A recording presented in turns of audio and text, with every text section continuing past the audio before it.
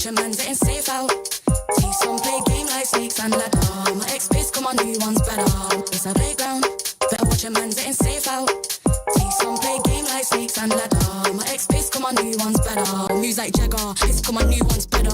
We ain't in a mix, no grabber. Them trick bang fraud like scammer. Ex-play me real, that's a real bone capper. Pass don't matter, build strong, still pray this thing don't shatter. When shit gets real, so the real don't scatter. Got bread and batter, 4 hands on the bread like platter. Said it's cold out, they back in beef, got the phones out. Watching where I sleep and where I roll round. Guess I'm gone now, they ain't even there when it goes down. It's a playground, better watch a man getting safe out. See some play game like snakes and ladder. My ex-piss, come on, new one's better. It's a playground, better watch a man getting safe out. See some play game like snakes and ladder. My ex-piss, come on, new one's better. My new one's bad, that's my baby. He let me shine and never shady. Girl, same cute, but that don't faze me. If you ask him, then he say he got a queen and that she crazy. Please never play me. He said, please never break me. He's switching station to Mercedes, thinking that it faze me. I can love you through the dark and all my days, but you just never break me. It's a playground, better watch a man getting safe out. See some play game like snakes and ladder. My ex-piss, come on, new one's better. Playground, better watch a man getting safe out. See some play game like snakes and ladder. My ex-piss, come on, new one's better. Playground, bitches got a ring and feel the safe now. They see a pretty bird, but I don't want a cage out. It's a playground, telling me mine, I don't play about. I tell them rise up, used to cry, river shit done dried up. I lost a couple bros on the climb up, I don't mind, but ain't lost nothing that ain't mine, cause it's a playground, better watch your man getting safe out. See some play game like snakes and ladder. My ex-piss, come on, new one's better. Playground, better watch your man getting safe out. See some play game like snakes and ladder. My ex-piss, come on, new one's better. My new one's bad, he ain't entertained, he don't move like that. Tell him move right back, touch shots over time, let to shoot right back. Robust, you can tell how we move like that. It's a playground, bitches got a ring and feel it's safe now. I see a pretty bird, but I want a cage out. There's bad games on the road like a playground, like a playground. It's a playground, better watch your man getting safe out. See some play game like snakes and ladder. My ex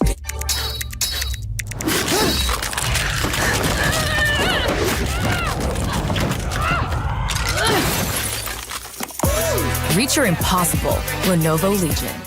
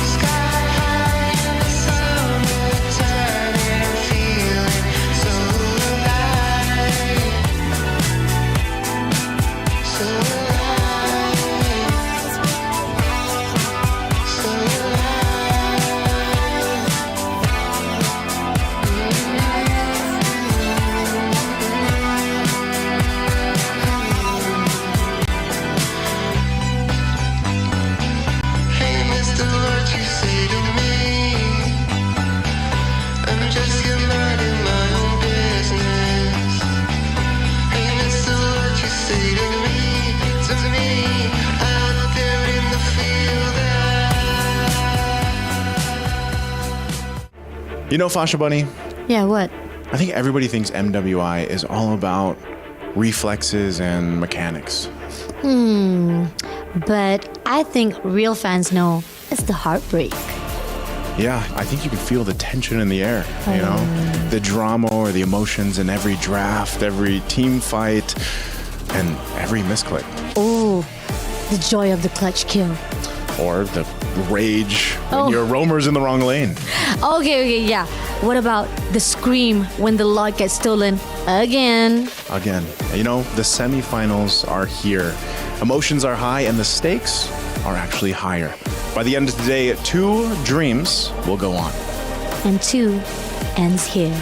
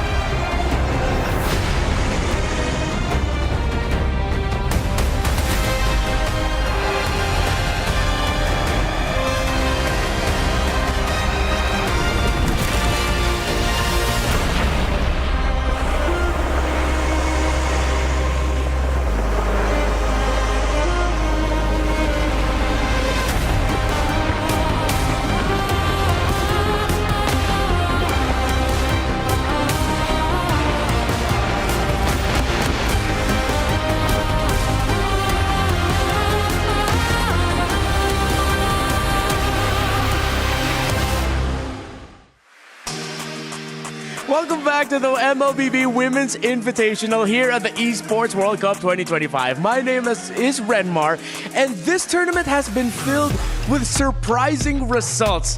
Yes, for the very first match of the day, we're going to be seeing Gaming Gladiators from North America and Terror Queens from Myanmar to see which of those 2 teams are going to be securing the first grand final slot.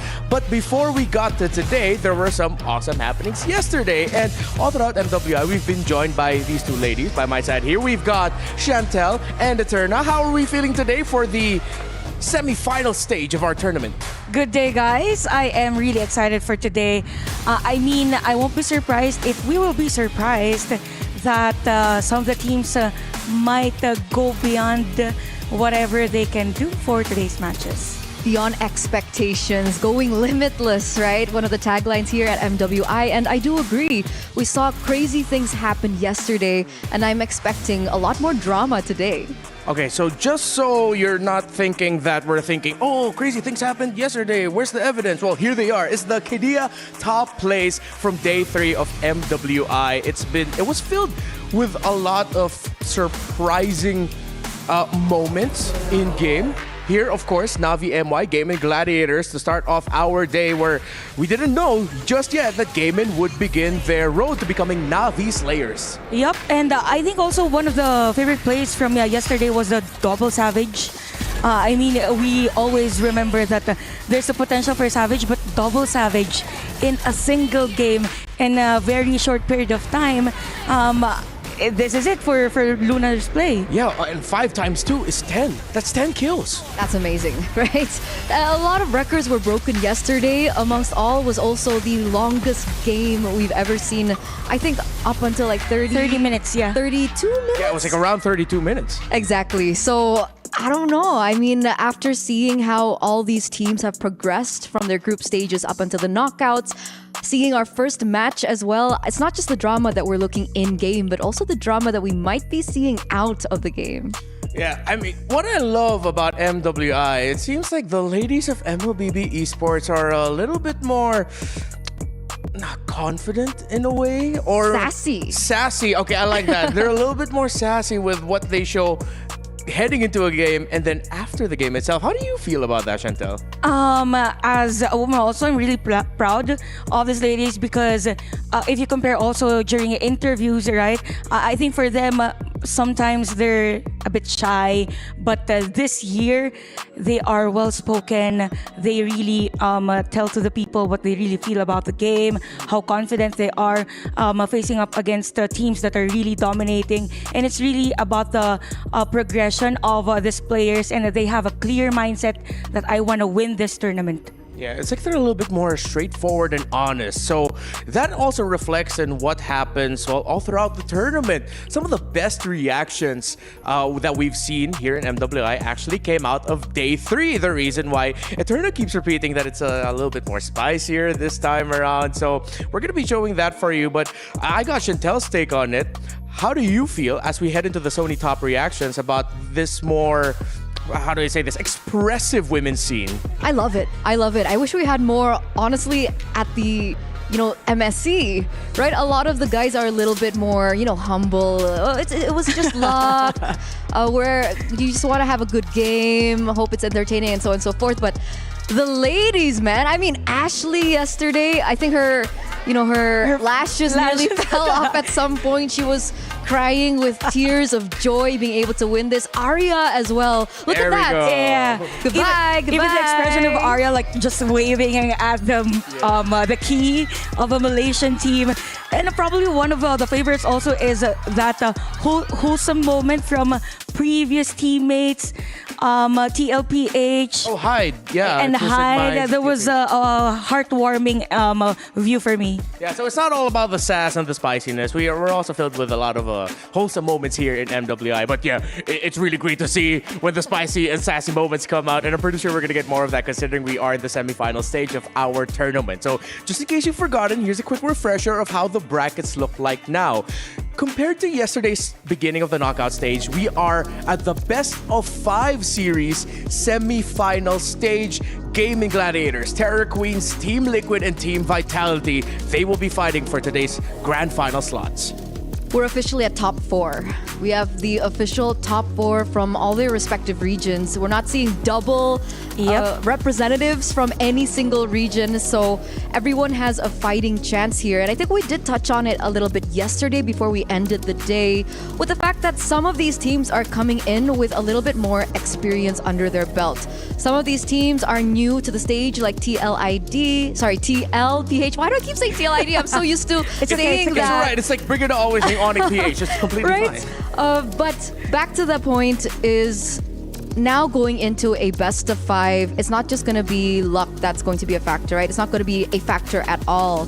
Strategies all have to come out. It's go big or go home, single elimination, mental fortitude, everything is going to be put to the test here. Definitely, I agree. And also, just looking at the bracket, I believe that even before coming into MWI, people are looking forward to another Philippines versus Indonesia. But just by the look of it, we won't be seeing that for the next days. And we have 4 teams left, and they will have this piece of share in our prize pool. Yes, so what you're seeing right now is the prize pool distribution. So for the teams past the top 4, well, considering that a lot of them are sharing slots, 5th to 8th, 9th to 12th, 13th to 16. So there's that. But then what we're determining by the end of, by the end of the first match tomorrow is the proper placements of 4, 3, 2, and 1. Because yes, we have a best of 5 third place match tomorrow as well before the grand final. So no one's going to be going home or getting eliminated today, but we get to determine who the grand finalists are and who the 2 teams are that's going to be fighting for the third place match. And all in all, they're at least walking away with $30,000 US dollars. Yeah, just right? at least, right? Just a little bit of 30K. At the very least. So imagine how much resources that they can actually get their hands on with that amount of money.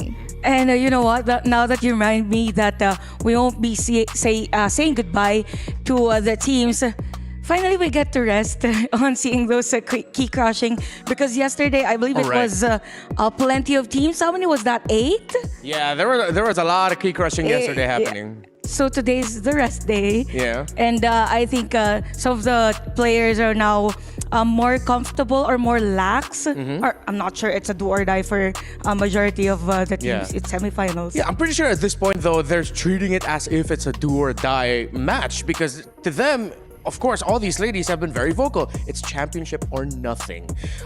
They are happy for the opportunity to be here, but come on, it's the championship that they are going to be gunning for. So let's look at the schedule for today to expect the matches. Once again, Gaming Gladiators of North America and Terror Queens of Myanmar will be opening up our matches, while a titanic bout between Team Liquid and Team Vitality, two organizations as well vying for Esports Club World Championship points. That's going to be the second semi-final match for today. It's a given for everyone that everyone is eyeing on that Team Liquid versus a Team Vitality. But I'm really looking forward on our first match because now we get to see more from them because it's already best of 5. So probably more heroes for them or probably a different play style. You know what? You've already said it. The very first match of the day is the one that you're looking out for, and it is our Saudi National Bank match of the day. Two teams, two regions that not a lot of people expected to make it this far. They are now the first to fight for grand final slots. See, the cool thing is we haven't seen a lot of Terror Queens here on Stream A, so we finally get to have a little bit more of an idea how they're going to be playing and honestly their reactions, because we've been hearing a lot about TQ and I've been hearing that they are taunt empresses. Very similar to GG. So I want to know how things are going, how the drama ensues with one another. I think this is going to be a very hot and spicy match. Yeah, and also there are already favorites for the teams, specifically for Ashley. She played really well and showing that prowess in the tag. So yeah, for this game, just really looking forward that probably we might see another 30-minute game, because if you go back to that game against we're in the Gaming Gladiators fought up against Navi MY, they have this potential to somehow stretch the game even though the other team is really leading the game. Yeah, I am excited to see what the aura of these two teams will be entering the arena. Again, Terror Queens and Gaming Gladiators, they are sort of like two sides of the same coin at this point. We didn't get to witness a lot of Terror Queens matchups here in Stream A, but over on Stream B, we got to talk to our friends over there. They all said the same thing. Terror Queens are dangerous and Gaming Gladiators needs to be careful. But then we said the same about Gaming Gladiators, considering that we got to see the more up-and-up performances of that squad. Here on Stream A, we told them the same thing. Yo, Trex, everyone, Gaming Gladiators is way better compared to last year, and they are definite contenders. Now, joining me here on the panel are a couple of faces that you don't see quite often, considering that most of the time they're over there on the caster's desk. But here they are. It's Athena and Mirko joining me here. For the first time, I get the casters to join me. So, how are you two feeling today? I was supposed to do like a mini jump, like a slight recall, but I realized you have to do an intro for us. But I'm really happy to be back here, but as a caster for today, and I'm really excited for the matches. It's going to be another best of 5, 2 best of 5s in one day for the semifinals. Yeah, I'm incredibly excited here for today. Again, looking at the matches we've seen in the group stages, it was already brutal. It was already lethal. To see these two underdogs make it past the group stage and defying all odds, beating the teams that we all expected to make it all the way to top 3 at least, it is ridiculous. I mean, I've been casting games. It's super hype, man. Speaking of, you two are going to be casting the first match, right? The Gaming Gladiators versus Terror Queens. How do you feel heading into that? Are you excited? Well, I'm glad we got to cast this match, right? I mean, there are 2 matches today. Not to say that TLPH and Vitality isn't fun, but I definitely want to see the 2 underdogs go up against each other first. Terror Queens have been on a roll. My eyes, though, are set on Gaming Gladiators. They have been so good. Shout outs to my boy Midnight. I was caught off guard with that. What a cute shout out. Even though we normally see an Indo versus PH or Indo onto the grand finals, I'm excited to see a new face coming as a new contender for the crown, right? And everyone was kind of like, since yesterday, I will be a fanboy or fangirl if you want for Ashley, and even Sayori actually did a great interview with Cheryl over there. And for today, I'm actually excited to see and honored if we will be able to see somewhat of a new face for the grand finals. All right, it is an exciting day ahead of us here. We've got Athena and Mirko both excited to cast a series, and I know you're looking forward to it. But if you're joining us now, well, get ready for the hype. It's MWI semifinals day.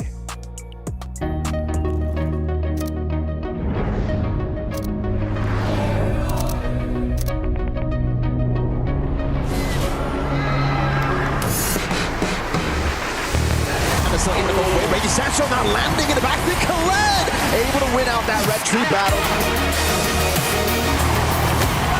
Now an SOD from Luna!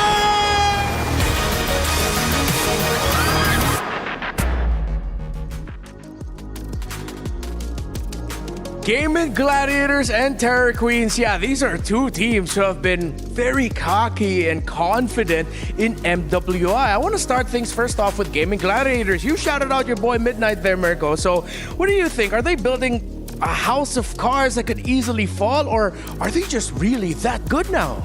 I think a lot of the success that they've been able to find has been reflected in the drafts. Like the drafts are really what makes them so good. Midnight has played again a crucial role in that, and it's mainly not going for just pure meta picks, but going for picks that they're comfortable with. Yeah. Panda on the Granger, again Nicolette on Assassins, non-utility picks. It just seems like when you enable these ladies to do what they can do, to play the way they want to, their comfort play style, they're able to do so much more. And that's what we saw. Again, pulling off a victory against the previous queens of MLBB, the defending champions, is no easy feat. They did it with a Assassin and the Granger in the gold lane. I'm expecting Terror Queens to really put that down, like try to counter that, ban out the Granger, ban out those Assassins in the jungle. So that's something that they're going to have to figure out this time around. Yeah, and I'd also want to take this moment to shout out Coach Rex Vin as well for Gaming Gladiator. So it's like, if last year a Malaysian team took down a Philippine team to be crowned MSC champions, this year for MWI, one of the toughest contenders are like MYPH. Be friends now. Yeah. Coach Rexman and Coach Midnight doing great things for Gaming Gladiators. Now, let's head on over to Terror Queens. And this is also going to involve some clips over here of Gaming Gladiators. But Athena, how do you feel about the confidence that Terror Queens always shows? I do like that Sikoshi also expressed her pride into coming so close to their dream, which is to be eventually part of the championship pool for MWI. And also, I love the fact that Lunalyn also had a great mood yesterday because of their sudden, or not really sudden, but hard-earned wins against Onyx Indonesia, which we all know is one of the crowd favorites coming in here for MWI 2025. And so far, the spirits are quite high for Terror Queens, as we could see right now. And so far, you must never underestimate the power that these Rising Queens have. Is it just me, or there's something about how Terror Queens taunts that it's not so in your face, but they're like the cool kids in high school that you want to be friends with, but they just look at you and then walk away. Very subtle. They're much more gentle when it comes to the taunts, right? I mean, you saw a clip of what Gaming Gladiators were doing. They were full on busting out those emotes. They were crumping at some point. But I could only imagine what they will do later on stage, what kind of taunts will we be seeing. Because in another way, they both are very expressive with their body language, right? What I'm concerned about is now for Terror Queens, the fact that they're going to be playing on Stream A again. And yes, they have had experience playing on the stage, but Gaming Gladiators seem to just be on a whole other level when they're playing on stage. It almost seems like they feed off that pressure. They do better when the lights are on them. Yeah. You know what? Usually we save the friendly taunting for the end of the match when the result has been settled. Yeah. But I wouldn't mind if for the series, after every game win, someone just starts to taunt, something a little bit more subtle. So hopefully we get to see a lot of that from Gaming Gladiators and Terror Queens. Very forward and very confident so far here in MWI, now fighting for a grand final slot. You know what? MLBB is also fighting for its own awards, considering that we are nominated for 3 awards. The MLBB is nominated for the Esports Game of the Decade, the M5 World Championship for the Esports Live Event of the Decade, and Moonton for Publisher of the Decade over at the Esports Awards. You can show your support and vote at esportsawards.com/vote. It's time to celebrate a decade of greatness at the Esports Awards, and a perfect time considering that we are in the middle of the Esports World Cup. I was talking about this with Leo and a bunch of the other talents as well. It seems like this MWI has done so much to forward the lore and the stories, the legacies of the women's scene of MLBB. Yeah, absolutely. I think we've seen these storylines before, right? In M3, we were able to see the crazy run of BTK here. It's similar, man. You can't just ignore it. There are similarities. There are parallels to Gaming Gladiators' run right here. A team that most people thought were just going to be another one to fill in the slots have made it all the way to top 4. Yes, they have a coach this time, unlike the BTK story, but it just goes to show you, even for Terra Queens, going for the same run that we saw Burmese Goals go for at M2, it's amazing. It's great for the story. It's great for the MLBB women's side. Yeah, I know you were one of those people at home during the peak of what was happening in 2020, 2021, if you remember, that witnessed Brent Esports take down Burmese schools. But an entire nation was wondering, oh, is a team from Myanmar actually going to take down the Philippine squad of Brent Esports? Do you see a little bit of that Burmese schools legacy over on Terra Queens? To be honest, I do. Like, if you remember, onto the previous or next after M2, there was M3, which is kind of like another deja vu for NA versus PH, wherein they actually managed to push Blacklist onto the lower bracket. So with Burmese Schools as well, or the Myanmar Pride, we're seeing some more of an improvement, and along the way, a developing region emerging as a proper queen for MWI. Yeah, and something that Terra Queens does very well, something Burmese Schools does very well as well. I remember stories back then of them saying, wow, this Burmese team, they are some of the toughest to play with because they are loud. Now, let's hear from Rose for a special report.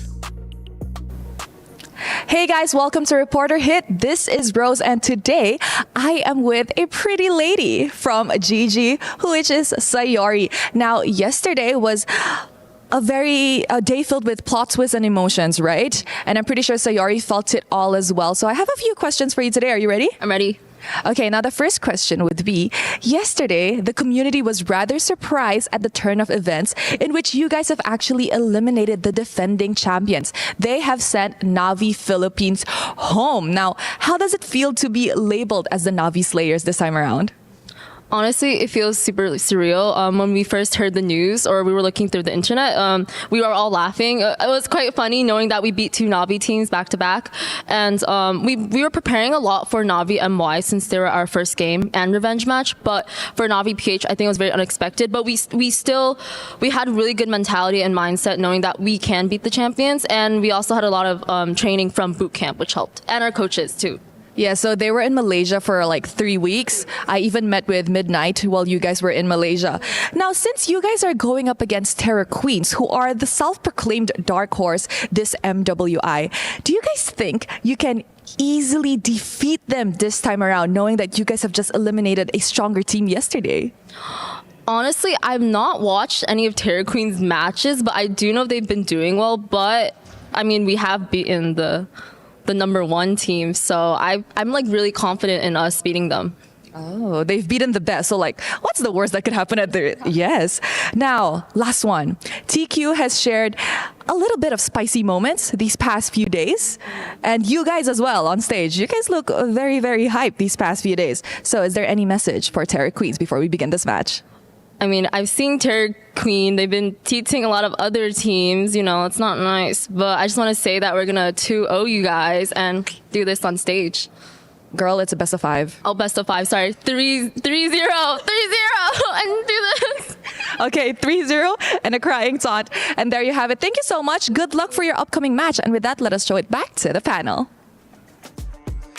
Thank you so much, Rose, and it's great hearing from Sayori as well. I think an unsung hero of Gaming Gladiators is Sayori. Athena, what do you think are some of the best qualities she brings for the team? Confidence, and the way that she literally just says what is on her mind. Like earlier onto the interview, she just mentioned, what could go wrong? We actually just beat the number one for MWI, right? Super straightforward. I agree. Yeah, Sayori has been a great addition, not only just from the outside perspective. Again, confidence is amazing, the charisma, but in game, she is the carry for the team. You can definitely see why she's so confident. She's got that ego of a carry. In a meta where you need mid laner carries, she's doing a really good job on just any carry pick. And the far side, the Kimmy's really solid on heroes that I would say a lot of other teams struggle with. Yep. Wow, we are getting so much closer to our semi-finals bout. If you've missed anything about MWI and want to catch up before we head into this historic moment, you can follow MLBB Women's Esports on TikTok and Instagram, MLBB Esports_women. We also want to remind you that we are getting closer and closer to reaching our peak concurrent viewership milestone. So please tell your friends, tell everyone you know to catch the best women's athletes in MLBB perform here today. real quick, we are getting closer and closer to the matchup. I know what's I'll ask coming. you guys, Yeah. what's your prediction? Oh no. I knew what's coming, Renmar. See, whenever I make a prediction, it's always a mere curse. All right? This is kind of notorious in the Philippines as well. I want Gaiman to win, so I'm going to say Terra Queens gets it 3-0. Oh, he's trying to go for the curse. All right, Athena, real quick, what about you? I'll put my shield up with Athena shield. I'll just go for Gaming Gladiators for this round. All right, Athena and Mirko will be calling the matchup between two underdogs, two overlooked regions. Now they are bona fide contenders. They are both trying to escape what was once the shadow of teams that have come before them, but now they are not overshadowed by it. They are empowered by the legacy of North America and Myanmar. Gaiman Gladiators and Terror Queens. Semifinals. The winner goes to the Grand Finals.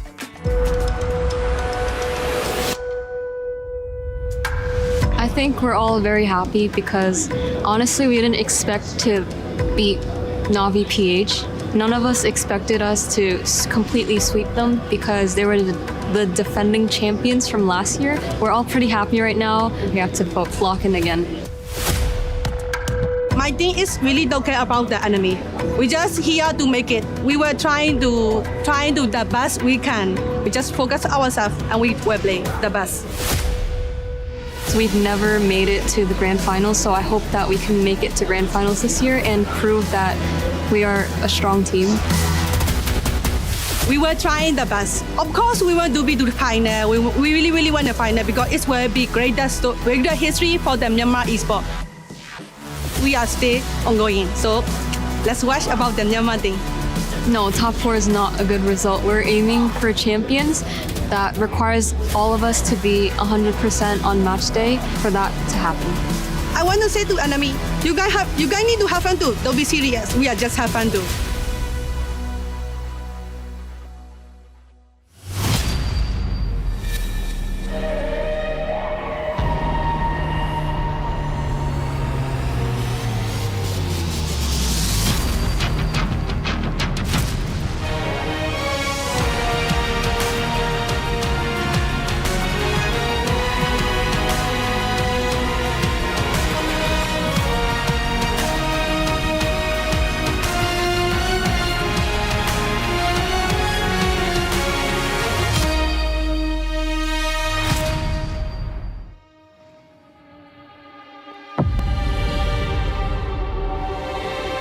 From the 16 teams who dared to rise above, only 4 continue their journey here to becoming limitless.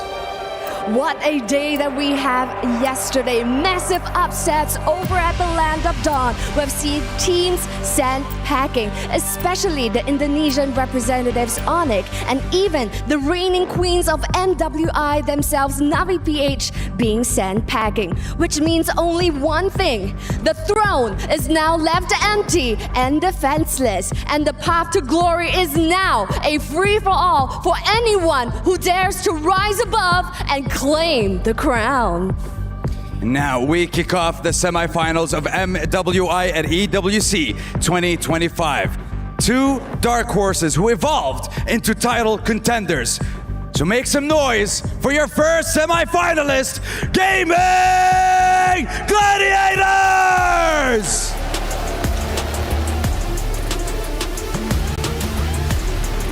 Titan Slayers, the Navi Slayers! For 2 matches in a row, GG eliminated Navi MY and the reigning queens, leaving the championship up for grabs. Reaching top 4, led by Ashley, this team is ready to redeem Anna's glory on the grandest stage of all. Can they defy the odds and secure the first grand finals for NA? And here to terrorize anyone in their way, presenting to you the Burmese Queens, Terror Queens!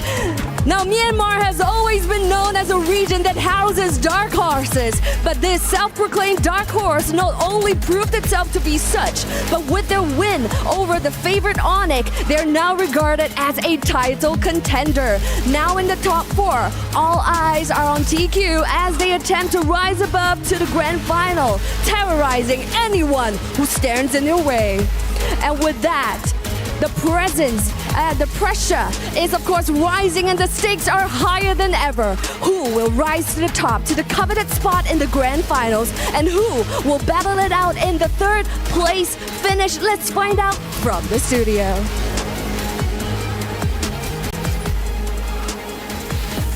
The whole arena, when they entered, it shook and shuddered. It sounds like there's a lot of Gaming Gladiators fans outside. Yeah, we could even hear some of the drums or maybe percussion sounds just for the support to them. And speaking of Gaming Gladiators, I kind of feel like this is a new breed of players, even though some of them has already have their experience in the international stage. I mean, in terms of improvement, just from day one, a lot has happened for them. Now on the other side, we have the Terror Queens, right? I was actually quite surprised myself hearing the shudder from the crowd, considering in yesterday's matches it was technically home ground favorites. But the fact that the crowd is here to support... Oh, what's that? Whoa, whoa, whoa, Was that whoa. midnight? Yeah, I think that's actually them sort of like mimicking the taunts the Terror Queen showed off. All right. Someone's gonna clip that midnight, I'm just gonna say. Full of character. That's just I gotta say for these teams, and we could see that they are really rising above. Imagine from being cold, the dark horses, and now even defeating most of the teams that we are expecting to dominate in this league. Can I be honest? Sure, of course, Sure, always. you can. I didn't even consider them to be dark horses. All right. No, my dark horses were TLG and CFU. And CFU. No, I wouldn't call them. No.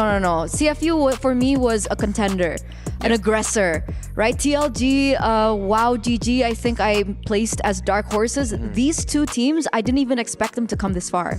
Are you on the same boat as Saturna here? All right. For me, like I expected Gaming Gladiators. They were one of my personal dark horses. Terror Queens, on the other hand, what I like about them is that their whole dark horse title came from them themselves. They were the ones who said, we're the dark horses here. They declared it and everyone just rode on it. And the great thing is, they walked the walk and they talked the talk. They backed it up and now here they are. From 5th to 8th last year, they are now vying for a top 2 spot.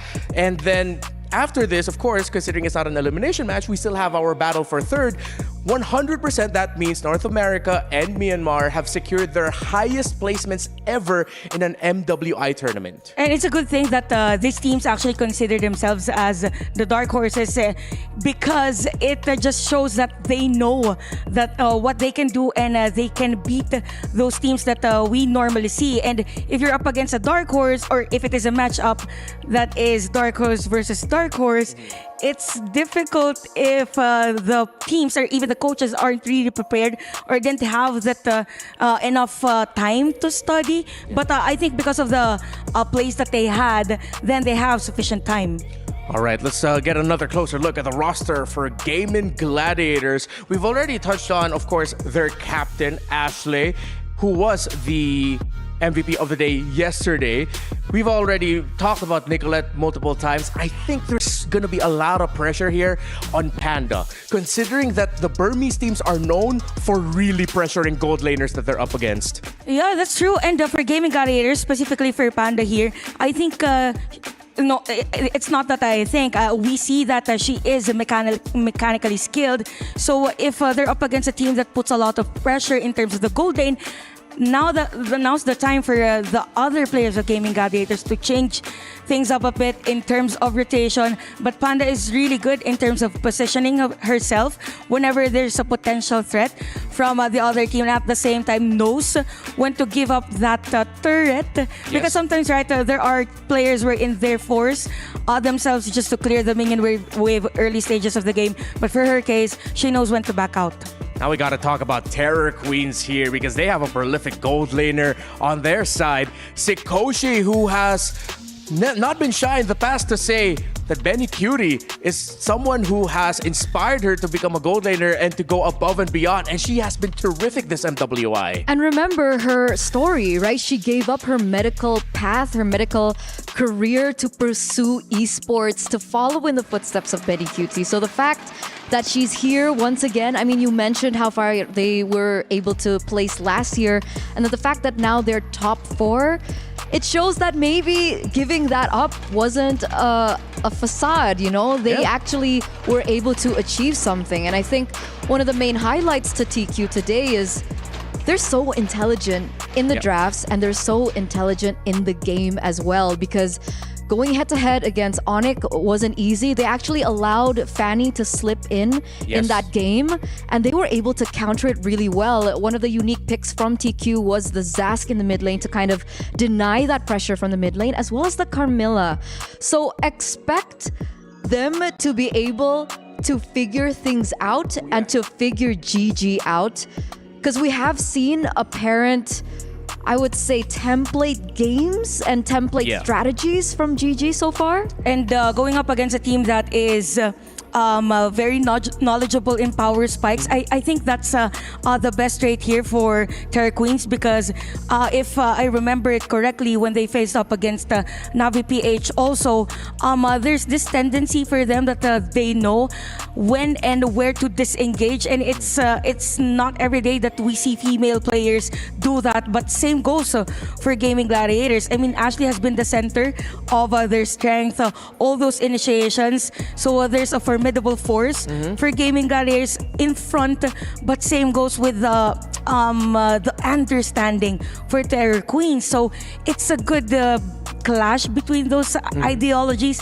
but again, it all boils down to the draft and even execution of these players. Yeah, so now the question is, with what we mentioned earlier about Terror Queens applying a lot of pressure onto the opposing gold laner, that doesn't only go for in-game.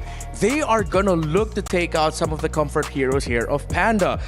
I'm looking at the Granger instantly getting taken away by Terror Queens, or if not taking away the Granger, they're gonna draft a lot of heroes to make sure it's really pressured so that Gaming Gladiators gold laner is uncomfortable. Let's see if it comes through, right? Technically, they can also still give over the Granger and maybe look for a counterplay themselves.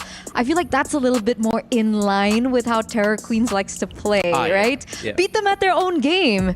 I think it's full attitude considering it is a best of 5. There is still room to kind of experiment in the early stages, despite momentum being a big factor. And we saw that reflected yesterday. So now we're going to the drafting phase. We are seeing the bans coming through. Kalea, Baxia, Arlet taken out. We have Uranus, YSS, and I believe a CC banned out in the first phase here. Oh, I was thinking if these teams will prioritize on the Kami, but looking at my co-palace reaction, it's gonna be Hilda, probably because for Gaming Gladiators, they play well whenever Nicolette is using the Assassin, and this is the best hero that you can use against a Granger just to somehow do those zone outs. And here's a fun fact. Yeah, for Ku, the roamer of Terror Queens, she currently has 91 total assists, the most amongst all players in this tournament. So TQ, as you mentioned, will pressure the jungle for their very first pick. First pick, Hilda.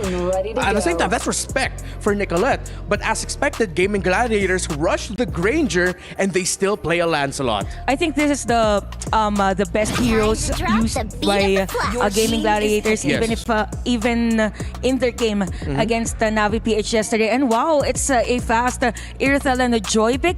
I mean, before we had the patch, it was really a Hayabusa and Joy. Now we get to see Lancelot and Joy as a matchup for the junglers, but it all boils down again into the itemization of the Joy, because I don't think that some of the teams now prioritize this hero, probably because they want to dive into that Granger in the middle of the team fight.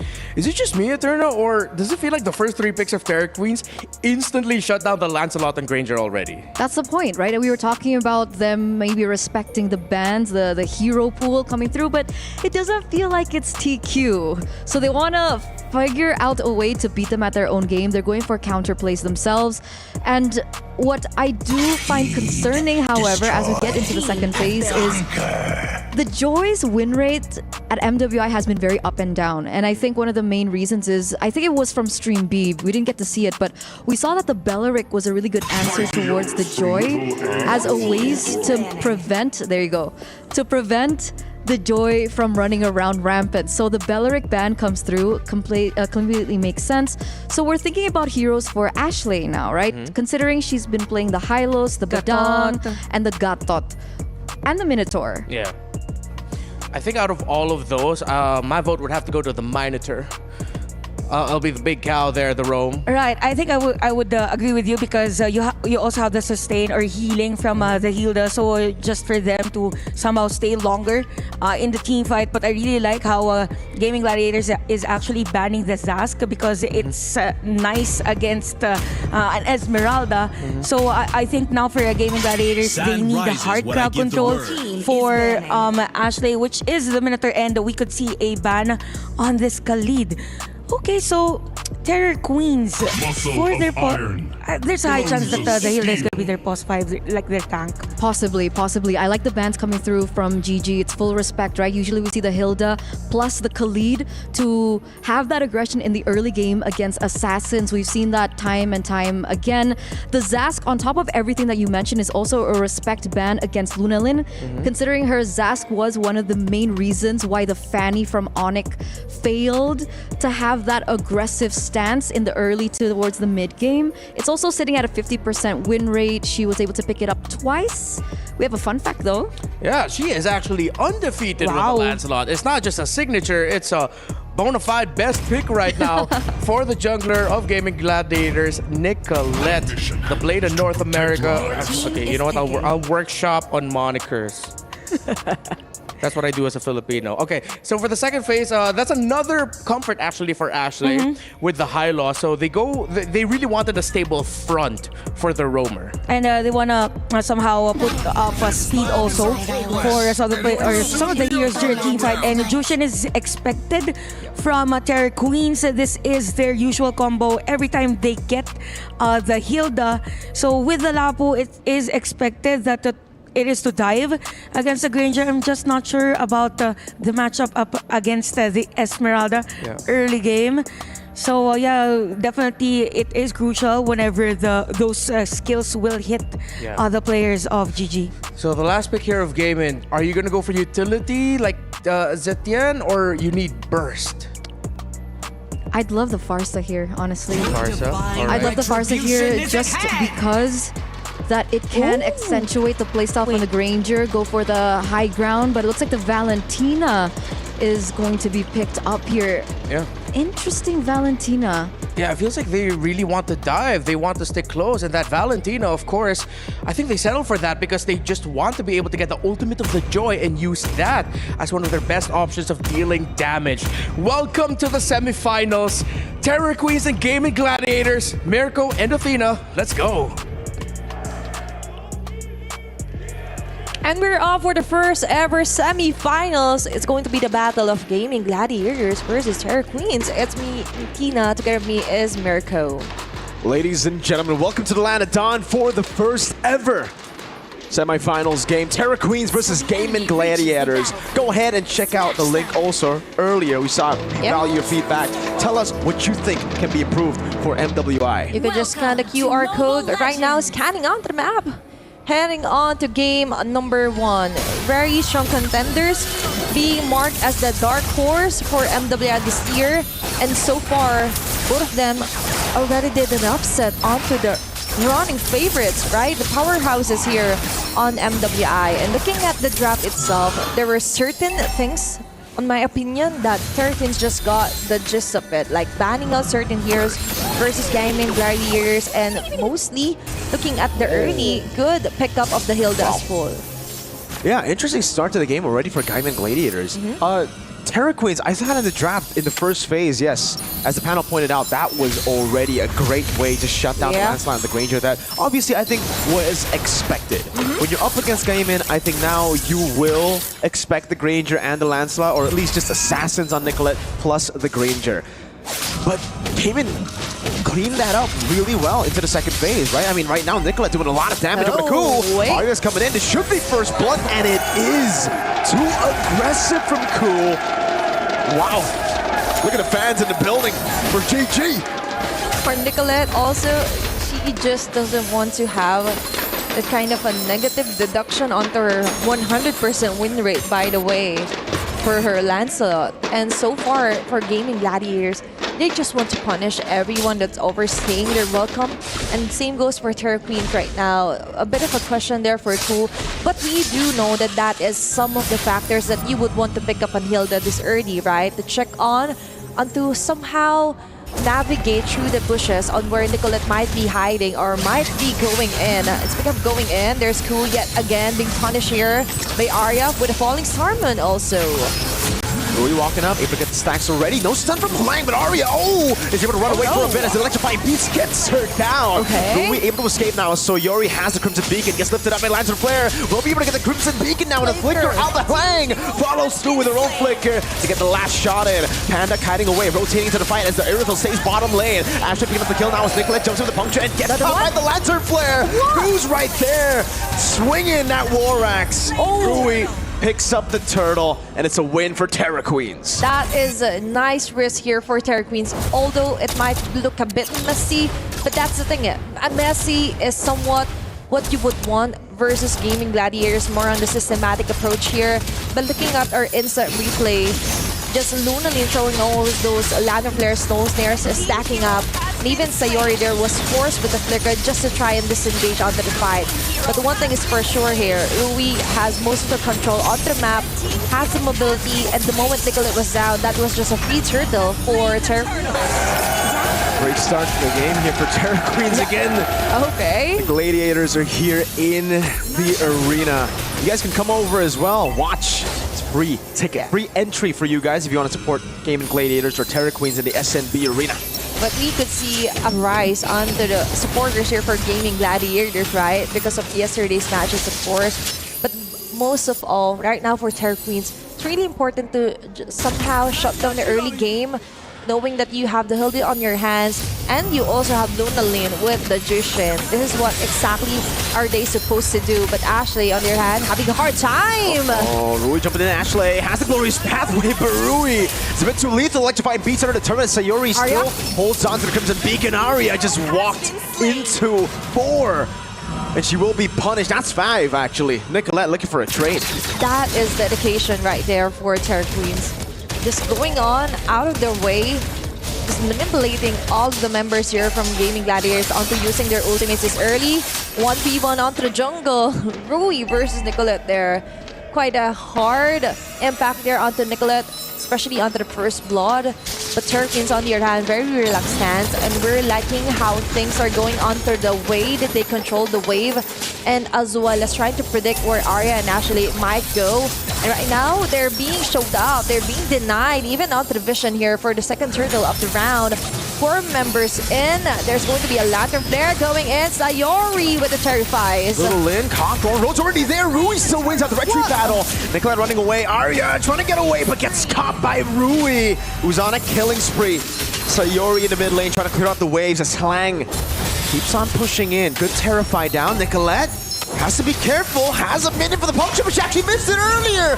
Ku dives in under turret, gets the kill. Rui gets splashed for the damage, but is still able to escape. GG, no damage to execute the low members of Terra Queens. And this is why the panel was also talking about getting somewhat of a burst like a Farsa on the mid lane, right? You would want a Sayori to be explosive as much as possible.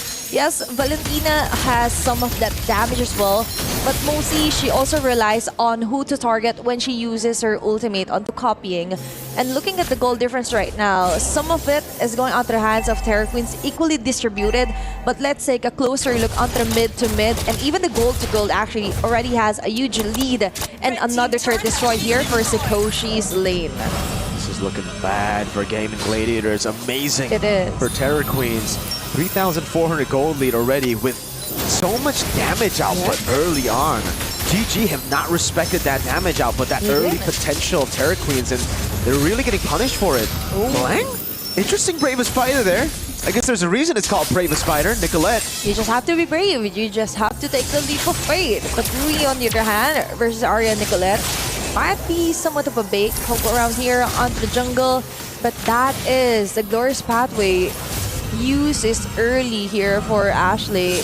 Things are not looking good here for Gaming Gladiators. We could definitely feel them somewhat being peeled off little by little here by Terra Queens, being hunted down constantly, right? And for Panda 1, she also is having a hard time just farming up, even getting those stacks. But Sikoshi, on the other hand, doesn't have any problem with that at all. Oh man, we're seeing the glimpses of the Arya we saw in the group stage early on at least. Walking up a bit too aggressively, maybe a bit too overconfident on the Esmeralda. Right. She gets herself punished. Luna Lin gets away. Helan goes with Bravest Fighter, gets out too. It's just a distraction. It's done over as Ku looks for the flank. Now goes on to Panda, who's going to be isolated from the team. Ashley walks back, goes for the peel. Now Ku is there. That's going to be the electrifying beast. Not you just yet. Great flicker from Panda as Arya tries her best to get the falling Star Moon down. This is a very good juggle for Terra Queens. They just wasted a lot of time here for Gaming Gladiators. You have Nicolette targeting Sikoshi. Managed to still back away. Cool constantly harassing her. Prowess of Hilda, of course, but for Terra Queens, they're just playing it right, playing their cards right, limiting overstaying their welcome here onto Gaming Gladiators. The way Arya is playing, I really would enjoy seeing her on a Phobius. You know, like, it's all about that all-in, it's all about diverting attention from the rest of the team. But the Esmeralda just feels way too squishy in this game against the composition for the plan in hand. Seems like the plan is like, you just want to fight it out, right? And of course, even with the ultimate, it's just not hitting yet, You know you have to somewhat kind of have that accuracy, and it's not happening yet here for Arya. And I do agree with the Phobius. It wasn't banned out earlier into the draft, but let's see how will this play out for Gaming Gladiators, because right now they're being kept at bay, and Terra Queens just goes and shows up each of the lanes right now. Another turret destroyed, by the way, onto the bottom side, which means that Terra Queens will just extend the territory here. And that constant punish onto the mid lane yet again! Crimson Beacon to run away, but Arya's already down. Nicolette forced to punch her defensively. Palang's going for some shots, but Panda right there. Ashley actually holding her own, getting the kill onto Luna Lin. All alone as Panda walks up, but still doesn't deal enough damage to take the frontliners down. As Sikoshi continues to free farm in the side lane. But still, there's the question. Arya still going on head on. Skip head on. Ashley will pull down Nicolette onto tree. Dodging the wildness. Dodging away for the stun as well, baiting out some big resources. Nicolette makes the big moves now. Bravest Fighter already used that. Now with the stun as well. In the back line, Sikoshi just dives into the back, but gets caught by Panda, kiting it away.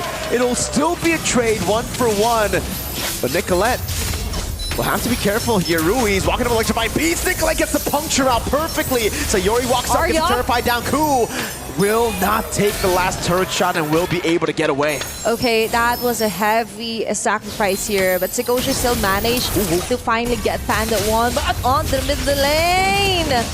Ku and Arya is going for the shutdown here. So it'll be a ladder player. Arya, crazy move, gets brought back and she capitalizes on it. Okay. Cyclone Eye just to get away. Langrina hot on her heels, just chasing her down. It's going to be a long chase right now. Following up, Sikoshi on her motorcycle, delivering final crossbow. But still, props to Arya, of course, by getting the double kill. Finally getting some of a glimpse of what they can actually do with their drafts, right? Koshi ran her down, man. She basically said, yo, you got those dance moves, but what color is your Ducati? Mine is red, right? I see red. And friend members here for Gaming Gladiators is just being taken down, torn down by Terra Queens. Looking at below right now, being danced around. Might be a bait here for Terra Queens. Sayori going down! Rui just wreaking havoc in the back, and Ashley falls as well. A big Sky Piercer stack, make it 2 for Luna Lin on the juice in as Nicolette is forced back. Arya, not too sure about this. Yeah, she will just go for the clear in the mid lane instead. Free neutral objective for the Terra Queens. And even Luna's reaction was like, what? I did that? Like looking at the insert replay right now, that was a huge play. Just catching Sayori off guard plus Panda. That's all the hit list that you want to hit, right? And for Terra Queens, they just did whatever they could do just to zone them out, keep Nicolette at bay. Lord now marching onto the bottom side. Looking at the items, well, things are looking good, really good right now for Sikoshi. Already have the Malefic gone. There's another additional headache here for Gaming Gladiators. And as we mentioned, a glowing one now for Luna Lin. And speaking of which, wait, Rui is down. That might be a big mistake. Heavy crossbow. Oh, the AoE almost catching Ashley with a hit on towards Sayori. It's an interesting move. Halang will just take a few turret shots. Now Nicolette jumps on and Thorn rolls as well with a Phantom Execution. Gets dove on now. Maku's gonna be isolated in front as Panda goes for the shots and will be able to pick up another kill with a Sky Piercer. Sikoshi running away. Arya looking for the chase now as Ashley goes for it. Sayori! Crimson Beacon! Terrifying! Panda looking for the shot as Sikoshi goes in. But it's giving the Sky Piercer Psychic Can for Panda! A triple for Panda. Rose Gold Media bought in time, dodging away from the stun as Arya walks back up to provide the front line. Panda's a maniac, and Gaming Gladiators are back in game one. And that's the thing, Gaming Gladiators is a very patient team, right? They already managed to do that in their previous games. And looking at the insert play, they just needed Sayori to go onto the front, even if it's at the cost of her life. As long as Panda remains untouched, as long as her Panda lands those kill shots, lands those bullets, that's a safe route to go here for Gaming Gladiators. Securing a Maniac, I could only imagine how much of an impact it could deliver. And you don't have to imagine. It happened in real time right now for Gaming Gladiators. And now it's going to be a terrifying coup. Just have to back away. But let's talk about the huge advantage. But before all of that, Gaming Gladiators just eyeing out members here from Terra Queens. You can definitely see it, right? You know what I mean? Oh man, that was ridiculous. And it just goes to show you why Gaming went for such a risky start to the draft. The first two picks was the Lancelot and Granger into a Hilda. See, no other team would do that, but they got Panda, who's a Granger savant. Yeah. They've got Nicolette with a 100% win rate on that Lancelot. So far, we've seen a glimpse of that. Can they continue? Rui's pathway getting him out. Ashley still has Revitalize. Rui jumps into the back and Ashley will be taken down. Rui goes in for the electrifying beats. Now Phantom Execution. Nicolette looking for the assassination. Goes for the Thorn Rose. Lands her flare. The Crimson Beacon brings her back. But Arya jumps back in and it's going to be Panda with a monster kill. Looking for Luna Lin. Kiting away. 1-for-1 XP for Rome. But still, for Gaming Gladiators with that kill, that's another addition here for Panda. Even if we could see Terra Queens still has a somewhat of an advantage onto the net worth and even onto the kill score. But right now, you cannot say that it's one-sided, right? But right now for Gaming Gladiators, exactly on point. 64 stacks onto her Sky Piercer. Like, man, this is what you want. This is a dream. This is what you want if you want to somehow go for the comeback if you're the Granger. And as you've mentioned, she is a Granger specialist. Just eyeing out those targets. Ashley going in. Rui still wins it out there. Ashley going to be caught in electrifying beats now. Sikoshi does damage over to Ashley, taking her down. Both frontliners out for game, and the Terra Queens are back on track. Sometimes the Terra Queens are just waiting also until who to extend. They have the damage, they have the advantage. So it wouldn't be a problem if it's the tankiest hero frontlining for Gaming Gladiators, right? They just need to do it as fast as possible, because if they can't do that, then there's going to be Panda and even Nicolette just try to survive, trying to wiggle their way through the defense here for Terra Queens. Speaking of defense, Gaming Gladiators left to defend for their base right now. Looking at the in-game equipment as well, it's going to be a lock item build for both of her gold laners. Finishing up with the Rose Gold Meteor here for the Granger, but Panda! One last shot, great peel from Luna Lin, but she puts herself into the Falling Star Moon. A kite back away, Panda's godlike, but Sikoshi got that AoE. Nicolette jumping in with the potion, now Phantom Execution over with a Thorn Rose. Getting the shutdown, buying the Rose Gold. Sayori has Crimson Beacon, but she's gonna need it up against Rui. Dashing away, blinking away now. Rui going with the play, but it's terrified. Locks her down for Nicolette to find another. Ashley just clapping her hands, watching her teammate as Nicolette claims the kill. Pandas defends in the bottom lane. A white out here for Gaming Gladiators. way here for Nicolette. That was a bloody bloodbath there, Mirko. Even at the cost of a mini heart attack onto defending their base, Gaming Gladiators just isn't the team to be scared of that easily. They took their risk and they know that that is something to take it. And for Nicolette also, what a great dash and a great move, making most of it off the bushes. And even for Panda, even before going down, she managed to take what, around 2 to 3 members, delivering the final blow. Then Nicolette just doing her thing with her Lancelot. And this is why you should respect her mechanical skills, right? You should respect her Lancelot. Man, wow. I'm all in for the Nicolette glaze, but we gotta give props to Sayori too for enabling that. And just shows you how much the Valentina can play in the game. I mean, at least in the team fights, right? You see that impact that terrifies the stolen Crimson Beacon that lets her blink so many times to evade from an easy kill. She literally had to bait, or sorry, Terror Queens had to use all their resources to get Sayori down. Just so you guys know, we've mentioned that Sayori really is the type of a carry. Like, you could see it exuding on her aura. She has that charisma. And with using the Crimson Beacon, I do agree with you that she is one the most carries person up against right now if you're Terror Queens.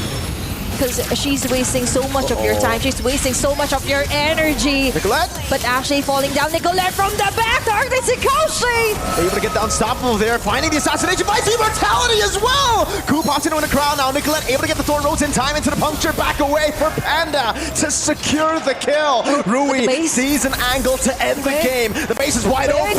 Rui's gonna go for it. Panda with a flicker forward. Rui take a low! Gaming Gladiators! What is that? Like a triple kill, but at the same time, a very clutch move to save your base, to survive this round. 1 HP. Rui was a hit away from claiming game 1, but now it's Gaming Gladiators who will get a free Lord. Panda, the mentality on these women is not over till it's over. They saw the base get targeted down by a late game Joy, but they did not waver. A flicker forward, shooting everything out to save the game. Welcome to MWI 2025. That's a perfect example of never giving up until the very last drop of the HP of your crystal. Right now we're Gaming Gladiators. They're just doing it. They're just somehow keeping a cool head right now. If that was me, I would just shout, let go of my device, but for them, no. But on the other hand, Rui, okay, she will be able to just go ahead and go back, but on to the top lane, Terror Queens is having a hard time right now. But still, for Gaming Gladiators, totally outmaneuvering Terror Queens right there. Like, we see you, don't panic, just chill, we got this. Play with the puncture, able to get the orange buff now. Rui's already used Electrifying Beast. They're going to capitalize on this. Rui has the Immortality. Good stun onto 2. Sayori still in the back, getting the Revitalize. Nicolette tries to jump onto Koshi. Now he's going to Lancer Flare over to Arya. Pops into the crowd. Can she get away in time now? She goes out. Nicolette doing a lot of damage. The AoE of the Thorn Rose to push TQ back. And it's official. We finally reached the round. The facing inside the game. We're in. It could be anyone's game. Like around the 18 minute or so, we can see Terror Queens has the advantage turret-wise. But look at that, 80 stacks right now. We're Panda's Sky Piercer. This girl, you have to get someone to keep an eye or to totally lock her down. And 30, by the way, here for Lunaline Sky Piercer. They have the damage, but what's happening is that there are certain moments that I feel like there are some jumps even for Langarina and Ku that should have been better if they just waited here for Lunaline or even Rui, right? And same goes for Gaming Gladiators, but thankfully so, they're good at item swapping or buy and sell. And even Arya prevents some of those clashes, prevents some of those deadly pickups for Terror Queens. And for Gaming Gladiators right now, they've reached a point wherein Panda really is activated. She is online. And she is just unstoppable right now, throwing all those dead sonatas. Very heavy damage suffered there by Terra Queens. Now it becomes a slow game once again. The gold lead completely gone for Terra Queens, now in the hands of Gaimin Gladiators. They look to control the neutral objective here. Bottom lane was already slow push. Nicolette now getting the mid prio. Zarya spots Rui in the bush. Will be able to get some damage down on her. Glorious Pathway also used up. Big resources here for GG. They just want to try and deny Terra Queen's vision. But yeah, that is a huge ultimate activated here by Ashley. But still could be somewhat of a risk that they want to take just so they could somewhat deny Terra Queens onto positioning, but still you cannot deny that Rui still has that mobility, that agility. Is going and jumping in with the Bravest Fighter Larina onto Sayori, onto mid lane. Electrifying Beats already used up. Rui able to get the kill onto Arya as Nicolette tries to go for the peel now onto Words. Halang, Panda with a double, now looking for the Rhapsody again. One last shot, Panda unable to swap out items. Rui capitalizes on an overextending Granger. And now it's 2 for 2. That was what I was talking about. You just have to have someone hold on to Panda and Rui will just do the rest. Now it's up to Nicolette to try and disrupt them, try and delay things up here for Rui and Larina to actually start out on the Lord. But they are not in the position right now without Sikoshi.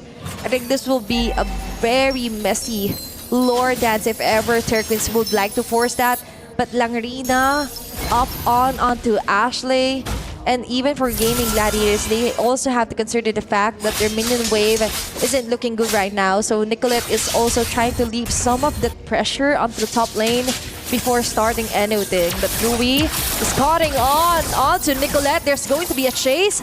Ooh, Pathway force out from Ashley here. Good backup. Wave in the bottom lane now better for Terra Queens. The goalies for GG, but everything else for Terra Queens. Tempo on the map. The lanes obviously slow pushing constantly towards Gaimin's base. I think they have a lot of damage down now. Blank jumps in with the Bravest Fighter. Oh, Arya bursts it down. That's a winner crown used up already. So Yuri with the Crimson Beacon able to escape a little in, gets the kill on Arya as Rui walks up to Yuri. Gets the kill back on Rui. Ashley now next to the chopping block as Panda looks for the clear, looks to peel, or sorry, just looks to deal damage. Ashley with the Glorious Pathway, able to escape from the Lancer Flares. Nicolette walks back up. Panda, the Rhapsody kiting away. Little in caught in the bad spot now as Panda gets dove on. Now Malang will be able to get the stun on the Bravest Fighter. Nicolette with Thorn Rose, now no puncture, and Panda runs away with a fadeaway shot from Sikoshi. Will get herself a triple kill to end game number 1. And this might be it for Terra Queens, just waiting for the next wave of minions to finally join them onto ending the base, ending the crystal here for Terra Queens. And now they're this close to Miracle. And with that, Terra Queens will be getting the first game win on their semifinals against Gaming Gladiators. And as expected, we expected for every game we're going to be seeing taunts from these ladies. Terra Queens starts the series off guns blazing. They were just somewhat more on the directive of being aggressive, out-maneuvering Nicolette there and even Panda. How do we even describe that game? Yeah. Like, it's not a comeback for Terra Queens, but in a way it was. It was a win early to a comeback for GG to another comeback from Terra Queens. It was a roller coaster for game number 1. And that is just game number 1, like no. And I'm glad I'm not on the panel. Like, how do you break that up for game number 1? With that, right on cue, let's call on over Ranmar, Eterna, and Chantel to bring us the details for game 1. Hey, we are good over here, Athena. Everything that we've set up in the pre-show, the analysis to lead into this game number 1, we saw everything. The importance of controlling the center of the map, the Granger for Panda, Sikoshi's mechanics, everything popped up. That was an insane way to start off our semifinals. Again, for Gaming Gladiators and Terra Queens, they know their power spikes. And this is a masterful usage, specifically for Nicolette. A lot of highlights for her, but at the same time, it's all about control for Terra Queens. One way or another, we thought that it was Gaming Gladiators winning the game. There was an effort to actually finish the game by Rui. Then you have the defense. But then again, Terror Queens, they know the capacity of their heroes and eventually forcing gaming to somehow have that decline in their strength.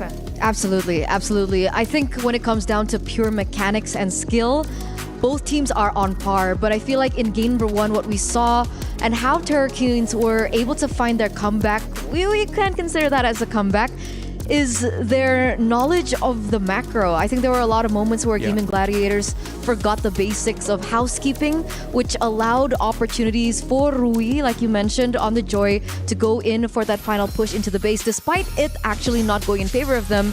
The potential and the fact that the opportunity was there, I think GG really needs to not forget on the side lane control. And unfortunately, in that final bout, obviously, it was all pressure on GG. Despite them being able to come back in terms of economy, the fact that they already lost that inhibitor turret in the bottom side of the map, with the Lord spawning in the top side of the map, it gave Terror Queens a little bit less pressure and more leeway to play around that Lord dance. Yeah, behind the scenes, Eterna, you mentioned to us that you were a little bit 50-50 on the draft. Looking at it now, I saw why you thought that. Even though Gaming Gladiators' timing came a little bit later into the game and then they were able to take control. But then I want to add to that where it felt like the 50-50 for Terror Queens were just a little bit easier to pull off, considering that their power spike comes sooner when you play around a Joy, and especially when you have a Juice in, stopping all of the rotations and the info getting that Ashley wanted to do. And also speaking of Jushin, there were a lot of moments that were in the Crimson Beacon was used as early as possible just to somehow set up the tempo in initiating against Gaming Gladiators. So parts of the early game, it was literally Terror Queens dictating the tempo of the game. But if you look at the damage dealt, I really like that we get to see Lunalin and Rui's damage, and even with the Sikoshi near for them three, because it just means that in terms of rotation, they know the capacity of their heroes with the help of the Hilda and other heroes as well from Terror Queens. Yeah, and I think that Hilda Rome was such a massive pick there for Terror Queens because they showed that right away. They said, we're looking at Nicolette. So Ku says, I don't know if it was her call, but she was like, all right, Hilda first pick. Go ahead, give it to me. What else can you say about the Hilda for Terror Queens? They knew it was a really good massive counterplay. And I think when the assassins ran rampant in the meta, even in the male MLBB scene, we saw the Hilda and the Khalid being one of the main focuses against assassins because of the pressure and the tempo breaking for the rotations of a particular jungler. So we got to see that come to play. The reason which I was quite 50-50 was also because of the lane matchups. Obviously, in the early stage of the game, we saw that the Iritel had a little bit of a better time against Panda. So the fact that Panda, despite that pressure, being able to make that turn around moment at 12th minute to get that Maniac, I think that was one of the main reasons why GG were able to come back. So it's not necessarily easy for us to take a look at the drafts per se, because in terms of execution, things went a little bit differently than I expected. Yeah, and two players who executed their role to near perfection in that game number one are our two mid laners. Wow. Lunalin, very vocal, very active if you were watching the player cams closely, and her juicing was a menace. But Sayori as well on this Valentina as a sometimes juicing cosplay was one of the reasons as to why Gaming Gladiators were able to turn things around and even get some momentum. Surprisingly so, because looking at the drafts, honestly, I didn't really like the Valentina. I saw what was the point later on as she was executing it in the game, but against a Jushin in the mid lane, I think she did struggle a little bit when it came down to wave clear. So the rotations were heavily in favor of TQ, and that's how they were able to gain control. Now, the thing that I didn't consider is how good Sayori is on the Valentina during team fights. Very intelligent plays. Yeah, speaking of intelligent plays, I think it's all about the usage of the shadows. I think it will be visible in this highlight we're in. It's okay for her not to be part of the longer team fights as long as she is able to use that Terrify skill. So a millisecond of Terrify or crowd control is a huge of a deal already for Gaming Gladiators, and even the usage of a Crimson Beacon. Now, early game, it was Lunalin just using those Lantern players, but at the same time, Sayori has the answer with the terrifies. So it was just a mixture of a push and pull for both phosphors or mages, as to why we could see that some parts of the game, it is them actually initiating against each other. Yeah, and looking at these stats, Panda with the highest damage per minute, Ku with her almost unstoppable just desire to get vision and frontline for the team. Nicolette with the highest gold per minute. And of course, I feel like that was one of the most important things and why they were able to turn things around. By the time Terror Queens were going into the base, Nicolette already just had an endless battle built up. And I believe that is one of the main sequences that we are going to be looking closely at. Chantel will help us break down a key moment in that game number 1. Is that the one that we picked out? I think it was around the 12 minutes. So when we've mentioned actually that there is the power spike already, or somehow there is a fatigue on the lineup or the hero composition of Terror Queens. So it was around 12 minutes. Let me show you that clip. Yes, it was Terror Queens, right, that won the game. But at the same time, we also have to consider that the game was actually stretched, even though Terror Queens was winning the game. So we have a clip with us. It was around 12 minutes for our game wherein we saw the potential of Gaming Gladiators actually stretching at the game. So 12 minutes again for them. Okay, it was during the Turtle Pit. We will show that to you later on. Okay, this is the clip. So this is 12 minutes. So let's start again and then make it slow. So again, this is the power spike for the side of Gaming Gladiators. Take note that during this moment, it was actually Lancelot clearing the minion wave. Again, that is an indication that the players of Gaming Gladiators already know that they have enough damage against Terror Queens. Then you have the Crimson Beacon for Sayori. Okay, Crimson Beacon here for Sayori. And you have the rest of the players, specifically Lunalyn on the Terrified. So because of that, we've said about the tempos, right, for both mages. So you have the Terrified first for Sayori with with a low HP Valentina. Hence, if we continue the team fight, there is already that damage, or there is enough space for Panda and the rest of the players. So here's Panda. And you have two players again, Sikoshi and even Sikoshi, and you have another player from TQ here that has a clear vision as to what will happen on the next stages of this clip. So Lunalyn is down. You have Sikoshi being taken down as well. I think this is the time we're in. Eterna mentioned that there was a maniac for Panda, hence the stretch on a Gaming Gladiators game, because you also have the Sky Piercer already for Panda. So she was starting to get stacks already. Yeah, she's starting to get those damages already. Yes, we've mentioned about the power spike for Gaming Gladiators, but it goes to show that for early game, it is Terror Queens dictating the game. But at the same time, for Gaming Gladiators, they were able to hold up and somehow give space against Terror Queens. I'm actually happy we got to see that in slow motion, because I'm too old for this. I can't really catch the details when things happen that quickly. But looking back at that clip, I wanted to, highlight Sayori. Again, amazing play. That opening was impeccable. And if I had to nitpick that particular moment, I felt like Helene was a little bit off on targeting. So she missed Sayori in the beginning, which is fine. But then she started to pursue Ashley and the back line instead of shutting down Panda. And I think with so much leeway and so much freedom for Panda, that's how she was able to get that maniac down. So coming into the next game, these little things I think really need to be improved by GG.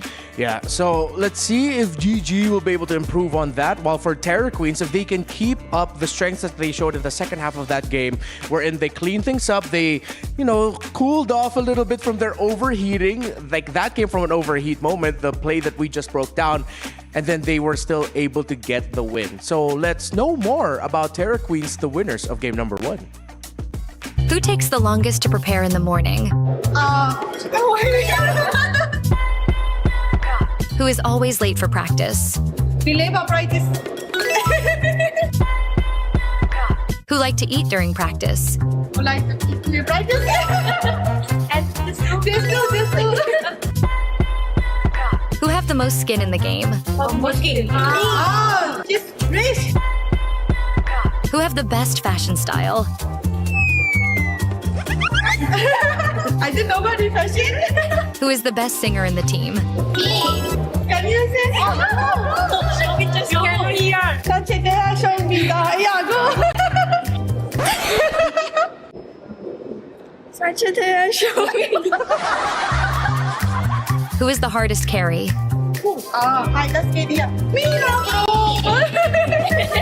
Who is the noisiest in the team?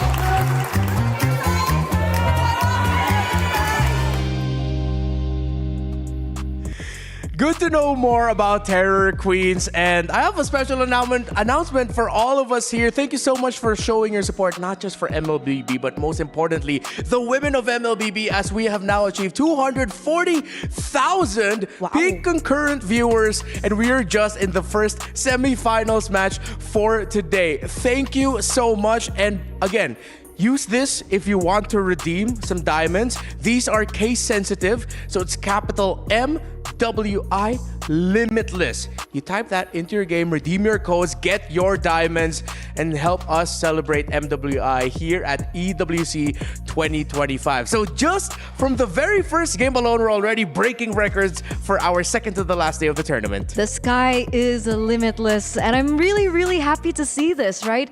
Over the course of the years, we've been seeing slow progress, I would say, support from, the fans, the community, and I'm glad to see that in the comments, a lot of people are actually highlighting these girls and their individual plays. It's really cool, like seeing all of the comments and the posts being made. Like, yes, I love how our community is even more so just participating in the discussion of our women's scene in MLBB. And we even have a dedicated social media for MLBB women in esports. So I really love the progress, and even the progress of these teams are very different from day number one. And it goes to show that esports is really a home for any gender, but it's also a home for deadly drafts. All right, Game In versus Terror Queens, game number 2. The Uranus gets taken away. Baksha in response, of course. So now we are going to be going into a smaller pool of the top most contested picks. Many times throughout MWI, we've talked about Yi Sun-shin, but also many times he's just ignored in the draft. Speaking of, but now it's not this time around. Like he's banned. Probably because and for game 1 too. Terror Queens, there's a possibility for them to take that hero, and we have another trivia. So, Savage Queens, 4 Terror Queens, in a span of 11 games, TQ has already scored 181 total kills, the highest amongst all teams.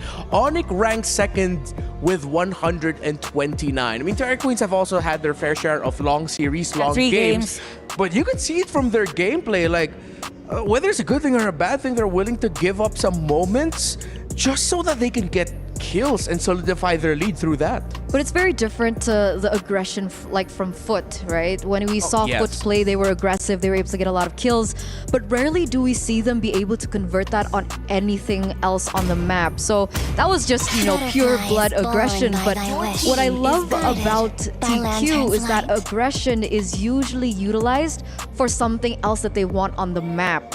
And it's in true Burmese fashion, right? I think the male counterparts exemplify a similar kind of gameplay. So we are going to be looking yet again at another game full of aggression, I do believe, from TQ. With the Jushin now taken off the bat, I think it's also important to note that both of these teams have actually opted to swap sides. So it's actually TQ now on red side. With the Arlet last ban, this opens up a lot of heroes for GG. Yeah, and if we go back to the first draft, I don't think that for both teams, they still prioritize Kimmy. But there's a high chance still for them, not unless... Oh, wow, not unless they get the... Whoa, We're not even starting game number 2, guys. I love it. Oh my god, guys, look at her face! Even the coaches are just I have the smiling. exact same face as Coach Rexman right now. So I know y'all can see me on screen, but okay, I like this very first pickup by Gaming Gladiators. I wanted them to have something like the CC. It was banned by them in the first phase, but now they rush pick it because I think up against a team like Terror Queens, you need someone that can dish out great crowd control, of course, with her curtain call, but good damage as well. Now that they got the CC, I think for Terror Queens, they have to be mindful of that gatot. Yes. Because that's their combo with the CC, the curtain call, and then you go in with the AOG. Yes. Just to stop the other players. Not unless they want to take Hilda again, and why not take the Lancelot instead, so that there's the counter pick against GG, because Nicolette has been playing really well with that Lancelot, but it's gonna be choice still. They want a hero that could literally be just all over the place, plus the Farsa, just to make sure that they have that burst against the gold laner or Panda of a GG early game. So now, I think the Gatot pick actually does well here, right? They need some lockdown for the Joy, and they also need a way to cancel the Feather Airstrike. So it's allowing that opportunity to kind of come for itself here for GG. And we have seen Ashley play really well on the Gatot as well. Signature. A lot of people have actually banned it away from her when they go against GG. So we're gonna see, not the Lancelot this time around for Nicolette. It's actually the Hayabusa. What do you guys think for the next pick? There you go, the Gatot. The Gatot was like the best pick that they could go for at that moment. It answers both the Joy and the Farsa. And of course, the Hayabusa, considering that you're seeing an artillery static mage with the ultimate of the Farsa up, then the Hayabusa would be the perfect pick against that. So, Terror Queens, let's see if they're going to show their EXP or roam, or they want to go to the second phase with already having their gold laner. Maybe the Granger, considering that they have the Joy. I think it's a good idea also, since they also have the Farsa. So, it's going to be Irithel quite well against, with the Farsa, just with the Feather Airstrike as the zone, and you have enough space to deal damage. And they ban out the Granger. So for GG, they have options like Moskov, even Bruno actually. I think this is smart. I was thinking the 1-1 was still open, but the fact that they picked up the Irithel first means they're, giving up the question to GG, right? Do you want to pick up a 1-1 now that we have the Irithel? The Granger ban denies Panda's really, I would say, only pick at this point that she's been able to perform really well on. So maybe forcing Panda on a hero that she's not comfortable with, right? I mean, so far she's only picked up the Bruno and the Irithel. I think a lot of people have seen or shown some concerns on her Irithel performance, and considering that's also been taken away, what hero would you use against the Irithel in the lane? Do you go for something like the Harith? Harith though. They can go for the Harith. Actually, it's nice against a Farsa. Although Harith against a Joy is not a good idea, but they can. I was just thinking if they can go Moskov, since they have this tendency, or for Terror Queens, they have this tendency to go split push on both sides. So GG can also replicate on that strategy, but Xborg, has been banned. So probably GG wants another layer of a tanky post 5 in this game, not unless they want to go Kalea. And maybe they want to make sure that the CC has a good lane in the EXP, right? We've seen this matchup, I think yesterday, and it looked like the CC was having a better time against the Xborg. The stacks from the Xborg, the overheated state. Yes, it's very difficult to utilize in that particular scenario. So now Badang comes through. Okay, they need a little bit more crowd control, and I think what we're gonna get for the last pick for Terror Queens will give that too. They don't need a lot of damage coming out of the EXP lane. For Gaiman, if they ban out the Xborg, are they gonna go for something static? You can't. There's a Joy and a Bada on that side. Are they just gonna end up with like a Valentina yet again for Sayori or the Juicin? Oh no, they banned it out themselves. Yeah. Even the gun's not available. So I think they're forcing her again to use the Valentina. Yeah. Oh wait, right. Kimmy, of course, still up and available for them. Whoa. They go for double marksman. They put the Kimmy in the mid lane. They go for carry. Considering that they are thinking that it's going to be another really tanky presence for Terror Queens up front, but just looking at that Joy, that is a lot of targets. and it's going to be easy to get to those targets for the jungler of Terror Queens. Considering that there is no hero actually that would do the jungle pathing also against the Joy. So it depends on how the teammate will actually rotate for GG, but you have the Khalid. Wow. So here's the strategy of Terror Queens. They just have this hero that will find the jungler of the other side. Same with the Hilda. Now they have Khalid. All right, seems like we might see another similar story to game number 1, wherein Terror Queens will control the early game and Gaming Gladiators will have to turn it around from mid to late. Let's see what happens as we pass you on back over to Mirko and Athena to call game number 2 in this semifinals match. Thank you so much, Pando, for that very insightful look onto the draft. It's going to be the game 2 for our semifinals. Yet again, it's me, Athena, and together with me is Mirko. Talking about a change of scenery and a change of hero here for Panda, Mirko.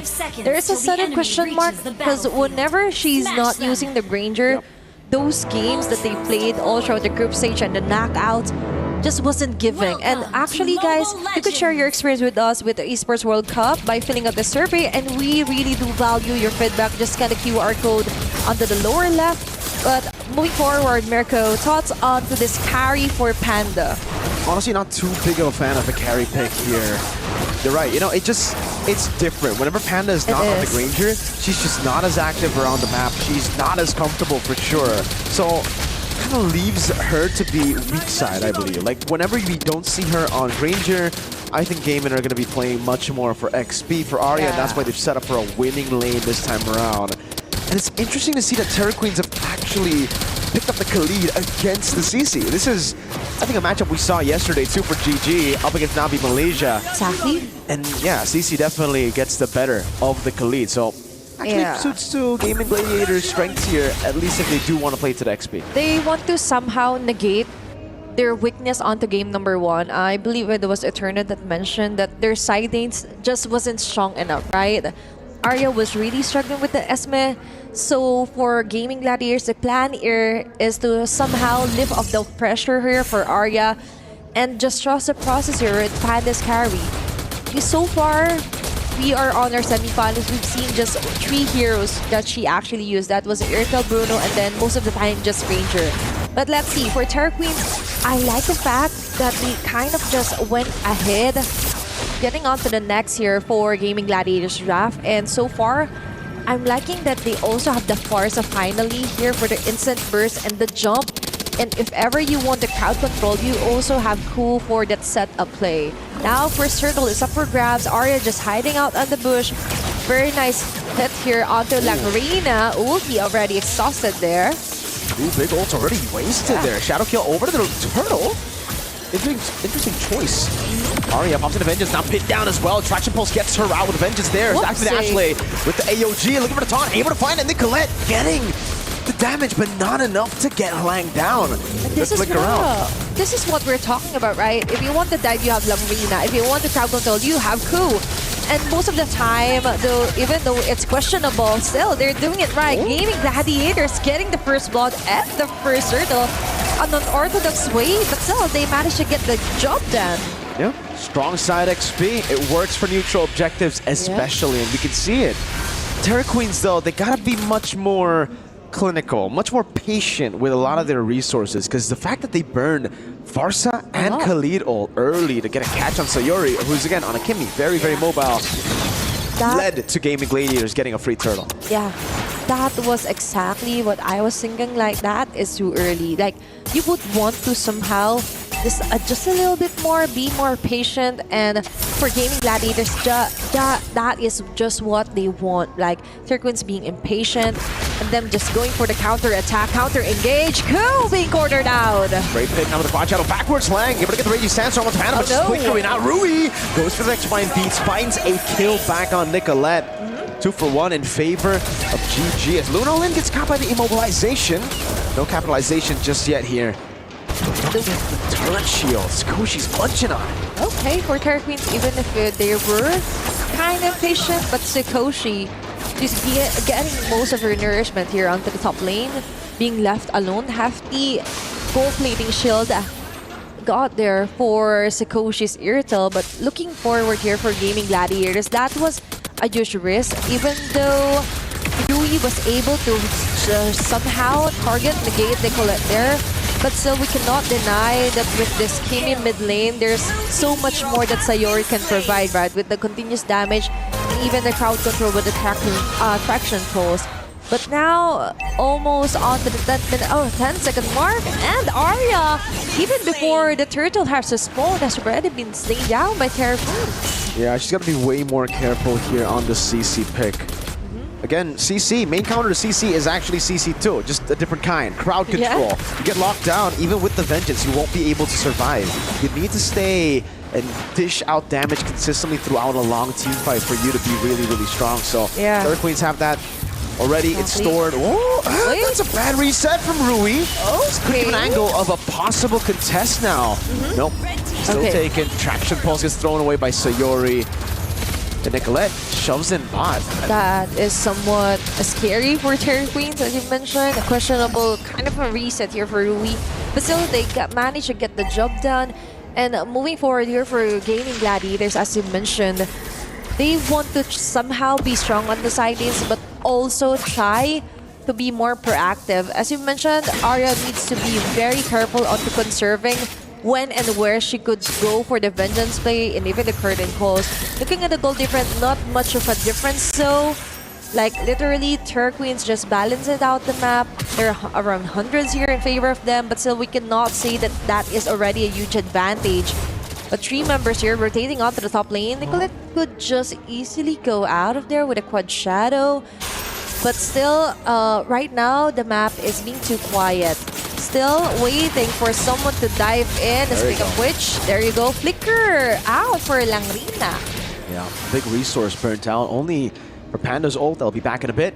Gold Crab up, down below. Rui sent to deal with it. Nicolette using the shadow kill up top, knowing that there's something fishy going on. Arya with a Vengeance. That's with the Raging Sandstorm, knocking her down, and the Feather Airstrike, last shot of it, finds its mark.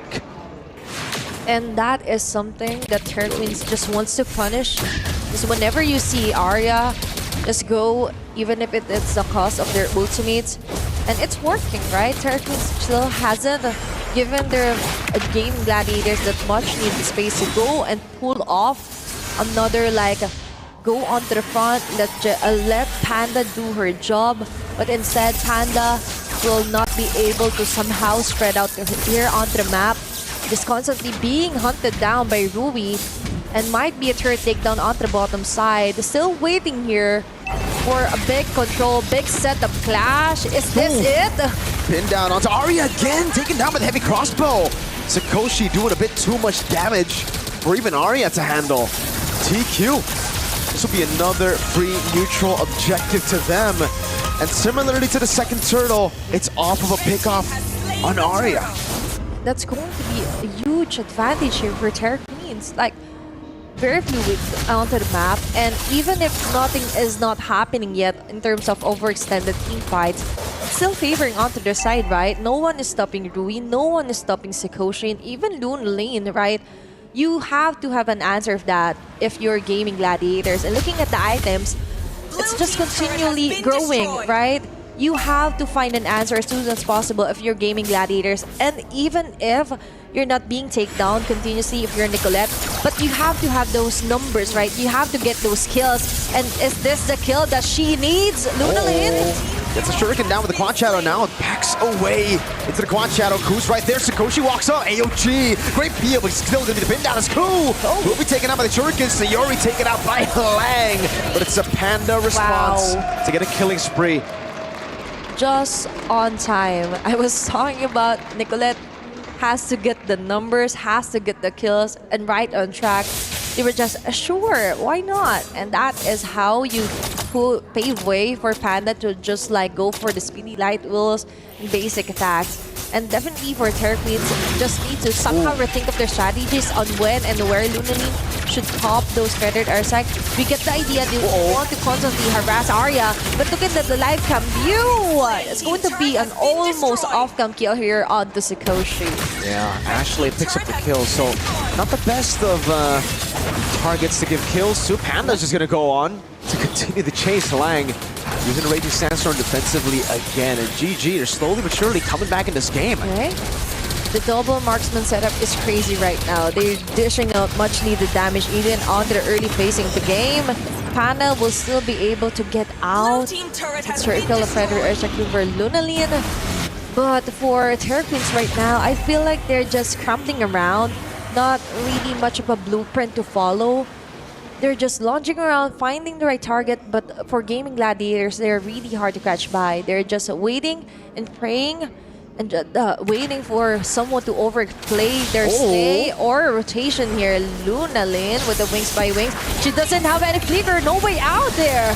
Quick assassination, Raging Sandstorm, Panda flickers out of it. And they burst down the front liner too. No Lunalin, no Lang. Terror Queens have been dominating the turtle game, but it's GG who will claim the first lord of the game. Nicolette retrieves it as Rui is stuck in her own jungle, zoned away by Ashley. That's the strength for GG. They know when to wait. Like, never force out the play here for Arya. Just wait for Lunalin or even Langrina to show onto the map, and that's it, right? A very perfect target here for Gaming Gladiators.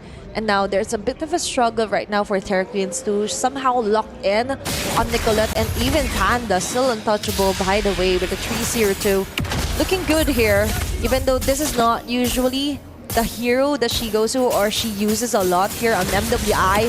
But the idea is still there. You just have to give her the space. And Ashley and Arya is doing a great job at those adjustment here for game number 2. Good defense from Terror Queens. They've been able to... Oh, Sayori gets caught under the turret too. The Raging Sandstorm forced to flicker out. Oh, no. Lang gets away, but that's enough of a distraction by Terror Queens. Nicolette used a shadow kill early too. Gonna be a turret in the mid lane, but that's about it. No holy defense procced with the First Lord. One of the unsung here for me is Ashley, right? She has 100% KP as of now. And this is just one of those heroes that even if it goes out of meta, but if it's Ashley using it, it's just a very great performance with this. And she's definitely doing her job onto trying to negate whoever just comes to try close here for Nicolette and even Panda. Looking at the items, but already build it up. The Radiant Armor. Meanwhile, for Nicolette, Freddy has to end this battle. That's why she really is giving that much needed damage for GG. Action pulse over the bush, opening things up. Itemization-wise, the endless battle completed for Nicolette. Spike Piercer for Sayori. Honestly, good position to be in right now for Gaming Gladiators. I think they've already weathered this early game storm that we expected from Terror Queens. Now, you just got to be careful of the 3 damage dealers, and mainly, I think, the Joy, who can really wreak havoc in the back line. She can, and actually, she was doing a great job onto the early phases of the game. And for Gaming Gladiators, I feel the adjustment. Like, we don't have to constantly be on a team fight. We could just wait them out, like fire them out, smoke them out, rather, here for Terror Queens. And you mentioned the aggressiveness for Terror Queens has funneled down, right? It's not that high compared to game number 1, wherein there were multiple clashes in a row, multiple picks up here. And with the lead here going onto the hands of Gaming Gladiators, somehow I like the way that they're also balancing out the sides, which is what was missing for game number 1. So there were kind of a bit of a struggle when it comes to them chasing out Terror Queens, and then they have to go back and defend. Now, second Lord has respawned here for game number 2. Still a waiting game. Very patient Ashley and Arya here. Even Ku and Langrina just trying to give info whether Nicolette is there already. And Sikoshi just following suit. They need to somehow slow push their minion wave also onto the top lane. So Yuri might be baiting out this Lord, or they might continue because the Joy is still too far away. So the strength to carry. if you have a slow push up top and you bait out a lot of members over, you can blitz the Lord with the carry. Cool. He's walking up. Nicholas right there is going to be the pin down over to Panda. Now with the airstrike as well, but she's able to flicker out of safety. That's a Raging Sandstorm flicker combo. Sikoshi looking for the damage and will be able to find it. In the back there, oh, it's Nicolette with the shadow kill, doing the same thing. Backline for backline, but Sayori, with the help of Ashley, has guided away so well. And now it's just one. Sikoshi left up against 4 of GG's members. Ashley spots her in the bush. It stops her from recalling, oh my but GG gosh, in an are just going to split instant. the map. Okay, that's 4 members down. They were too tunneled onto trying to take down Panda. They forgot. They're still in Nicolette. They're still in Arya. And with that, of course, blaming Gladiators, they use it to their advantage that Panda, they're constantly eyeing you out. And they didn't even notice Nicolette just going around the map, targeting the back laners, and Terra Queens on the other hand. We get the idea that you want to shut down. You have to lessen the core damage dealers here for gaming Gladiators, but you also have to take into consideration the dive on how far you are onto your mid supports, right? Looking at the items, yeah, you already have the lock item build here for Sikoshi, but most of the time though, there's a bit of a question here whether Lunalyn still has to somehow follow through with the Feathered Airstrike or just be the starter, right? Is it the counter engage or just go with the flow and be the one who starts the round?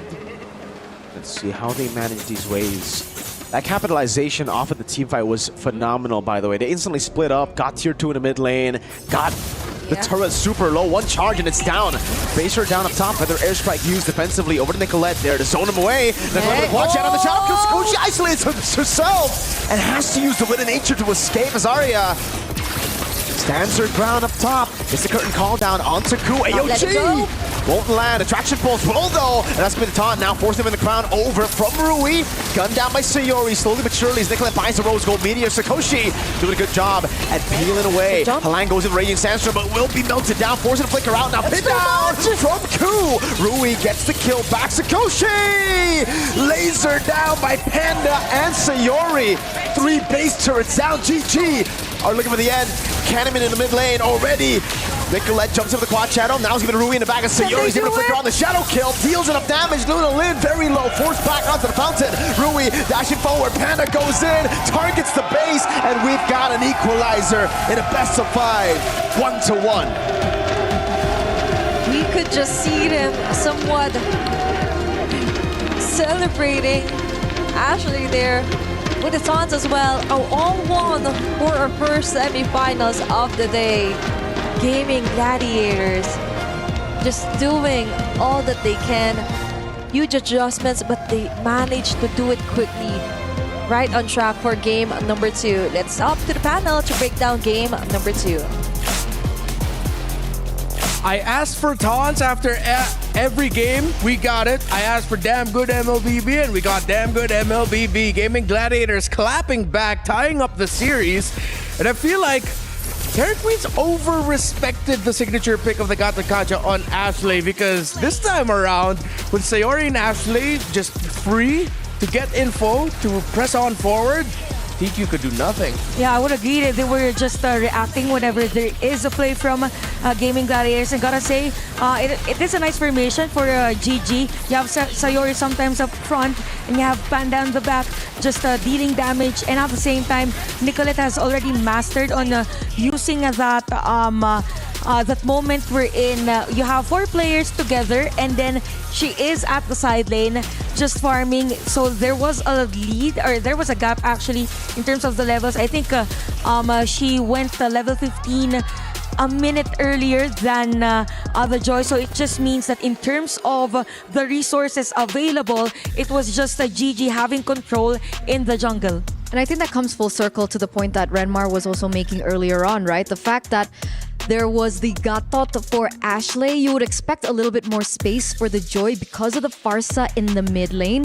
But it's not as simple for Lunalyn because she knows she needs to be very careful when she utilizes her resources in case it does get cancelled or the taunt does come through from Ashley. So that's why we saw the lead coming in from Nicolette, and then that change in tempo towards that mid game, considering that Nicolette was able to get to the power spike and the damage started to really pierce through TQ, and they couldn't play too aggressive either. So it was very a catch-22 situation for the Burmese queens here. Yeah, 100%. However, there's also going to be a moment where if you're Terror Queens, it seems like at one point they already just accepted, all right, we're going to be waiting for the mid to the late game. One of the reasons why heading into this game, I was thinking that maybe it could be a repeat of game number 1 is that's your window with this kind of lineup up against the lineup of Gaming Gladiators brought to the table, wherein you're going to have to be you have to set your foot down and say, this might be risky, but we have to take the risk. Because if they take that risk of being a little bit more aggressive in the early game, that means you get the farm of the Joy faster. That means you get the farm of the Iruthel faster. But they didn't take that risk. I agree. Because as soon as we get into the late game, considering GG brought in the carry plus the Kimmy, yes, it's not as simple nor straightforward, because I think this was a really good touch, right? We saw the carry being picked up in the later stages of the drafts, and I was thinking to myself, we've never seen Panda on this carry. I'm a little worried about it, right? She's always the strong side gold laner, but then it turns out it was balanced out by having the Kimmy for Sayori in the mid lane to make sure that they can still catch up to the mid game. Yeah, this goal difference actually tells a lot about what you've said. Imagine it was actually GG winning the game, but you have higher gold to her counterpart, Sikoshi. So it just means that for GG here, they just pushed on other lanes and focused on not having that pressure on Panda, and Nicolette stepped up in the moments of the game we're in. They're just diving in the middle, forcing the mid lane to somehow deteriorate. Yeah, and I think we've seen this a lot in our respective national leagues, wherein one of the best things that Gatot brings to the table as a roamer, besides his ability kit, is the fact that you can give him the Revitalize, which does put a lot of hesitation for opposing teams to actually consider early game trades, because they're thinking, well, they have a Revitalize, is it really going to be worth it? And I feel like what we saw in that game was that line of thinking just held on too much by Terror Queen. So let's look at our head-to-head, wherein in game number 1, it took a little bit of time for Nicolette to really get the ball rolling, but this time around on the Hayabusa, considering it counters or answers the first 2 picks of Terror Queens right away, yeah, she was significantly more free to do Nicolette things. Yeah, and if we look at the other objective for Turtle and Lord, it was actually Nicolette that is higher as compared to the Terror Queens. So I kind of feel like for Nicolette here, she just knew when and where to engage. So let's say, for example, this Turtle objective, she knows that, okay, I don't have to be a part of the next series of events. I'll just proceed on the other layers, and then if there is a potential kill for the team, then I go in. More so for Rui, she always makes time to find Nicolette in the middle of the team fight, but it's all about the burst and the idea of having a Hayabusa at the back. Hence, Lunalyn didn't really had a good time for that game number 2. It really does reflect her mastery over these assassins, and it also reflects her experience, I think, because the moment that we saw that big turnaround was, I think, at 9 minutes, I believe, and then she started to really proc that damage in. One of the main factors was because of Nicolette in this game. So coming into game number 3, I'm wondering whether or not they would consider denying the assassins away. I know that there are a lot of assassins that are suitable at this moment, but at this point in time, I think she deserves some respect. Yeah. You know what? We rarely see that a lot in this level of tournaments, especially when we are in the latter portions of it, wherein it's like a full committal ban that is surprising. Like, I think one of the scenarios that you might be considering is, what if Terror Queens instantly bans out Nicolette's favorites? Fredrin, Lancelot, Hayabusa, all gone. What then happens next for Gaming Gladiators, right? So, you know what? I'm gonna ride on that idea with you. Hopefully we get to see something along those lines. But now as we head into game number 3, we've had 2 games now where the first pick is so unexpected. Hilda in game number 1, CC in game number 2. I feel like we fall back to the idea of, you gotta have that one hero that does so well with an easy crowd control that can contribute with easy damage. And whenever they pick that unorthodox hero, that's the story of the whole game.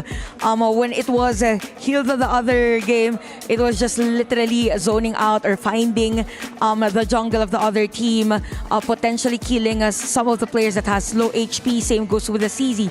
Now, if that's the case, then for the rest of the heroes, it is advisable that they could get some more on the flex side, because so far they're really honest in terms of their draft. So there's not really much of the X factor, I think, for both, but all the drafts are good. It just so happened that they counter each other out so much that sometimes in terms of execution, they kind of deteriorate mid to late game.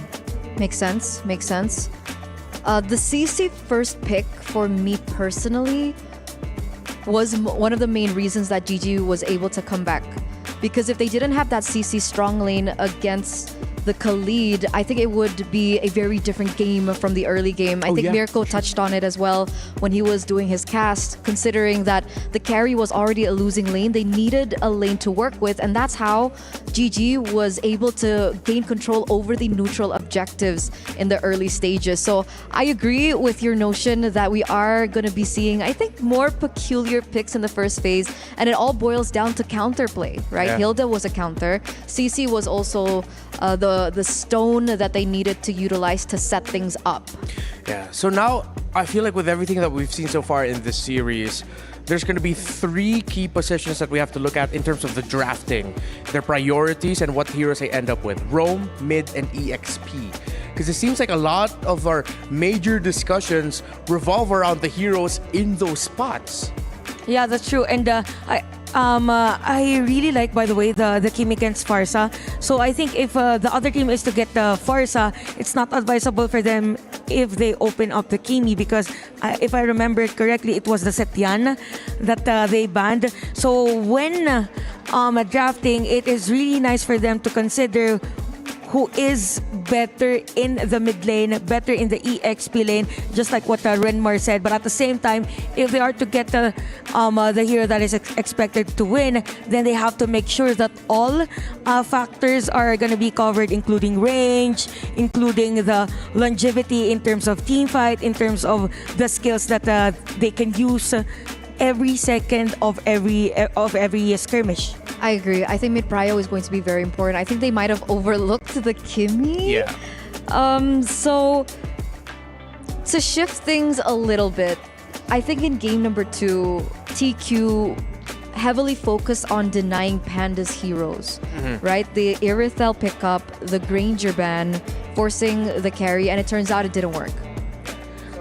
You can't focus on one thing too much, because at the same time you're going to be giving up something as well. Yeah. So that that might be one of the reasons why Terra Queens, by the end of that draft, actually just ended up with a lineup that they're very uncomfortable to deal with. I'm going to toss up a hot pick question for both of you. Oh. There's one pick in MWI that has so far been successful for some teams and have shown to provide surprise, considering that a lot of teams in MWI rely on slow front-to-back team fights. Which one of these 2 teams is gonna bring out my Panda? Where's Akai? I think it's gonna be GG. I think GG, because they have a strong frontliner most of the time, but at the same time, they always add another layer of crowd control. I agree. They And also use a lot. Yeah, the reason behind this is because usually when we see the Akai, it's usually paired in with the triple marksman strategy.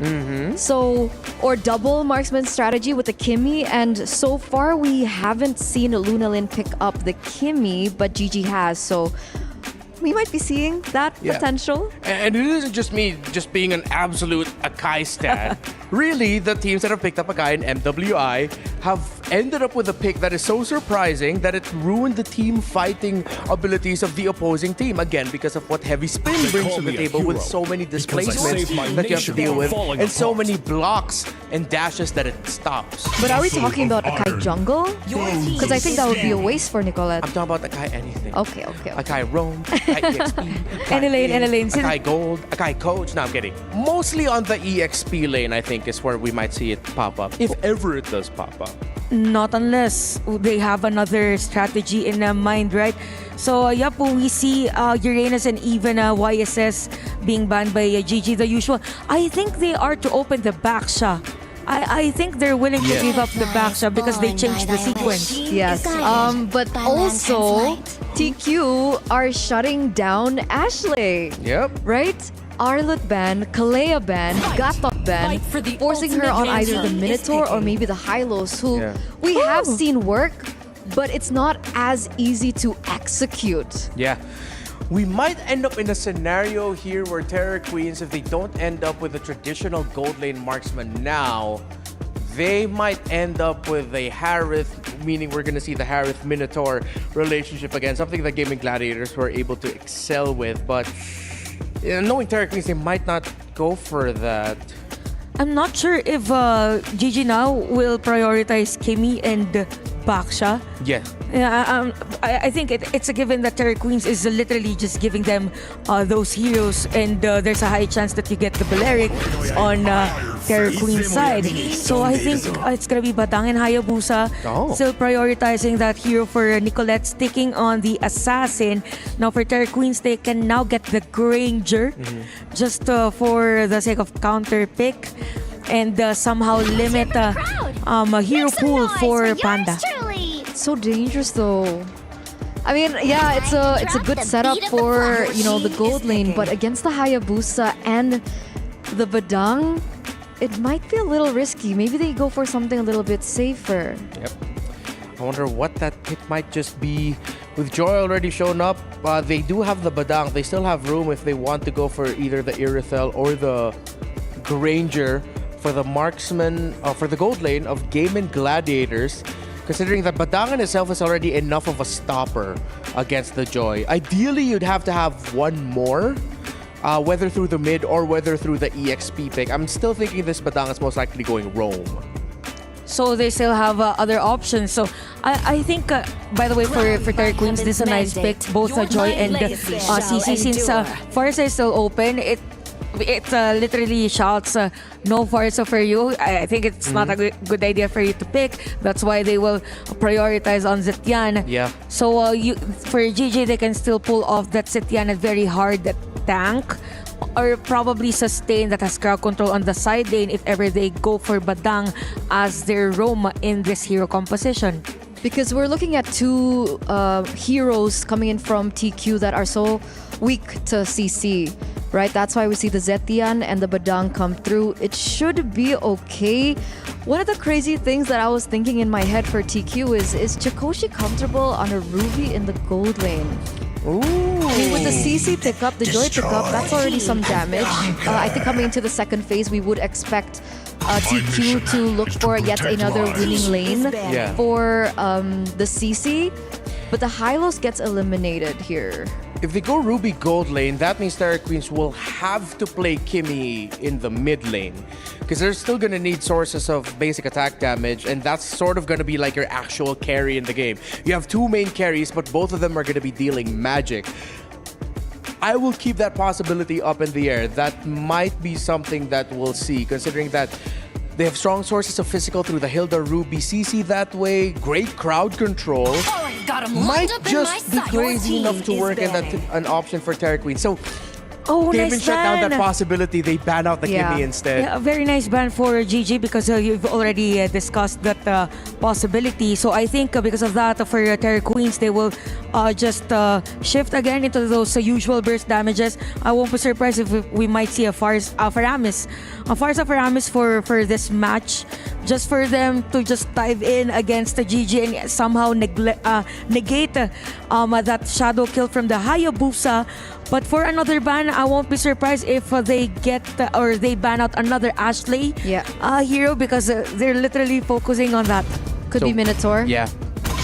But they're heavily considering this because remember the gold lane is wide open. There you go. So they go for the Granger ban. Instead, the Zask ban is intelligent by GG because they know that TQ has utilized it as a counter towards an assassin in the jungle in the game that they played against Onyx. So now GG have the pick of the cherry. With Granger taken out, Seems like we're trapped with either Irithel, Moskov, Harith, Moskov, yes. We haven't seen a lot of Moskovs here in MWI though, yeah. Yeah, I think the number just decreased starting day 2. What if there is a chance for 1-1 Carmilla? They can't go 1-1 here. Oh, how come? Because there's still an option to pick up the Irita on the other side. Because then they'll lose 2 winning. Oh, they'll right, lose right, 2 right. side lanes. Okay. I've been waiting for Wait, too who were you saying long. 1-1 for? Terra Queens. Oh, okay. One more than Carmilla, just because they're really more on the dive. I think Alright. possible for them. But Kari is a nice pick here for Gaming Gladiators. Okay. Now Yeah, there's 1-1. possible for 1-1, yeah. Yeah. Okay. Since they... Oh, that's good. If they go 1-1 Carmilla, it solves their quite spread out damage distribution. It empowers Joy. Whoa, they go Selena. And Mid Iritha. lane and the Iritha. A lot of vision actually. And map control early game for Terror Queens. Might be a little hard for the Satyan to actually control the mid.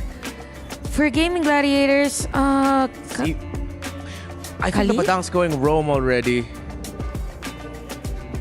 I'm not sure if they want to go Khalid on this game. Minotaur? They need a winning lane. But it's hard to have Minotaur with Selena. I think that's what they're talking about right now. They need an EXP laner with a little bit more damage. Welcome to the land They of don't need a lot of the crowd control.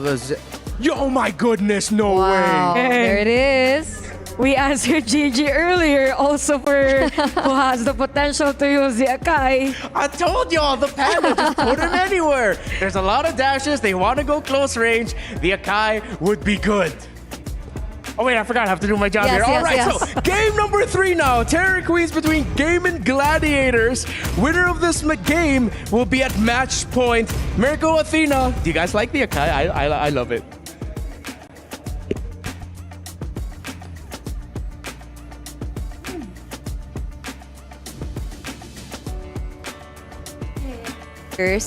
And now, we do like the Akai being picked off here, but we do value your feedback, guys, who's watching right now. You can just scan the QR code, show us your feedback onto the survey. But heading over as the Land of Dawn heats up, as both teams are locked up at the 1-1. Some adjustments onto the draft still. It's me, Athena, together with me is Mirko. It's a battle for game third game here for semifinals. Welcome back, ladies and gentlemen. A battle for match point. It's 1-1 right now in a best of 5. And yeah, we gotta answer Renmar's question. Akai pick. Do I like it? I mean, I like it because they needed peel. They needed another beefy boy up front to tank up the damage. Because Terror Queen, their composition is full on chaos. They do, It fits their right? name, Terror Queens. They're striking terror to the hearts of gaming gladiators right now. Because the front to back that you would want with a carry and a Zetian is completely ruined by what Terror Queens have drafted. They needed this Akai. You just need to throw Panda here. And for Gaming Gladiators also, as Eterna have mentioned, you just need to have a winning lane also. And the way to win a lane is also disrupt what Terror Queens have forced upon onto the draft. Looking forward here onto the matchup later on. Looking at the emblem bids as well here for both our gold laners, more on the quantum charge here. And aside from that, the Selena being picked up here for Luna Lee. Right? Right? They want to go for the early. They want to go for the snowball. The Gaming Gladiators, let's see if they would let Terror Queens tear the hell out of them. A lot of bargain hunters here for the carry, for Sayori as well. So they're looking to go for also snowballing. I mean, if they are able to contest neutral objective 1 with Akai level 4, it should be good for them. Again, remember, even though the Akai is not jungle, this should still play out the same way. Akai should still be able to zone Joy away from the neutral objective to give Nicolette a free entry point to just roll for the retry, actually. Yeah.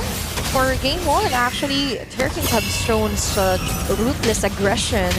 Looking forward on how will they maintain their ice-cold composure under pressure, knowing that they could have won game number 2, but that isn't just the scenario here. But Ku being attacked here by Zori and Arya. Very nice attack onto what Terror Queens is trying to do. First turtle upper grabs here. You have the vision, you have the slows here for Game Gladiators. And Nicolette could just focus on trying to burst down this turtle as fast as possible. So far, so good. Ashley level 4 as well, so big advantage. Yeah. Rui in the bush now. That's going to be the global ult coming down as well. Nicolette on the red tree will be able to win it as the fist crack lands to CC Rui. Heavy spin, locking her down. Panda with a solo kill up top. Nicolette falling, but so does Rui. As now Ashley tries to go for the pin, gets it, but Ku is just too fast. Arya shredded down, flickers back to safety, and gets away as Ashley gets a punch knockout, getting the knockout on Ku. The Panda gets away here. Gaming Gladiators, a very good start here. And Luna limited dash. Just transforming, just try and get away. Panda on the other hand, that is somewhat of a huge space. An advantage of Gaming Gladiators plus a very good fast-paced rotation if they want to try and take away the early game from Terra Queens. Would love to see what happened up top, Athena. That solo kill came out of nowhere. We were tunnel vision on the turtle, and then all of a sudden, Panda, not Akai, the goal lane Panda, Ashley with the fist crack and the pin down. Now Panda straight up walking and melting Rui's HP bar. That truly was a magic trick as Panda continues to push on top. You're right about that. We were too focused, and that's why Renmer mentioned if you're too tunnel vision here, you might miss some of the action, right? You have to think of the bigger picture. And the bigger picture here right now for Gaming Gladiators is to try and win the side lanes. Ku being cornered out. Arrow shown. Great Abyssal Arrow landing. Oh. Gives Panda now, or gives Sakoshi now some more room. Great peel from Ashley again. Oh, better Lang Rina on the other hand, just trying to somewhat irritate members here of GG. But I would like to highlight that that was a very fast action here for Terra Queens and a very nice lockdown on Panda. And as you mentioned earlier, you just need to somewhat maintain your composure, just try and go for the unshakable combination. Kill onto Ashley. Arrow will miss out. But still for Terra Queens, they have this huge advantage of just trying to go out of nowhere with the arrows and just try and capitalize on what they can do to stop Arya and even Nicolette to try and contest this turtle. So arrow gets thrown out, Sayori getting space back as Rui's right there. Nicolette able to get the quad shadow in, but Lunalin respects it with an instant flicker out. Now it's a battle again for the neutral objective, but Nicolette is not concerned. Stays in the mid lane, Rui gets it for free. Curtain call comes down for Hlang. And Nicolette tries to go for a trade up top. Sakoshi with a heavy crossbow. Back again, Nicolette taking a bunch of damage from Ku. This is much more proactive round for our ladies. For the game number 2, right? We're seeing some more of the attempt here to go for the ganks, to try and somehow get a pick off. Maybe it's also because of the Selena, which is kind of what you want, and the Hayabusa onto the early phase of the game. Get those numbers in. Who won't be a number on the kills here for Nicolette, while Sakoshi will be able to go for a solo turret takedown onto the top lane. Terra Queens is just dividing, conquering what they can, managing their time as well. Yeah, I don't know why GG didn't go for the turtle, knowing they have an Akai. I thought they would want to contest neutral objectives and maybe just sacrifice the Akai. It's definitely a safer approach, but at this point, they sent Panda down below, but the other Panda, Akai, hasn't been sent up top. Yeah. Acting as a second roamer, and that has given so much more space for Sakoshi to capitalize. Abyssal Arrow landing. Don't purify. Panda able to flicker out the curtain call. Lands, and my lord! That's hit down into the damage. Explosive from Panda. That's the plan for them. Like, go out and do the unexpected, right? They expect us to go with Arya, with Panda. But Sakoshi going down there, Nicolette just getting the kill, and GG just manipulating the game. Like, what do you expect us to do? We'll do the opposite, right? And right now, they're winning most of the classes that they want. They're going for the pickups, and it's actually working to their favor. Gaming Gladiators are really just capitalizing on the mistakes. This seemed like, yeah, Terra Queens, they look to be on the... Oh, Ashley! Jumps in a pin down from nowhere! Yes, she dies, but she's got the value out of it. It's a kill on Rui, but look at the flank coming down from Ku on the Hilda. Panda doing a lot of damage, so melting her down. It gets caught with the Abyssal Arrow, but Sayori's right there. Panda cutting away, now the shadow kill from Nicolette together with Sayori. It's enough to win them the trade. 4 for 3 in the end. A big advantage here for Gaming Gladiators. There's going to be Lunalyn left here. So she can do much here against Sayori and Nicolette. Let's talk about that sacrifice play. That very good play here. But like, just imagine Ashley going for the pull plus Arya's heavy spin prevents anyone from Turkey to just actually go for the counter engage. Yes, you do have the idea here for Cool, trying to negate some of what Arya did to them, but still you cannot deny that you wouldn't want to keep your eyes off of Nicolette with her Hayabusa. You can see the reaction there from Panda. Now, whoa, some action up top. Gaming Gladiators. I thought after game one, losing game one, they would slump quite bad in game two. Maybe in game three, they won't be as dominant as they are right now. Yeah. Just because, again, we've only really seen Panda do extremely well in the Granger. Nicolette, 1v3, goes in for the shadow kill. Oh, crazy damage on Hlang and Lunalyn, forcing to revitalize out from the Hilda. And that's what you want, just to try and punish them as much as you can, even if it means activating your ultimate, as long as you try and delay things up for them, disrupt their process, disrupt their rotation. For Gaming Gladiators, that's the plan here. Just distract them, just be the decoy. Ultimate activated here for Sayori. Arya with a heavy spin, Langrina! Panda gets the kill. Amazing pickup again, cool. Not too sure if you want to actually flank this composition. The carry melts you down. They have enough peel. The Abyssal Arrow dodged away from. The Gladiators will continue on, poking Sakoshi down. Now up top they go to a wave that looked to be good for Terra Queens, but for Gaming Gladiators, it's good for them rotating up top. They're just going to go and set up for the neutral objective. It is. Somehow it's an unshakable coordination between Arya and Ashley with this Padang. And with the proper layer, Panda will have a hard time, or will have a fun time. I gotta give props to Arya. Yeah. The only big concern I had this game was how would Arya perform on the Akai, right? Just knowing her playstyle from the last two games. She's always been kind of like an individual player. Oh, miscoordination a bit there. Ashley with a fist crack, Panda no ult. A big window of opportunity for the Terra Queens. But so far, Arya has been playing an amazing game, just enabling the team instead of playing solo like she does on other heroes. She does have to adjust to Ashley's gameplay as well, as you mentioned. They go hand in hand. It's a proper combination if you have the Akai, the Badang, and this game for GG. And you have to level up somehow. The adjustment is working here for Gaming Gladiators, but we could definitely see some glimpse of what Arya is trying to do with her solo skills, or solo mechanical skills. You have this sudden urge to just try and jump with heavy spin, but you also have to think carefully because you want to go and get the best of it. Langrina down. Might be a free lord here for GG. With that pick off, big advantage yet again here.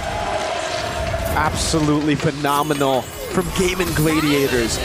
They're just playing with the fundamentals of MLBB. Push down below, make it a slow push, go up top, control it, and go for a pick-off once you see the Irithel in the bottom lane, clearing it out. GG are playing with the fundamentals, and Terra Queens are left confused. They're so used to seeing GG play that team fighting style of game number one, and now they don't know what to do, right? They were prepared for the Lancelot, for the Granger, and now that GG are playing for Panda and Sayori, it gets confusing for Terra Queens. This is not according to their game plan. Missile Arrow lands, but there's no one to follow it up. Nicolette jumps into the quad shadow, zones them away from a possible all-in. About them being confused, like, is it a different version? Is this different ladies that they're talking about you're playing against? Like, Gaming Gladiators just tried and somehow huge another page onto their book to try and prevent Turkish from reading them. There's no spoiler alert, but Nicolette onto Rui one-on-one! Shadow kill, Shuriken doesn't get the kill into the bottom lane. Panda is able to get the kill on Sakoshi, now goes straight for the base. Gaming Gladiators at match point in semifinals. A game away, a step away from a grand final spot. Wow. Our Queen Slayers gaining another point. They only need one more win to secure that spot. And things are quite looking up here. All those adjustments, all those thoughts and smiles here onto our camera is really, really radiating here. A very positive environment here for GG. What a nice win for game number 3. For Terra Queens, back to the drawing board. And so far, I do hope that our panel are ready to break that game number 3. You heard that right, and you can't deny it. Gaming Gladiators are one game win away from making it to the grand finals of MWI, and they did so in dominating fashion. I'm not shocked. There wasn't a Kai, so I'm not shocked. Yeah, actually, Arya played really well. There were lots of heavy spins that was used just to push back the players whenever they're taking some of the objectives, sometimes to pin down heroes or players from Terror Queens as to why they actually had control in majority of the team fights and gave up a lot of space for Nicolette to farm. This is the perfect heavy spin against a hero that has vengeance. So there's a free hit for Panda, and it just has been continuously effective and efficient for GG. I agree. I think the layering of skills was also what really brought the Akai heavy spin to life, because we're seeing time and time again that Ashley is able to find opportunities with the fist crack. This was one of the moments that she did not, but it was enough to kind of zone the rest of the members away because they wanted to go for the disengage. But for the majority of the team fights, when they were able to get good trades in, that was what happened. Ashley plus Arya chemistry down. The walls getting set up by the Badang, the heavy spin coming in, and it didn't always need to be them setting up for one another. Sometimes it would be Panda deciding, all right, who's setting up for me now? Will it be the Badang? Will it be the Akai? There were a lot of options for the gold laner of Gaming. I agree. And there were a lot of moments where at the latter portion of the game, Ashley is just right in front of Sayori. So every time there is an arrow from Lunalyn that will hit some of the players of Gaming Gladiators, she's just ready to go for the counter initiation or somehow protect her teammate. And I gotta say, for the players of Gaming Gladiators, they're just living up to that role that they have and just doing what they need to do. If the EXP lane is to set up the play, then they know when. Same goes with Hayabusa. There was a mirror split push for Terror Queens, but Nicolette is just rotating rapidly against TQ. They played the map really well. They played the rotations really well. The macro was impeccable too, with the slow pushes that were happening when they went in for neutral objective takes. And I think what really stood out for me was what happened in the early game, right? Carrie and Iritel in the gold lane. There's an argument to be made for both, considering that obviously Panda would need a little bit more time to get to the power spike and Chikoshi should get it faster, but there's a layer of mobility that the Iritel has, and surprisingly enough, 3 minutes in, solo kill by the carry onto the Iritel. So that already made things very difficult for TQ to get to that point where they can turn things around. Yeah, and also one of the priority items for Arya was the blade armor, so it was a lot more hard for Chikoshi to actually deal damage, even though she is one of those top damage dealers for Terror Queens. But if you look at the damage dealt for Sayori and even Panda, it goes to show that it's very efficient against the TQ, because the damage that you can sustain over time isn't really that enough for TQ, because their hero composition is meant to just really dive against the players of TQ. Yeah. I mean, against GG. GG. And that looked kind of crazy. I don't know if the stats that we showed were completely accurate, but it looks like Rui was completely shut down in that game, that she didn't even scratch 10,000 damage dealt. I don't think she even scratched 8,000. It looked like it was like around 5 to 7 or maybe even 2,000. I mean, even if it was correct, it does make sense, right? Because every time she wants to go in for neutral objective fights or skirmishes, as long as the Panda is there and as long as there is the Badang as well, it's very difficult for her to output that damage. We saw that she was shut down a few times. But yeah, I didn't expect that little damage coming out from Rui. Yeah, and when you have a Joy on the board, and then especially if you have it paired with something like a Selena, you're expecting the Joy to carry a good amount of that damage load. Equally, actually, with the Selena, you shut down one and that's it. And it seems like that's what Gaming Gladiators has leaned in on for games 2 and 3. As long as they have a strong pick that stops the team fighting tempo of Terror Queens just looks incredibly uncomfortable. Yeah, I would agree because the lineup of Terry Queens is again just like what I've mentioned, is more on the dive. So I think for Terry Queens, it is something that they could change. Come game number 3, it game number 3, 4, yeah. Game number 4. So yep, I think for Terry Queens now, they might want to change some of the heroes probably for Rui that could actually go and have some trades, because it is being answered now by Gaming Gladiators. And I gotta say, for Gaming Gladiators, very solid in terms of laning. One, specifically for Panda, even though she is sometimes at a discrepancy, or there is a discrepancy in terms of gold, she knows that there is a potential chance for her to lessen the gap as long as she stays on the lane, but at the same time she knows when to join the team fight. So it's just Arya and Ashley giving up enough space, and Vision probably support to other lanes as to why it's very effective for both Nicolette and even a Panda to just roam around. Yeah. All right. So earlier there was something you touched on, especially with the relationship in the gold lane, with what Panda was able to do against Sikoshi there. So they are actually going to be our head-to-head. So you can take the floor for this one, Eterna. Yeah, we touched on it a little bit earlier on, and I was really surprised at the fact that we're seeing a lot more progress from Panda on a hero that we haven't really seen her play on just yet. So TQ came into this going like, all right, Panda, you're really good at the Granger. Let's take that away from you. But it turns out when you take one head, another grows in its place. A Hydra. Exactly. Mythological creature. Exactly. And she's playing like she is. Looking at the stats, you can see she's winning in almost everything. I think Chantel put it really well. Despite the discrepancy in gold, she still played it really safe until she got to that power spike that came quite quickly. I think it was before minute 10 even when she got that trio for the carry, because of the space that was given from the rest of the members of the team. Imagine you're caught in a situation where there's so much skill shots that you need to kind of run away from. With Lunalyn, 100% win rate, by the way, on the Selena. Now not the 100% win rate. She was still able to weave in and out of these team fights. Shows mastery on the carry too.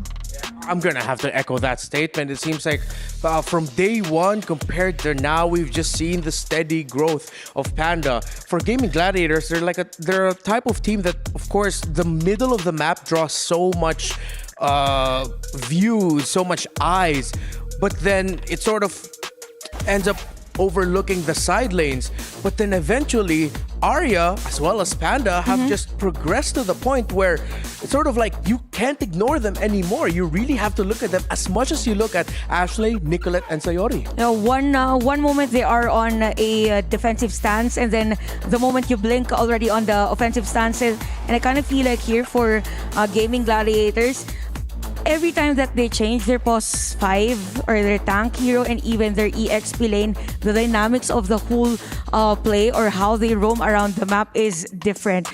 But for the rest of the players, Sayori, Nicolette, and even Panda, they stick to the principles of the role. So there's a change in the rotation, yes, but at the same time, it is very unpredictable for Terror Queens on how to somehow answer that aggression.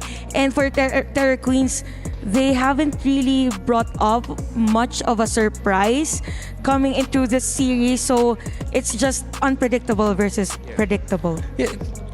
That's 3 games now where we've seen Joy picked up for Terror Queens, right? Like, that's actually the surprise to me, that they've leaned in so hard on Joy for 3 games in a row.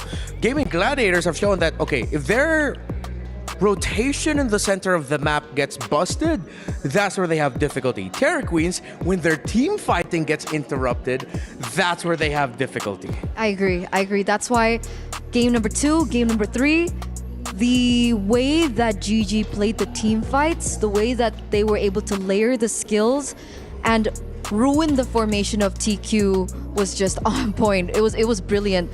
We usually see the changes in tempo because of set team fights. So coming into this game, TQ really need to think about this because one, they've already tried shutting down the gold lane, didn't work. They already tried to hint at taking Ashley down in the drafts as well, also didn't work. So, do they want to lean in on their power picks a little bit more? I agree that you mentioned the Joy pick 3 times in a row. And considering Rui, one of her signature heroes coming into this tournament has been the Lancelot. So, do they now want to fight fire with fire? That's a really good question. Let's see how Terror Queens will answer, because they will need to answer, and it needs to begin in the draft. If the Queens of Myanmar wants to force game number 5, they need to start it off with the picks. 2 games in a row now, they've had to deal with heroes that mess up their team fighting flow, because Terror Queens have focused a little bit too much in disrupting the overall macro that they've overlooked their strengths in the micro. Yeah, even actually, the Ling hasn't been considered yet by Terror Queens, but they're one of those teams that actually uses it and they play with it very well. So, in terms of the drafting, I think that is the most crucial part, because that's the strength also of gaming gladiators. They have this tendency to force the other team to somehow overthink the draft. Imagine from yesterday, they forced Navi PH to use the Guinevere, even had the Angela. So for Terror Queens, it's just them battling fire with fire, I guess, because Hayabusa hasn't picked that much from the team. Even we've mentioned about the Ling, even the Lancelot, and they're sticking too much, I think, with the idea of having the Hilda as their priority pick. This is the second time that they actually did this on the series, and for Terror Queens, they just need to cover all lanes and somehow have this hero that has better displacement around, or has better mobility around the map, so that they get a whole grasp of whatever is happening. All right, here comes the draft. Uranus and the Eastern Shin getting taken away, going for the standard top meta pick bans for gaming gladiators, while Terror Queens already looking to go on the offensive in terms of the banning, but are taking away 2 of the best heroes in Ashley's pocket. But then they showed it's not just about the Minotaur, but Dang also is something that you have to really consider. I think though, we might not see any more finalists for the series. Yeah, I would agree. Because with the Hylas, I think more on the single, it's just more on the single targeting as much as possible. You want to prioritize on the AOE, like explosive, since they are heavy on team fights. But it's going to be Badang now. For gaming gladiators, it's just literally shouting, okay, we have the Badang. You didn't have a good time earlier when you picked the Joy. So I think for Terror Queens, it's about time to take the Hayabusa if they want to, or take the Granger. Hayabusa ends it, yan. Okay, much better pick this time around. So they eliminate it, right? They take it away from Nicolette, going to go for a little bit more aggression, a little change coming through. And surprisingly enough, not a lot of Baxias, It was banned out in game number 1, but coming to game number 4, we haven't seen it picked up just yet. So are we expecting an assassin battle in the jungle, and an assassin battle we will get? Lancelot now picked in for Nicolette here, alongside the power pick that we can consider now for, Panda. It feels like this is gaming gladiators telling the world, like, okay, no need to doubt the carry of Panda anymore. We're gonna confidently pick it in the very first phase of the draft alongside our other carry in the game. So that's 2 carries already shown. Terror Queens will have to consider that they might have to go up against either... No, wait. With the Hayabusa on the other side, they have to consider that they're gonna be going up against either 2 picks. A Lilia in the mid or a Kimi yet again. Kimi's actually nice, but this is a fast or early Lapo pick for Terror Queens. Although it's not on the flex, it's gonna be EXP lane. I was thinking about the Jawhead for Terror Queens actually, just for the sake of having the Hayabusa carry potential, or probably winning the lane with a decent marksman. Could be a Moskov. And Granger actually. Jawhead Granger would be nice for Terror Queens, but for gaming gladiators, Baksha ban is pretty fair. Yeah, they can still go Baksha Rome. There's enough room in that there. However, I think wouldn't the Baksha Rome be sort of susceptible to the Badang Rome, Eterna? It is very difficult for him to get the picks, right? Because even if they go for an engage, there's always a counter engage potential with the Badang, and that's what GG are really good at, right? Counter engage. Ashley, Arya, the layering of skills that we saw from the previous game makes it so. GG now in the second phase still decide to go for the Granger ban. Do they want to go? What do they want to go for the gold lane here? Is it a Moskov? That is a potential for TQ. I mean, it is the safest against a Lancelot. Again, still the rarest pick and one of the rare gold lane picks for MWI, but I'm going to have to echo your sentiments here. Hopefully the Moskov is in consideration for Terra Queens, because I don't think a fourth game in a row on an Irithel for Sikoshi is going to do them any favors, because at this point, Gaming Gladiators have shown, okay, we're ready to deal with it. Even if they decide to go for something like a, I don't know, Rome, Angela, so just so that they can empower the Irithel, that's already way too greedy. You need more control at the center of the map. CC gets taken away, so this might be a signal that they're going to be going for a slower front line in the Rome, despite the Jawhead possibility that you brought up. Yep, I think for Terry Queens now, they're just focusing to have more on slowly but surely type of setup.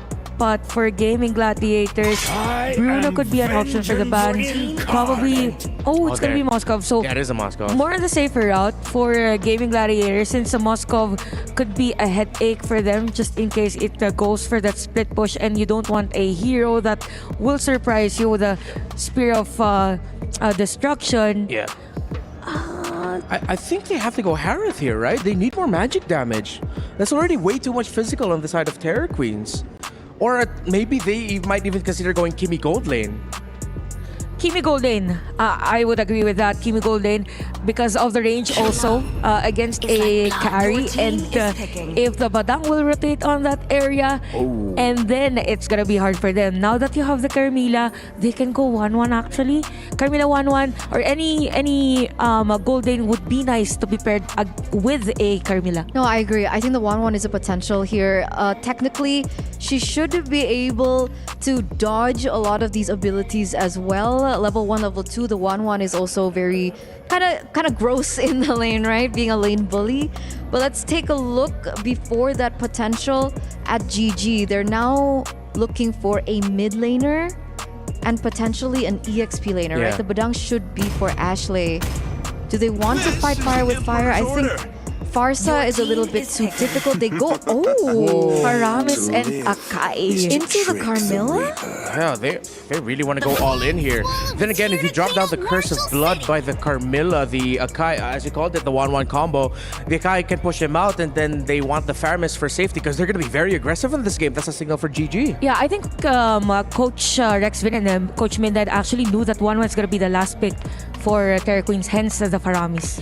All right, will this be the series-winning grand final securing draft for Gaming Gladiators, or will the Queens of Myanmar force us into game number 5?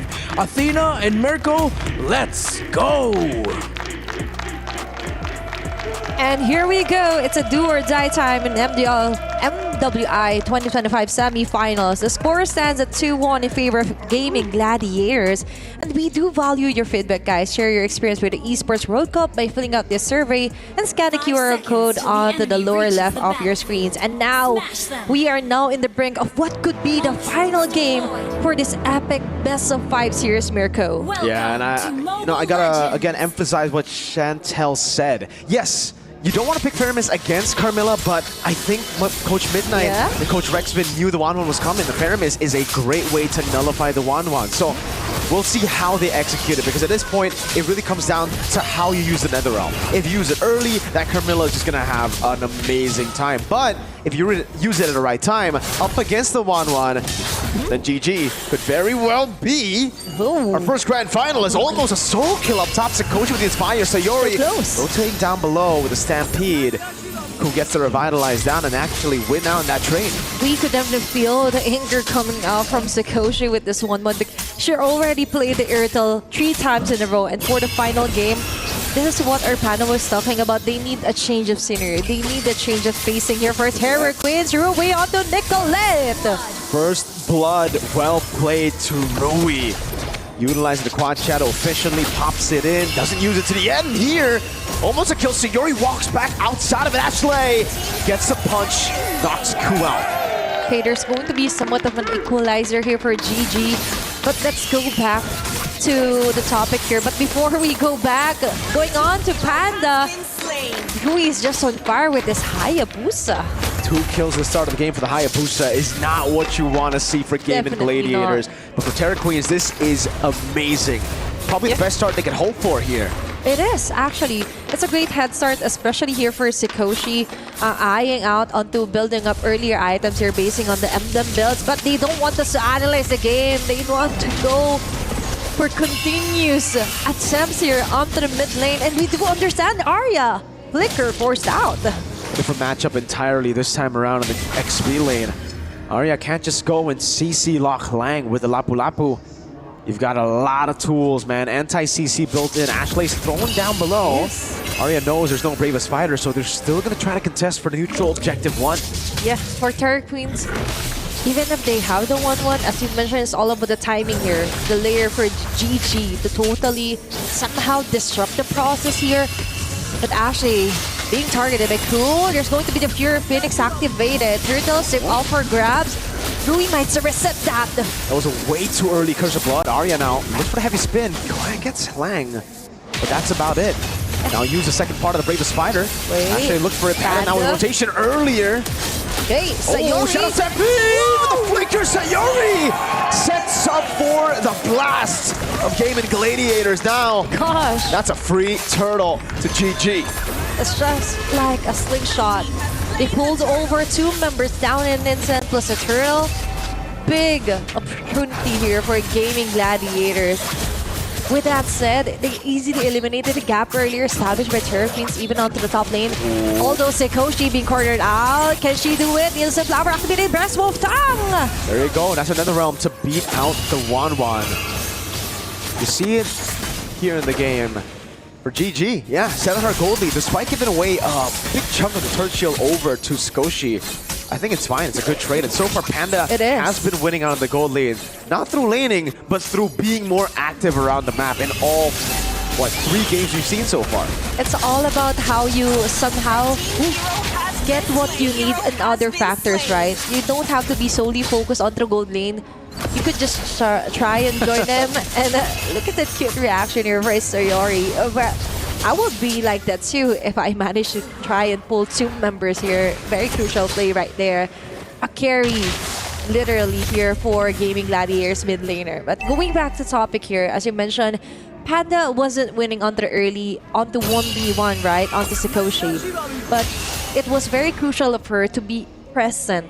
Like to be at the top of them playing out their strengths, which is to properly layer their certain crowd controls or slow effects here. And the timing where Cool wasn't there yet. Like Crimson Blood was a bit too early on. So Terra Queens on the other hand needs to just relax, chill down, just try and wait for the perfect moment. But Ashley just keeps on interrupting her also. So Cool is having a really hard time right now. Oh, Nicolette actually goes in for the Phantom Execution. I think she's trying to bait out the passive from Luna Lin there. Could have been massive had she gotten it. Yeah. Turtle 2 spawning in the game. 5th minute in, Rui. Great position to try to look for an assassination or possibly baiting out the Netherrealm. Sayori stunned up. That's a quad shadow landing. Sayori, sprinkles out a safety. Arya in the back zoning them away. Sayori has kept the Netherrealm up. And that is huge here for Terra Queens, activating the ultimate here for Langrina. GG knows there are certain setups here that could not lock them down, but instead they could go and try to punish Cool or whoever is onto the front lines, getting ready for the battle. Curse of Blood used up, it's only on 3 members there. Oh, great, another round to save them in the back, and Nicolette finds an assassination. Sikoshi in the midst of it all now, good Bravest Fighter, Panda 1. Quickers in forward, now looks forward, now it's gonna be Rui who wins it out, but Ashley gets a massive pin as Nicolette finds a double. Huge kills here given onto Nicolette. Plus, that was a very nice setup play there by Ashley. And that's how you properly layer what you have. No need to improvise. Just stick to the plan.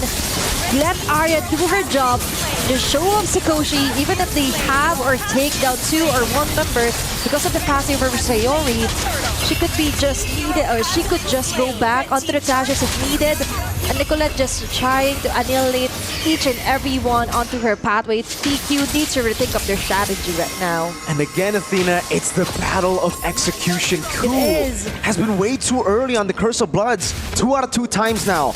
I think she needs to save it. She needs to save it for when the Netherrealm comes out. Sometimes it's the element of a surprise, right? You just need to be somewhat ready for it. But at the same time, Arya heavy spin activated. On the back, Ashley! Just crack on 2. Now the capitalization, but it's giving the stun up. Good Netherrealm to prevent a big damage. Buff over the line. Panda kiting away. Ashley with a peel. Nicolette in the back with a crossbow tank will land. Nicolette trying to survive, gets shut down by Ku as Halang stays alive. TQ running them down. Sayori falling as well. Rui coming in to look for one last kill, but Ashley is a bit too tanky. And that's it for TQ. We're just mentioning that they have to keep a cool head, let Ku somehow find her rhythm, right? And they actually got the tempo right for the crown. Looking at our instant replay, that was a really nice setup. But remember, with just one pure Phoenix, it eliminates all the rest for the continuous damage here for GG. I hope they've learned from that, TQ, because that was the prime example of what I was saying. Yeah. Wait for the Netherrealm, then use the Curse of Blood. That's how you beat out the Netherrealm. That's how you utilize the counter using the Curse of Blood. You can't just use it initially for the fight. You gotta give Lang, you gotta give Luna Lin more trust to just be the ones to poke, be the ones to engage the fights, and you're gonna be you're gonna have to be more reactive as a Carmilla. You just have to give it some time, right? Like, it doesn't have to be cool constantly on the front, just dishing out the ultimate. As much as we want to see some of those, like, they will be the one initiating the round, but that isn't how their draft works, right? That isn't how their lineup works. They just need to trust the process over Langrina. And even if they see a Sayori or the threat of Arya here, they could just wait it out. They have that kind of advantage, right? And for most of the players here for Gaming Gladiators, they have to be in close proximity. And that's the beauty with the Fury Phoenix. With just one click, everyone in the vicinity will be like stopping on their tracks. And now the Lord being started by Nicolette. Stun here is Arya. Going to be a jump here for Langrina. Again, the Curse of Blood was used early. Nicolette able to survive. Ashley with a 2-man pin down. Rui looking for the shadow kill. Able to find it as Ashley gets taken out as Arya tries her best to go for the back. Sayori gets a kill onto Rui. Arya gets away. Sakoshi's looking for the chase as Sayori has to go for the Shadow Stampede backwards. TQ in the fight. Arya gets canceled in the bush. Lang knows she's there. And Arya is all alone in enemy line. She should be dead here. The bravest fighter to take her down. Lang on a killing spree, but Gaiman still got the Lord. Huge trade here for Terra Queens. Even if that is the Lord that Nicolette and friends got here, but remember, as you mentioned, just proper layering here for Ku and even Langrina is just what they need. They've got the right mix of aggressiveness plus the balance of crowd controls, right? They also managed to somehow take down Panda in the process. TQ, somehow, they already upped up their fighting chance here. But Ashley, did a great job. Sakoshi trying to run away and could actually tore down Ashley in the process. Yeah, Panda went to the shred. It's going to be 1-for-1, Roamer for Rome. They're desperately trying to get value out of this Lord. They have gotten the charge down below. Okay, we see some action, a little bit of action. Remember, TQ now has the proper items in their arsenals to try onto the ganks here. Like, if ever they see Nicolette, we wouldn't hesitate to try and go with a Shadow Kill or even a Shurikens here. Looking at their in-game equipment as well, they're catching up, like, on a lot, right? Even onto the gold comparison here. Already built up the Berserker's Fury here for Sakoshi. That's why her Kunai's, whatever it is so it's so really strong right now. Touring up each and every members onto the front from the Gaming Gladiators. And so far, even onto the mid lane, not so much of a difference, but we could definitely see how they play out with the Zetian pick for Lunalin. Sakoshi has also gone for the non-crossbow tank build, which is a crit build, ladies and gentlemen. Basically a way for her to deal damage without the crossbow tank, just going for the basic attacks constantly, utilizing the mobility, and yeah, they have damage output of the basic attacks. Knowing, again, they're up against that Netherrealm that could counter the crossbow tank hard. She just needs to somehow try to find the damage elsewhere, right? You just need to adjust onto your itemization as well.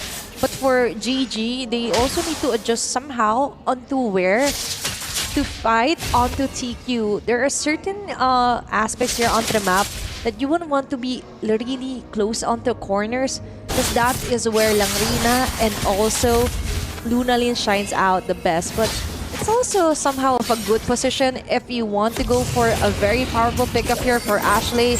But talking about pickups here, 9-12 onto the kill score. TQ just totally resetted what happened onto the previous games, and now for game number 4, we're seeing some action yet again. This crack into the damage, belting Ku down. That's a big curse of blood, but Arya has done her job, zoning everyone away. Ooh. Great Netherrealm too. Skoshi with the Inspire. Looking for the play, Hlang. Oh, Flicker, but this with the stun, Panda is going to be able to cut away from this one, and she does. Shut down for Nicolette. Ashley again with the cancel. Panda staying away. Ashley going to be taken down, but the shadow kills Sayori. Brings Rui back with the Stampede. Ends up being 2 for 2. Panda very low. TQ going to go straight for the Lord. TQ has a very nice counter-engage attacks here. Meanwhile, for Gaming Gladiators, you have this kind of advantage to start off, be the aggressor, but Nicolette! Dread from Panda, and that's Nicolette falling too. Buys the win of nature, Sakoshi. A bit too late now, Rui. Wow, they're still staying. They are. They aren't Rui, scared. Quad Shadow, landing again, so you're going to be stun locked there. It's still a kill. Panda got the fadeaway. 2-man Curse of Blood. Sayori pops into another realm in time. And Ku has to run. Revitalize coming in. The Ghostburster's not enough. Sayori silence the bravest fighter there. Sayori with the flicker out. Dishes out a bit more damage before she was taken down. But Panda's still here. Gets the unstoppable. Ashley comes in again to re-engage and lock them down for Panda to get the shots down. Hlang thrown and melted down by Panda. What a play here for GG, and they're not stopping their Sakoshi. Onto Panda, goes off down! Answer with win a crown. Sayori back again.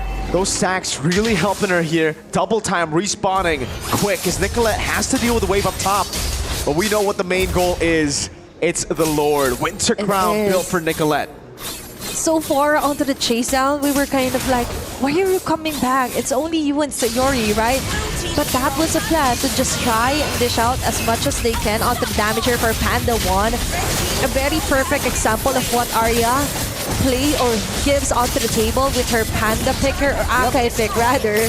And with that said, they have this perfect trio mid with Panda, Arya, and Ashley, right? And that is how you want to somehow give her the position. But remember, you still have Sakoshi to think about. You need to find a way to somehow negate her damage. Just put it on the side. Let's pick up the side right now. Looking at the side lanes, there's going to be our junglers clearing up the lanes. Ashley! But on the other hand, Ashley with a good setup! 2 stun, now with another realm as well. Sakoshi walked into the heavy spin, finds herself in the true damage of Panda 1. That's a double for her, a free Lord for Gaming Gladiators. And Rui can only just look for a trade, a tier 2 in the mid lane, falling for Terra Queens, but GG again with a winning team fight. Ashley is your girl. If we want a very good setup, right? And for Terra Queens, I was just saying that Sakoshi is somewhat the shining glory, right? And you need to protect her. And for GG, they need to find a way to corner her out. But literally, it happened. Span of what, 5 to 10 seconds, and then they're down. And now for GG, they actually have the chance to tore down inhibitor turrets here onto the base of TQ, being forced to defend. Sayori here onto the front line. That is a very aggressive move here for GG, and now eyeing their sights onto the base of TQ. What's going to be the next move here for Terra Queens? With the puncture stunned up by Ku. Thorn rolls onto Sakoshi. Dodging over for stun. Curse of Blood landing, but it's only onto Ashley, who pops in with the crown. Her line baited in, melted down by Panda. Thorn rolls. Gaming Gladiators knocking on the crystal of Terra Queens. Okay. They have another wave. Massive Ghostbursters landing on Luna Lin. Rui jumps in with a quad shadow on the shadow kill. Dispersed, but still enough to take 2 down. Wow. Ku with a stun. GG with a disengage. Very nice call there for Rui. Taking down 2 members, but remember with the passive, Sayori will still be resurrected, but there's going to be another clash here. Arya with a heavy spin. Going down. Panda! Panda! Getting the damage, the true damage, bypassing the Winner Nature. Luna Lin all alone. Hlang respawning to back her up. Can they defend? Phantom execution up front with the Thorn Rose as well as a puncture lands on Hlang. Seems like GG are gonna have to go for the turret up top. Panda has Immortality, a stun over from Hlang, over to Arya. Immortality still up, but it will be down now. Nicolette jumps with the puncture now, but the base is gonna be wide open. Gaming Gladiators, no minions, brought back by Hlang. It's still all the members, they're wiped out. Gaming Gladiators rise from NA's Forgotten Ashes, etching an odyssey that leads them to the MWI 2025 finals. Our first grand finalist, Gaming Gladiators! What a very circle run. What a moment to celebrate. And now they rise above, setting up more standards along the way, breaking barriers, and creating their own legacy here at MWI 2025. One of the greatest runs we've ever seen from a region that we thought was going to be forgotten. NA is back. We thought it could be the men's division, but it's the women's who shine here today. It is. And our queens, every second, every decision, every draft, define the future, define the journey here for Gaming Gladiators. This is a huge statement and a huge honor for NA region to finally have their representative onto the grand finals. Let's go over onto our main stage with our host, Cheryl. Legends are forged in fire and steel. Ladies and gentlemen, presenting to you our gladiators right here. And they are secured for grand finals. What an absolute cinema that we have just witnessed. Did they hesitate? Did they stutter? They did not, and they have dominated. Here I have Ashley as well as Nicolette. Pleasure to have you ladies here with me. Thank you. My queens. Now, Ashley, to you first. This is the first time in international MLBB that NA has stepped into the grand finals itself to have this achievement finally reclaim the glory for NA. So how are you feeling about this? It's kind of surreal. It's crazy. Like, we came from a 0-2 beginning, and it kind of slowly went up, and now we're going to the grand finals. Crazy, in a very domineering fashion as well. Now, Nicolette. Well, you've had your fair share of competition. I'm sure we all know, not just in the all-female team, but in the local region of NA. So walk us through the challenges that you have been through so far as a player. Wait, can you repeat that? Challenges so far. Yeah, challenges so far as a player, given that you have played in both leagues, like the region one. Yes. Hello? Oh, okay. So, as many may know, I used to play mage, so jungle isn't a role that I started with, and I think it was very challenging for me at first to adapt to jungle role because jungle and mage is completely different, and their playstyles also very different. But I think our 3-week boot camp in Malaysia helped us a lot, helped us improve as a team and myself as a player, and I learned a lot. Right, and that's crazy. You said that adapting was hard, but that Hayabusa was sexy. Thank you. All right, and now you're technically one game away from being known as the queens of Mobile Legends Bang Bang. How are you guys feeling? I'm feeling great. I want to be the mother of tanks. Whoa! What about you, Nicolette? How are you feeling, girl? I'm happy, but I think it's also a very surreal feeling because honestly, I didn't expect us to beat Navi PH, but here we are. Here you are, Titan Slayers, double Navi Eliminators, really amazing. And now finally, after your showing so far, you guys have gotten tons and tons of fans. Is there anything you want to say to your fans out there? We love you guys. And what about you, Nicolette? Thank you all so much for your support. We hear you while we're playing, and it helps us play better. They're like proud fathers. Yes, they are. Now, ladies and gentlemen, this is our wonderful team, the Gaming Gladiators, and they have paved a path bloody over here at the Land of Dawn, and they have secured their position at the grand final, and they're awaiting their next opponent. And with that, we'll hand our time back onto the studio to dissect this wonderful match. Cheered on loudly by the proud Gaming Gladiators on the arena. The Gaming Gladiators, the Queens of North America, will be raising their banner high as they are the first grand finalists for MWI. I mean, even from the interview, I think these ladies, they didn't expect them to be a grand finalist on this tournament, but definitely the way they played on that final game, it's the type of performance that they will remember for the rest of their lives. I think it'll be scarred in our memories, right? I mean, that was an exceptional game, near perfect from every single member. I think you and me were like watching, and then we were like, give her the MVP. No, actually, let's give her the MVP. You know what? Let's just give the MVPs to all 5 of them because they played an exceptional game. But my personal favorite in this was Sayori on the Faramis. This is a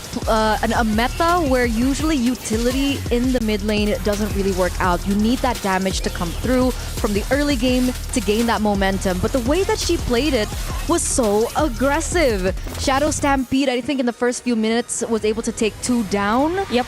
I think that was the turning point for the side of Gaming Gladiators, because if we remember it correctly, it was actually Terra Queens win that game, but because of the forced Shadow Stampede, she even used the flicker, if I'm not mistaken, during that moment. And I gotta say, for Gaming Gladiators, the best decision that they made all throughout the game is they are more willing to take those risks against Terra Queens. Even Ashley had this moment wherein you have 2 players left for Gaming Gladiators at the middle lane, and she was instantly there when she respawned and then went in for the fist crack, and they just forced everyone from Terra Queens to somehow be limited on that specific area, and somehow TQ just reacted for every single aggressive play that GG made against them.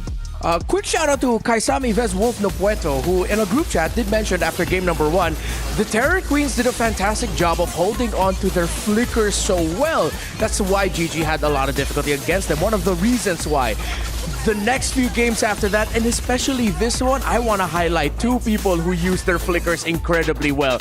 Ashley and Arya, who almost always used it for one reason only, to divide the fight and to set up the crowd control. Divide and conquer. Divide and conquer, exactly. It was beautiful, executed by GG, and I think looking back at this, I feel like TQ didn't really respect the potential that Ashley could have on the Badang. And it's interesting because the Badang was one of the greatest factors in the previous game. We see a lot of purifies on the board. No purifies on the board, a lot more flickers. And the fact that they forced the 1-1 as well maybe was a bit of a bait. The 1-1 had no say in this game because of the presence of the Faramis as well. Yeah, I would agree, but although somehow for around 7 minutes of the game, there was a potential comeback for Terra Queens around that time, and it's just because of the layering of skills. But then again, Gaming Gladiators, I also want to say that even for Arya, she even used that heavy spin just to push the minions back and just for them to be able to destroy that turret at the middle lane. So again, it all boils down to them just wanting to control the map as early as possible and limit again the potential, let's say, potential resource taking of Terror Queens. And I kind of feel like for Terror Queens, there were moments wherein they a bit overthink how they will engage against Gaming Gladiators. So there's a lot of space for Ashley because they already showed their position before her entering. Yeah, which goes back to the sentiments that we echoed earlier on, where it seems like Gaming Gladiators really doubled down on the idea of Terror Queens, as long as you can give them an uncomfortable tempo in a team fight through area of effect, crowd control, they just look so uncomfortable. They can't get the ball rolling in a fight. And I feel like that's where the hesitation came from. Terror Queens tried to adjust to it. But then again, when you have your two setters playing out of their minds, no matter how much you adjust, something's always going to go through. And also, aside from the setup heroes, they also have Sayori, who's really great on using the Nether Realms. I think there were a lot of moments that it could have been a Terror Queens winning the game, but because of the Nether Realms, you have GG having more chance to extend or overstay on the team fight. Wow, I did not expect that we'd be in this moment. Wait, no, I put them up in my prediction. Of course I did. But congratulations again to Gaming Gladiators. And of course, as Terror Queens, thank you very much. We're not just done yet. There's one more thing to focus on. A very important matchup. Of course, we got to give our flowers to their captain, Ashley, who this time around was incredibly more impactful compared to Ku, who is usually so impactful. But it was Ashley who trumped it. And she made a big statement up on stage after that win. I want to be the mother of tanks. So with the fact she wants to beat the mother of tanks. I thought she wants to be the mother of tanks. I have bad hearing too, so that could be it. Let's go with that. Okay. Anyway, with them securing the grand final position, there is a chance that she will actually face off with Vitality, depending on how the next match goes.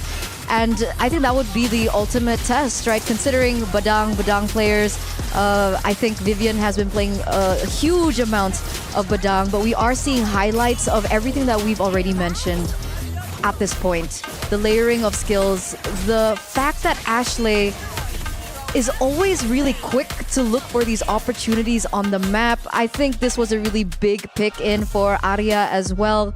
And I think that's why I mentioned with the composition that TQ brought to the table here in that final game, there was a small window where they needed that early to mid. Because towards the late game, when the Winter Crowns start getting bought out, when the Immortals starting to get bought out, not only is the Netherrealm going to be a problem, but those items will be as well. And that was supposed to be the groundbreaking factor in TQ alongside with their jungler, but it just never happened. Yeah, it seemed like in this one, Gaming Gladiators really doubled down on the idea of that divide and conquer strategy that was very available for them. Because yes, it's so easy to think you can just layer Badang and Akai together into one package. But then what if you mail out two packages and then now your opponent is overwhelmed by so much crowd control, it's hard for them to deal with it. There was something brought up by the casters earlier about how you could combine your crowd control waiting for the Netherrealm using the Fury of the Phoenix. But then if you can't follow up after that, after the Fury of the Phoenix of the Zetian, what can you do? Not much. Yeah, I think at that point there was somehow a disconnect for Terror Queens, and that's where Gaming Gladiators punished those minimal, I think, errors or differences in terms of formation. But yeah, GG, specifically Ashley, she's been improving day by day. I mean, the mindset is there that whatever happens, I need to protect my teammates. I need to set up a play. We saw a lot of the action, but now let's hear what it sounded like in the perspective of our players. Out, yeah. Yeah, no, Esme. Mate!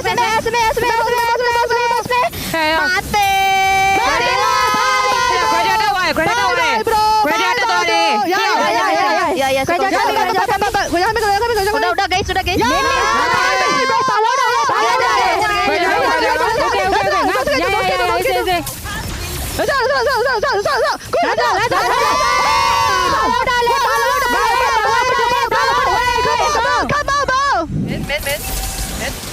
Good. Yo, their tanks are waiting for a set. Nice. Go. Oh, keep going. I'm low. Back up. Nice. Go crazy. Nice. Wait, but. Yeah. I have ult in 2, okay? Ult in 15. Mark on the wall, I think. Yep. Focus Troy. Wait, no minions? Okay, minions are coming in. This should be GG's, right? Yeah, we won. Don't die. Nice. Nice! Good job, Good job, guys. Oh my god, Ashes. Back. We are carry. Yo, Bapu first. We have carry, guys. Yeah, fight. Nice. Damn,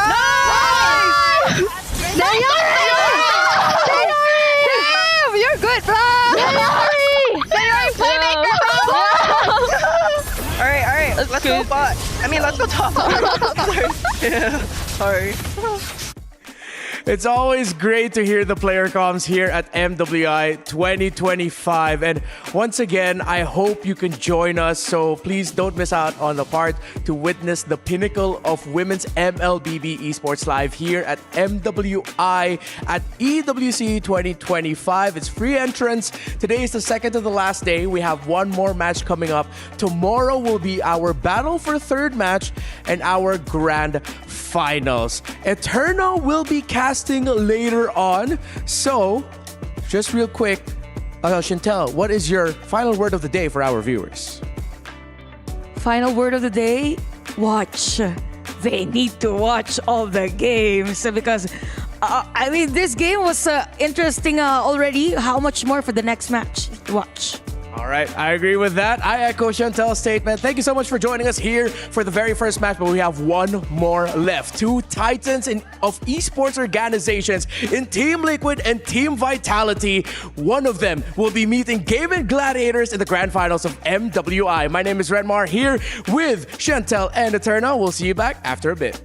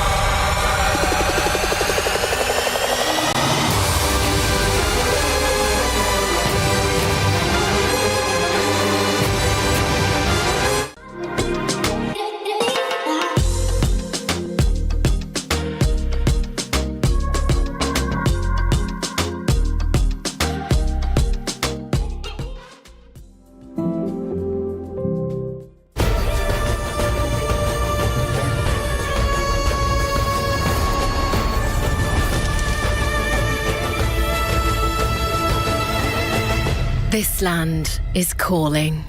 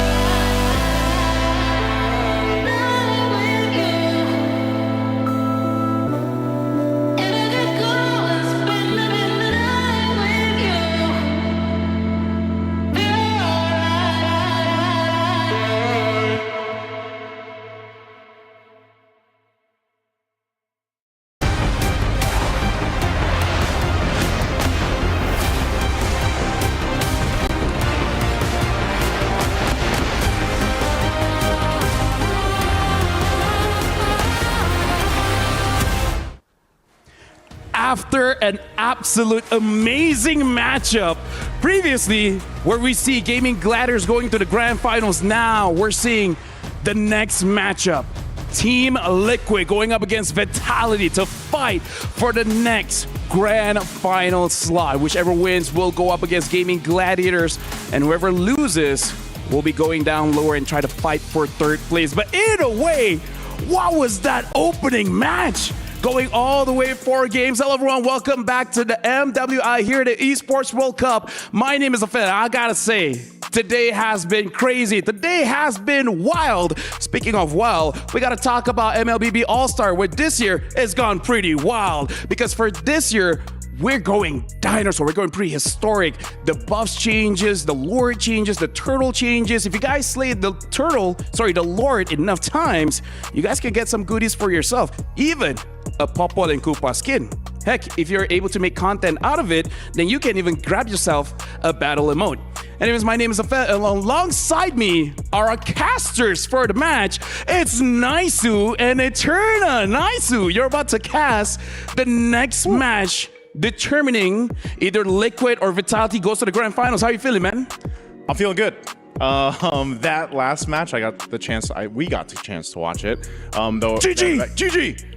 You know, no bias. No bias, of course. No bias, but yeah, it was an amazing match. I think also a huge upset, and as someone who loves to see NA compete, it's their first ever appearance in the grand finals. What about you, Eterna? Did you catch the last match? I don't think so. Oh, you didn't? I don't think so. Oh, that's so sad. It was so good. You know, like this happened, that happened, and GG won. How are you feeling about casting Vitality against Team Liquid? Because that's going to be big. Indo-PH rivalry. Oh, now I see. Exactly. Now I see. I'm a little bit nervous. I hope he remains friendly. Wow. When we're casting together, but yes, ID versus PH. What do you mean? I'm NA. That's okay. No, I'm joking. But like you're half. Let me just say this nicely. Because I've been working as a talent for quite a while. The secret, if you want your team to win, is got to do play-by-play.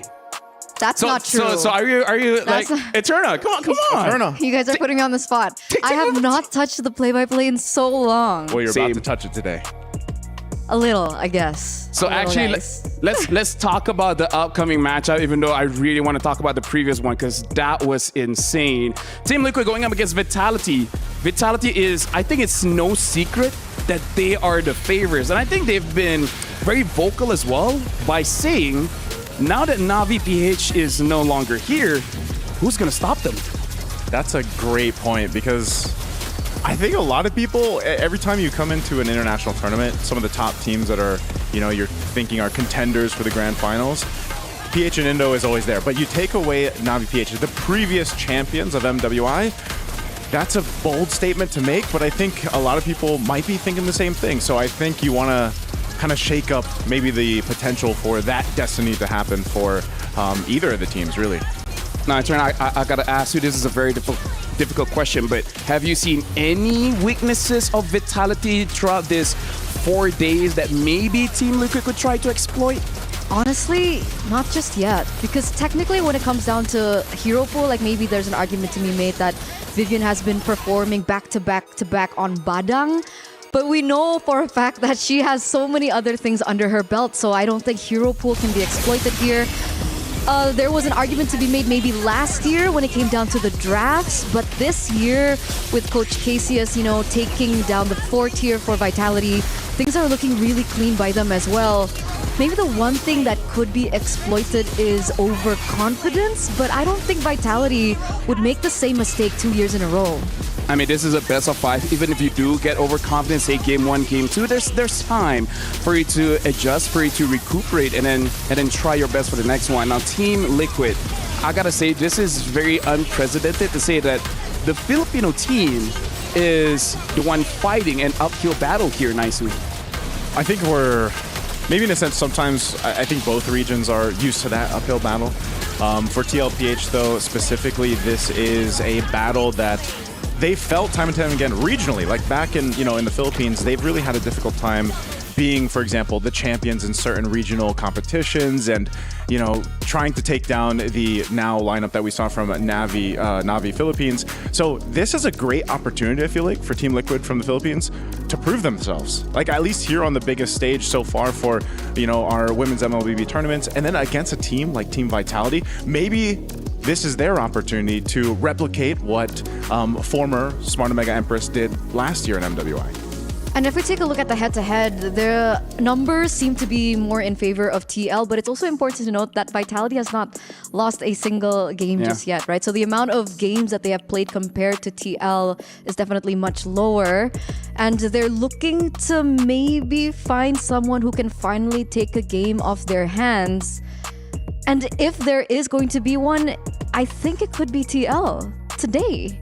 I mean, personally, I kind of feel like they don't have the numbers just because their games ended too quickly. Faster. So there's not enough time for you to actually ramp up the damage, the goal, and, you know, etc. They still have the record, right? Is it Team Vitality? I know it's like 936? No, it got taken back by Navi PH. Navi PH. Okay. Yeah. They took it back. Do you guys know goldfishes? I know memory of one. Same. Hey, we're goldfish. Yes. I was gonna say. All right. Anyways, like, in terms of this matchup, like we saw from the previous one, I was actually surprised that Gaming Gladiators brought the Aka and it started to look good. So I think this is where we start to see the top 4 teams. I feel like when it comes to drafting, we should not see any kind of mistakes, right? And say if they pick something like let's say the Akai, they know how to make it work. The Akai has been, I don't know if that's my biggest curveball. Like, because I wasn't expecting the Akai to pop up so much that it has, but it's worked great.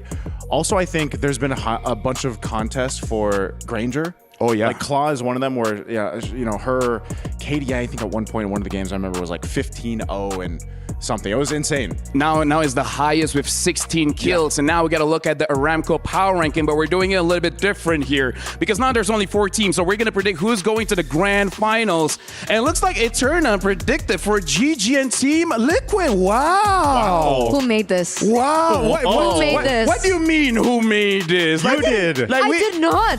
See, I trust Vitality. You guys are trolling me, right? What? No. What? You sent those in. No, I didn't. Yeah, it was like one of those days ago. Remember? You're like, oh, Liquid, Liquid.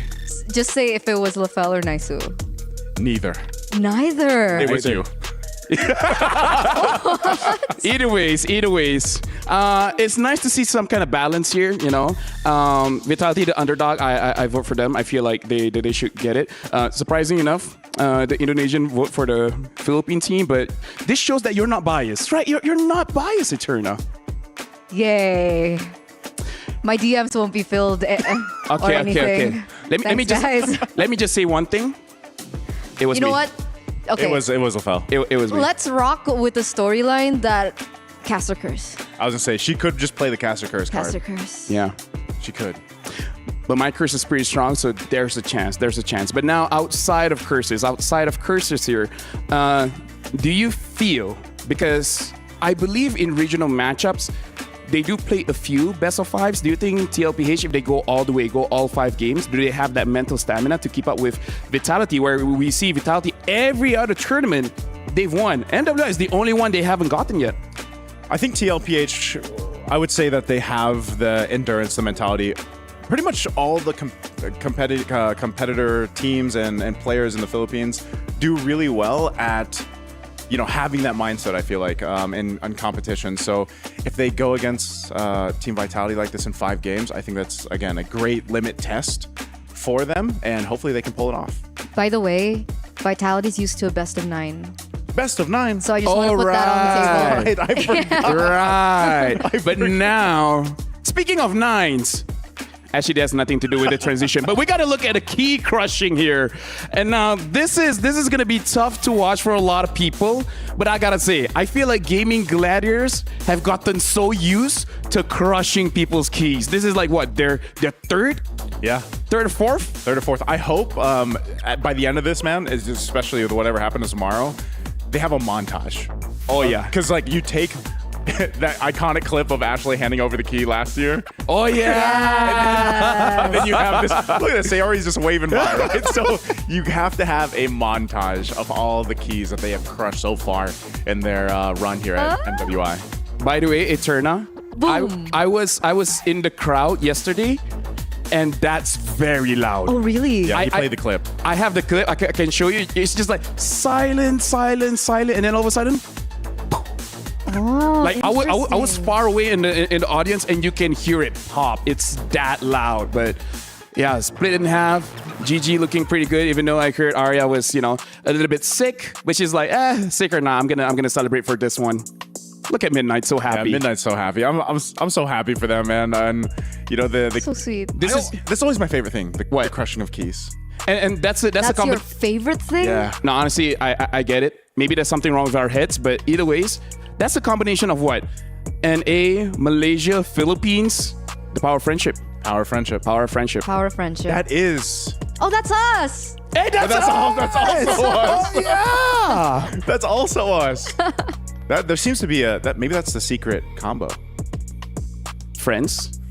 Yeah, friends. From other regions. I love you guys. Thanks. I love you guys too.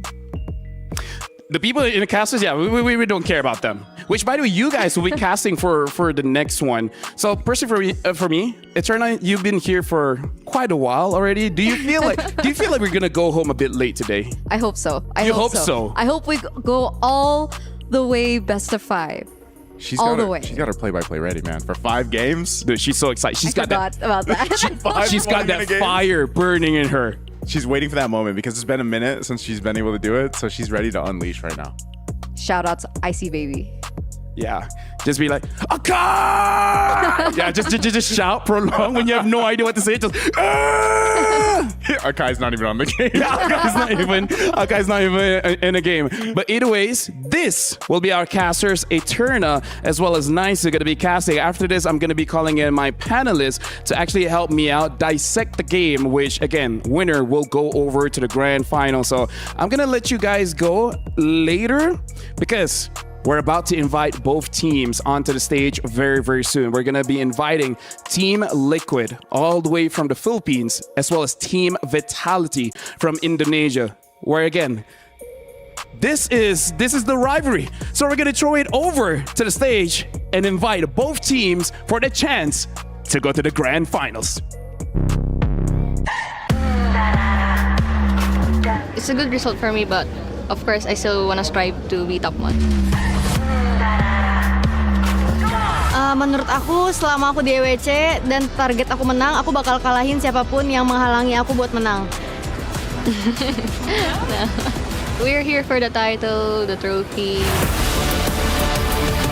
Sebenarnya aku jarang sih ketemu Liquid, jadi aku belum tahu gameplay tim mereka kayak gimana. A lot of damage! How could you? I respect all opponents, okay. But the one I fear the most would be myself.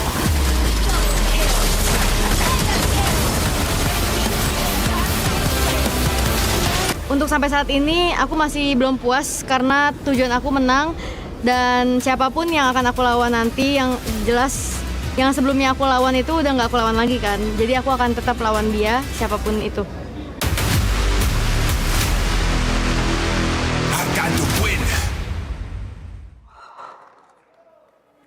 Ladies and gentlemen, in the SNB Esports Arena, we have our first finalists. And now we are on the hunt for our second to see who will fight for the crown. But this is more than a semifinal. This is a clash of regions. This is a clash for pride, passion, and of nations. So get ready, because we are here with our second fight and waiting to see who will be fighting for that crown. Today, one coveted spot in the grand finals begin, and let the fight of the super regions begin. Starting off with the cavalry, with the pride of the Philippine flag on their shoulders, Team Liquid!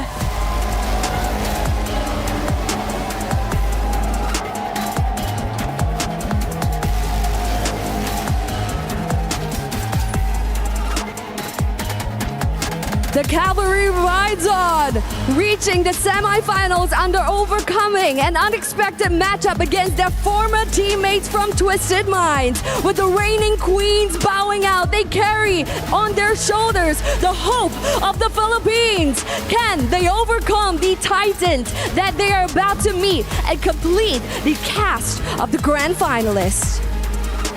And their opponents, the Bees from the Hive, it's Team Vitality!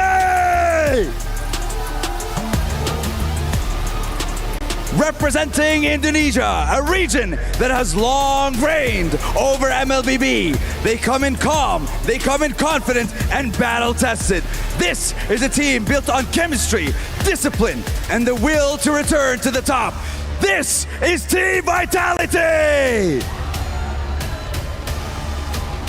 Ladies and gentlemen, boys and girls, Indonesia versus the Philippines, a tale as old as time.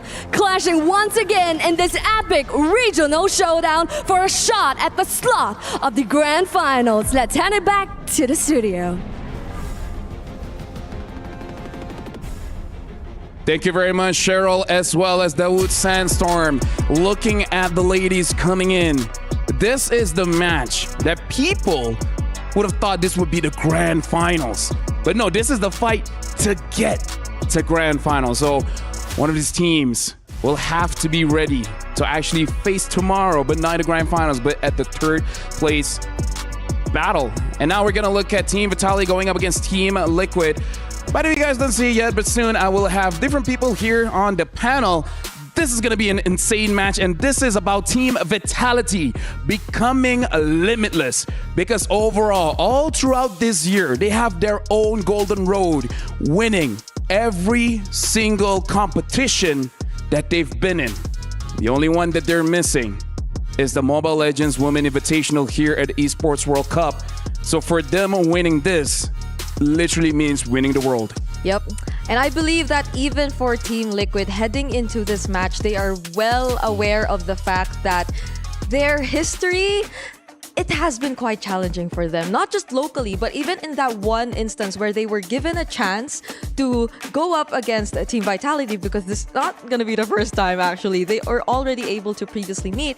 They actually failed to win against them. But as you've mentioned, times have changed, you know? Yeah. Like there are so many sudden teams rising to the top. By the way, just to say, let me introduce my panel. The casters have gone over casting. Brigida as well as Pasha Bani. Welcome. Thank you for filling in. This is going to be an intense match, Philippines versus Indonesia. Agree, definitely. I mean, we've talked about it, how these two regions has been phenomenally rivalry throughout the history of MLBB itself. They have been phenomenal in getting all the titles, all the championships, as well as the achievement under their belt themselves. But the question is, with Vitality, we've been focusing on how they've been, taking away the title last year's, and at the moment right now, they have been in a clean slate throughout the MWI. Will they be able to continue on and having the clean slate throughout into the grand finals? And now before we even continue our conversation, because this is going to be an intense match, but before we continue, we do want to see what the players are thinking. So now we have Rose talking to Daiki just to see what's in her head. Hey guys, welcome back to Reporter Hit. This is Rose, and right now, before we begin our second match of the day, I actually have somebody from Team Liquid. We have a very cutesy Daiki with me here today, and look at her. She's so cute and so petite, but she is definitely a monster in the game. Now, I have a few questions for Daiki, and the first would probably be, being the only Filipino representative left, how does it feel? Do you feel any pressure? Yes po, nape-pressure. Pero ginagamit po namin, nape-pressure po at the same time, big opportunity din po para patunayan namin yung sarili namin. She said, as much as they feel pressured, it is also an amazing opportunity to show the world that Team Liquid has what it takes to defend the title for the Philippines. And of course, after watching yesterday's match of Navi and Vitality, did you guys learn anything that you guys could use for today's best of 5 match? Pinanood po namin yung laban, and masabi ko, meron naman po kami na panood. Natutunan. She said they watched the match yesterday and definitely picked up quite a few stuff that could be viable for today's matchup. And lastly, a message for Team Vitality. galingan po natin at bigyan natin ng magandang laban. She said, let us do our best and give the audience an amazing match. You know what? Thank you so much, Daiki. I hope you have an amazing series up ahead. And with that, let us right back to the panel.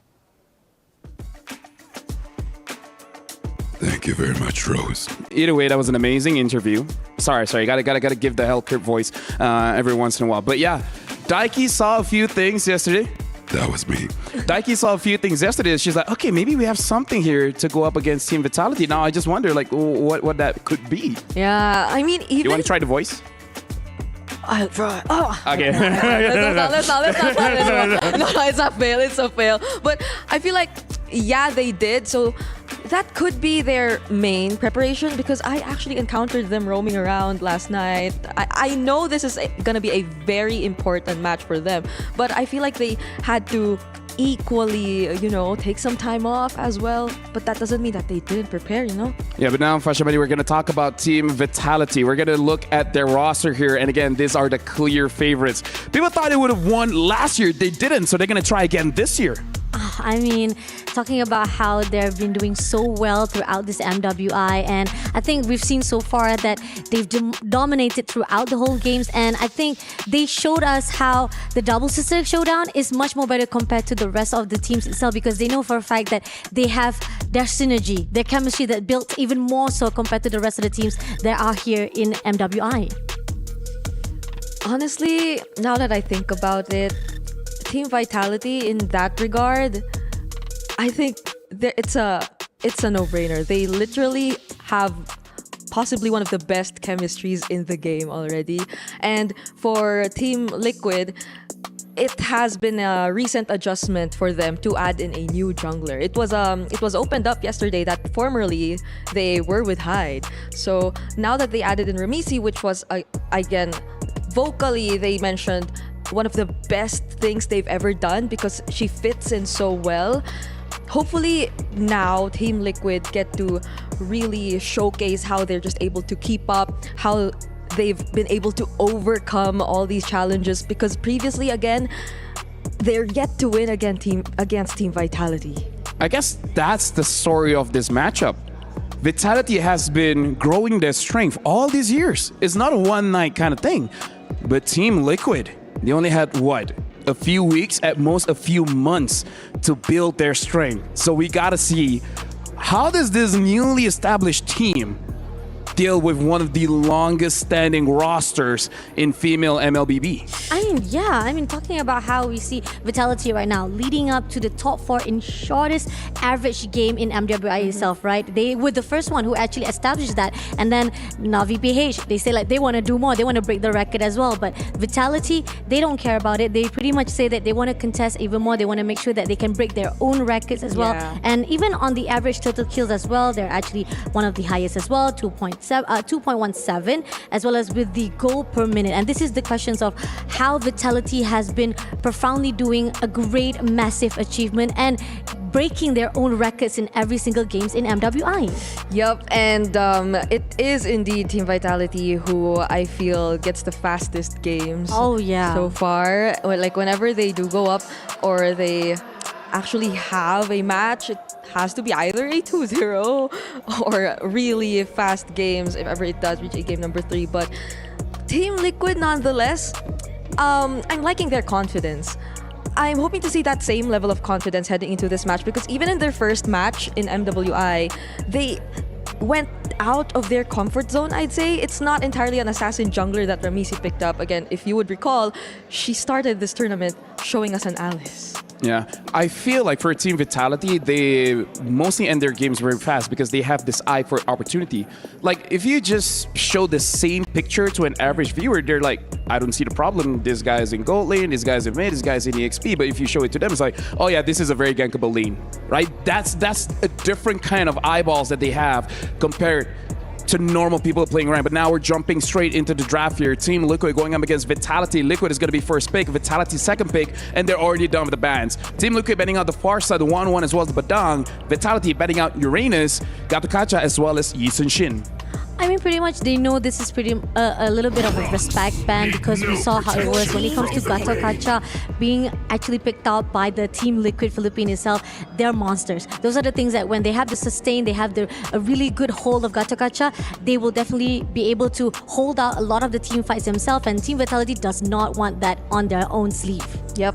And I'm liking how they went with the Baksha first pick because I feel like this is one of the best first picks you can go with. And also since they already took out the Farsa and the Wanwan, which could really, somehow make you hesitant in terms of the engages that you want to do, which makes me feel like they're actually leaning towards a dive comp or a lineup that might actually want to go for a lot of tanky heroes or sustains, since even the Badang is denied, and that does a great job in terms of interrupting. But the way Team Vitality picks up the Arlott and the Kimi, that's a lot of punish that can already come in. Personally, for me, I don't know if I'm in the minority, which I kind of feel like I'm not. I just hope this Baxia isn't going to the jungle, even though, put it on pen and paper. Baxia as a jungler is amazing, right? Rotation speed, blah, blah, blah. But I kind of feel like for the MWI here, having those assassins makes it so that in a team fight, you're able to go directly straight to the gold laner or the mid laner and just cut their entire battle power in at least half. Yeah. So I kind of feel like going up against Vitality, if you're trying to go straight for macro, I kind of feel like Vitality is just going to overpower you with micro. Oh, that's kind of true though. I do agree on that. And the fact that right now they're pretty much qualified. Oh, they also picked up the Akai as well. The combo, yeah. The combo. And I think we've seen so far throughout all the MWI's matches as well, how the Akai been put up right on the front line, getting all the initiation. And you just holding on for the burst damage that is right here on the Kimi hands. Yeah, that's already the combo, right? Yeah. Kylot. Oh. Kylot me. Kylot me. Key my lot. I don't know. Something's there. No, I mean, this is like the new or it's not new. It's been there for quite some time. New-ish. New-ish. Because it's always been the Fredrin Arlott. Yes. So now it seems like Arlott's found his new partner. Arin. I don't know. I give up. So what are they looking to ban here? Because for both teams, we're just assuming they don't have the gold laners. I feel like only for Vitality they can swap it out. Just put a Kimi onto the gold. But what do you think are the bans here looking like? I guess if you're Team Liquid, you might want to get your hands on the likes of an Irithel, those high mobility marksmen that can keep you out of danger. We did see the Irithel against the Akai quite a number of times. Either the Purify or the Sprint, or maybe more likely the Purify, of course, if you want to keep yourself safe. Honestly, it's weird because honestly, against an Akai, you would prefer a flicker, because even using Akai, I'm so annoyed when I lock someone in, they can just dash out, flicker out. At that point, you don't need a purify. So yeah, but I do agree. The Irithel should be something they look out for. I mean, not just Irithel, right? And then gets banned. Okay. And I think we've seen so far that Claude has been also one of the additional inside MWI. I mean, Blazing Duet. I think those are the crucial stakes that maybe you are focusing too much on the flickers or purify, but you can also take out with the ultimate as well by the Cloud itself, and those can be escape mechanism for yourself. Oh, that makes me wonder if Kla actually does use the Claude though, because I feel like even in recent tournaments, she does have a very deep gold lane hero pool, but Claude might not be one of them. Well, right now, Vitality has a shot to actually take the Granger away. I kind of feel like Liquid is really trying to consider that. Do we want to let go of that Granger? Make some noise. And it looks like they're batting out the CC. They're prioritizing to make sure that this Phovius, in some sense, as well as the Boxer, has a good time. Question is, Vitality, do you actually want to jump the gun here and actually pick up the Granger? Yeah, because that will be a massive deny pick for Kla. I mean, Kla has been getting double-digit kills for how many games right now? 15, 16 kills, 16. yeah. I mean, it's a clean slate for her. Definitely, she has been performing really good with the Granger. She dominates, definitely owning up the heroes of Granger on her hands, but Vitality denying it. And right now, again, there's a lot of hero pools for the gold laner itself. They can definitely pick up any other heroes that they wanted to. I mean, again, Cloud is still, even though they haven't seen yet in the hands of Cloud just yet, there's other heroes that can be picked up right here. Yeah, what about the likes of the Bruno? Just because of the worldy, so they can somehow deny the attempts from Team Vitality if ever there is gonna be any, but then the laning might be a problem. Or the carry's still there. Oh yeah, so they can shred the tank heroes, but instead they do go for the Bruno. So this is very interesting because Ling is pretty good going out against the Kimi, but there's quite a lot of protection here, Akai as well as the Arlet. I wonder if this Ling is going to get punished later. It might be tricky to pull off, but Team Liquid might be banking on the idea that this is one of Ramesi's signature assassin junglers. The thing is right now, what I am focusing on Team Liquid right now is the fact that they might have this idea that maybe in the midst of the team fight itself, the composition maybe not be in the success in the mid run, so they might be able to back off as quickly as possible. And this is the mobility wise that has been given by Ling, right? No matter how much, if you can't end the fight properly, you can actually back off as quickly as possible. And this is what Team Liquid wants in their hands. Oh! And now finishing up with the Lancelot. So at least something that I talked about where both teams are going for this assassin in the jungle, making sure that the backlines don't actually deal out the damage that quickly. Thank you very much, Brigida, as well as Fashabani. We saw earlier it was Naisu as well as Eterna on the desk here. So now we're going to throw it over to that desk, the caster. So Eterna, can you do the play-by-play? I kind of want to see it. Hey, thank you so much. We're going to go ahead and let you hear it out there, LaFell. Thank you to the panel for breaking it down. Once again, ladies and gentlemen, welcome to the English desk here. It's me, Naisu. This time around, you heard it right. It's Eterna. Eterna, how are we doing? How are we feeling? We're going to be as neutral as possible because I know, I'm from the Philippines, you're from Indonesia, but that doesn't matter here. How are we feeling about this matchup? I'm nervous. I'm nervous coming into this, right? Because everything is on the line here. One more slot into the grand finals. And looking at the drafts, I think it will be a very interesting 1v1 here between Ramiti as well as Vival on their comfort heroes. I feel like this is the nature of the trend so far in the jungle. A lot of the teams here in MWI have done relatively well when they pick up these assassin junglers, and they like to, because what I've noticed is they like to fight it out, they like to brawl it out. They're very aggressive in some of the play styles, especially early on from all our women's teams so far. We already had one Fire series to start off the day.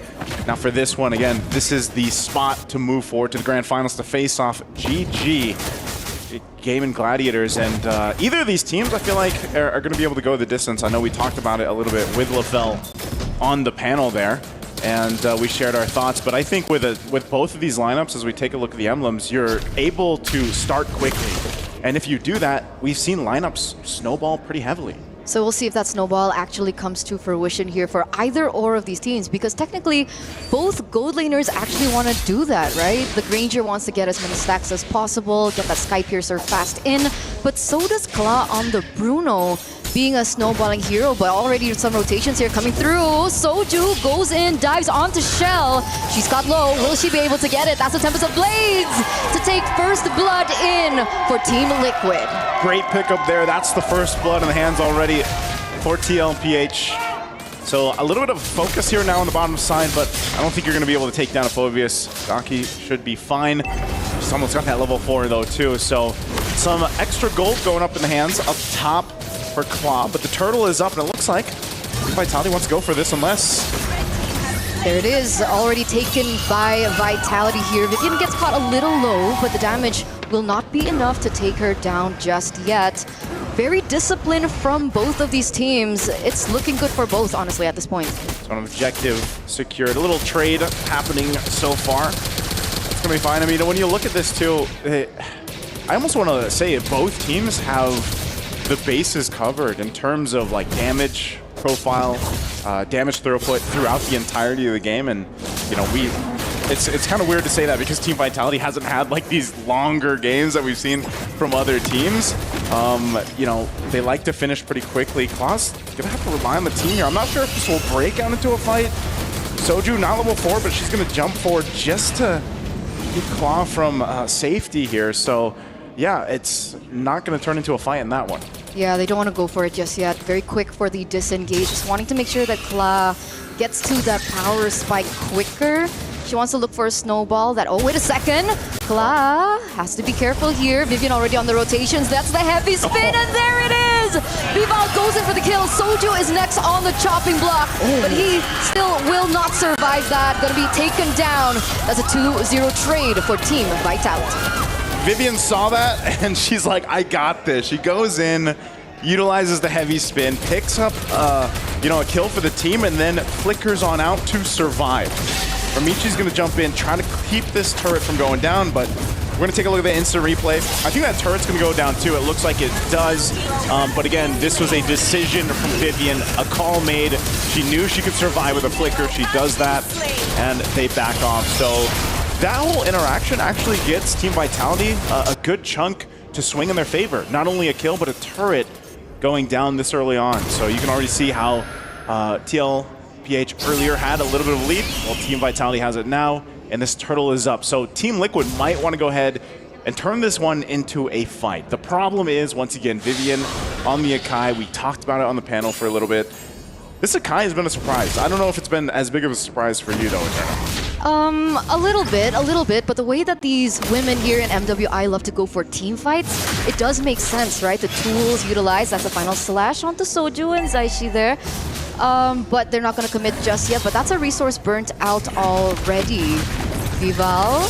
Oh, wait a second. Daiki forced in a flicker there. That's some damage coming through.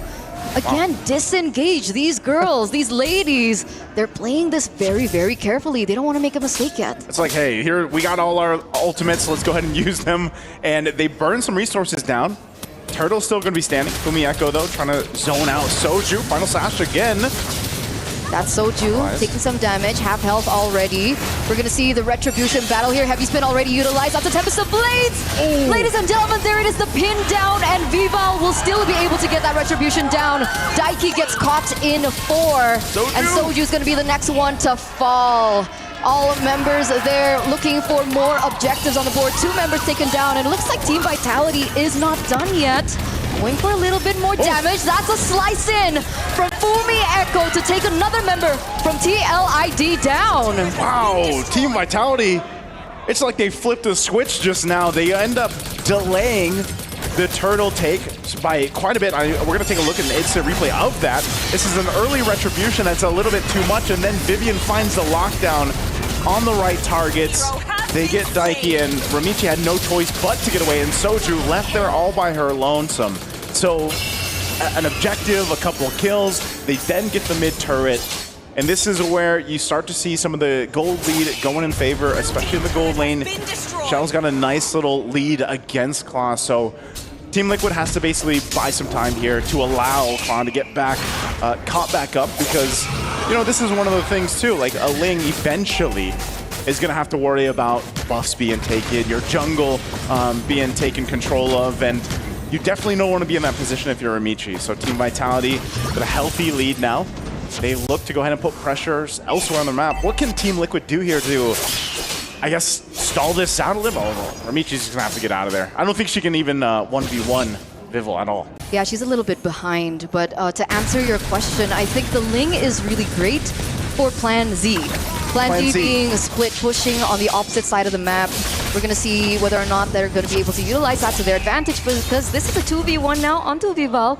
She should be able to get out still, but those waves still will be crashing in favor of Team Vitality on the top lane, and that's yet another push. Oh, she has to get away. Escapes the traction pulse. Just shield's already going to pop, though.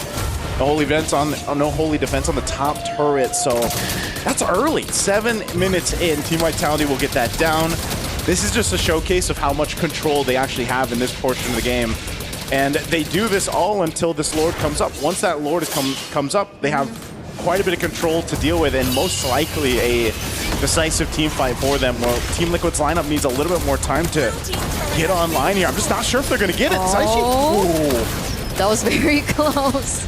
That was a lot of damage already on to Zaishi. Gonna force her to recall. But yes, going back to the point of both of these teams, this is the problem with the Bruno, right? You're really great early game, but now the mid game kind of dips for the Bruno. Yeah. So somehow TL will have to find a way to withstand all this aggression here in the mid game to get to that late game Bruno that really just goes in for that crit build. Daiki forced in the flicker. Should be okay at this point, but I gotta say, Team Vitality are not letting TL breathe one bit, and that's the Plan Z that I was talking about. The Plan Why is it Plan Z? Because it's like the last thing you want for a Ling. Ah, the split push is the last opportunity basically that you have. I mean, anytime you have a Ling, that's true. We see this quite often. And like I said, you're going to see your buff just kind of take it from you. So Ramichi's going to be left in the situation where Lings don't want to be. You're going to be purpleless, right? You want the purple buff as much as possible. So she's left to make a decision of where should I push? Should I push on the opposite side of the map? Should I get some of these turrets down? Because they don't have any. I mean, if we look at this exactly on the macro level, they have nothing for TLPH, and that's a really tough position to be in because itemization-wise too, you're outgunned, out-defensed, out-offensed, everything. And so you're going to be in a tough position on this base defense, as a Lord will eventually make its way up the top. Team Vitality has done work on the shields. That's where that, that little bit of a push earlier on is going to pay its part because they don't have to worry about the shields now. So they'll play this, and every single time we have a R-Lot in the field in the Land of Dawn, you got to watch out for the pressure. I mean, the final slash flicker combo, even in your base, doesn't feel safe at all. So the top turret worked on before the Lord even gets to it. And they're going to go ahead and make their mark here. We'll see if TLPH can dig down deep. Nearly the 10-minute mark. They're going to have to pull out a miracle of attempts. Traction pulse goes through. Okay, that's a damage onto Daiki. Daiki's going to fall here, but Fumi Echo gets taken down as well. That's a heavy spin from Vivian. And Ramichi is the next one to fall. A 2-for-1 trade so far. The flicker burns in as well, but Vival is going to be able to take Soju down too. The turret in the mid lane is going to be targeted. Zaishi gets caught low, but will it be enough for them to clear out these minions? Vival goes in very aggressively into the back line, but Vival will be the one taken down. But look at the base. The base is going to be the target. Shell and Cine still on it. This is a 3v2, and it looks like TL will still lengthen their life here in game number 1. Wow, a successful defense from the Filipino team. Wow. I am surprised that that wasn't an end, because I think Team Vitality thought it was going to be as well. They had to readjust themselves in the chairs after that. For Team Liquid to defend, I mean, I'm surprised they were able to pull off. Great that they did, but what does that actually buy them? They lost all the base turrets. Ramichi has to get out of here. She's still planning to go with Plan Z throughout this game. But nonetheless, you're still massively behind. 7,000 gold behind, no turrets to work with. So what does that mean? Essentially, it's really difficult to move around the map. The problem is Ramichi is a little bit behind, right? Is she 2-3 levels behind of the Lancelot right now? Yeah, she's 2 levels. So even if they want to look for a neutral objective contest, they can't play that 50-50. They need to figure out a way to utilize their tools to shut the Lancelot down. But look at the composition that they brought in. It's not going to be as simple. I think part of this is why she's everywhere right now. And, Team Vitality's doing a great job at kind of controlling Ramichi on what she can really do cross-map. But ultimately, this is just another Lord. When you're this far ahead, this Lord is yours for free. There's nothing you really have to do as Team Vitality secures that Lord. And we'll see if Team Liquid Philippines can do it again. Can they make a base defense work? Claw's had some time. She's had an extra couple of minutes to build up, but even looking at the items, I don't know if it's enough. Maybe the Malefic gun that she recently picked up will help a little bit with her positioning, but ultimately I think still you have to watch out for that final slash from Fumi Echo, from the initiation, even from Vivian. And the hardest part about that is the range advantage that Team Vitality has, because Shell's just been popping off from the backside with those Death Sonatas. Lord will make its way into the base. Team Liquid on the defense. Oh, Daiki again. That's a final slash on the Fumi Echo. But there it is. Daiki gonna look for something, but she gets taken down. Uh-oh, Soju gonna be the next one to fall here as 3 members are on her. As we look into the base, Team Vitality are doing a great job at making things messy. All in favor of them. That's the damage. That's the range that we were talking about. Cine. There's a trade in damage there. Wow. Ramichi. Uh-oh, Fumi Echo goes down. 2 members from TL are off the back. Wow. But again, a successful defense for TL. Team Vitality can't close. How did they do it a second time? Even with a lead that Team Vitality had, Team Liquid makes it happen. And again, a big part of it was the distraction that Soju bought in that mid lane. Vivian? Uh-oh, she's gonna go down here. She's fine. She's got the heavy spin, but luckily enough, she has an immortality too. I almost thought that would get popped, but it doesn't. But right now, the mid lane is going to be the focus for TLPH. They're looking to at least get their first turret of the game. You know, 13, almost 14 minutes in, they don't have one turret down. They have to get something to be able to move around the map, and that's what Ramichi has been doing for the past 5 minutes. She's the one trying to get these turrets down. But unfortunately for Team Liquid, they have not found one, and so Team Vitality still holding on, essentially the same lead. Oh, Ramichi going to be forced once again. This is such good macro control from Team Vitality. Yeah, they're experienced, right? They're experienced with these kinds of plays, but the fact that TL have come this far with absolutely no inhibitor turrets, it also goes to show how crazy they are, right? That mental fortitude that we were concerned about for TL being quote-unquote newcomers to MWI is definitely not showing. They're remaining resilient here in this first game, despite the 6,200 gold lead that Team Vitality has been able to pick up. I'm really curious now, Eterna, like what is, out of all the games that Team Vitality has played here, what is the longest game that they've played? I mean, we know that some of their fastest games at one point were the record, which was eventually broken. They had about a 9:37 game time. Finally, some turrets are going to be going down here, though, too. So these are the baby steps in the right direction that Team Liquid has to make. It's more so, it's starting to be a trot. They're trying to get to the trample at this point, but right now, it's going to be another objective, another lore to the hands of Team Vitality, unless... Uh-oh, heavy spin already utilized. Vival still gets the Lord here. Since the Blade's not going to be enough to actually take that neutral objective down, but she will fall here. Ramichi, the first one from TLID to be taken down. The damage output coming in from Team Vitality is still there. Soju, second there. Fumi misses it, but look at Vival going to the back line and taking it in. Triple kill in for Shell. Wind of Nature utilized as well. Kla gonna try to survive this, but she doesn't. 4 members from TL are down, and that is a wiped out to close out game number 1 for the powerhouse of Indonesia. Man, I felt it in the words there at the end there, Eterno. What a game number 1. Still, big props to Team Liquid to be able to defend the way that they did, but unfortunately for them, it just got dragged out a little bit too long.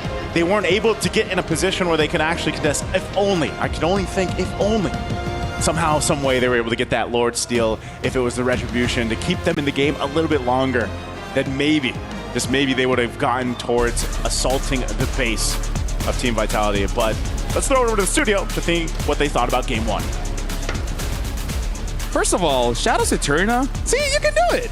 See, that was good. That was good. That was good. Speaking of good, I honestly thought Vitality could have ended it much sooner, but then Team Liquid were able to hold it out. And I agree with Naisu. If somehow they got that Lord, could have looked different. Agree, definitely. I think that there was a lot of resistance coming in from Team Liquid Philippines itself.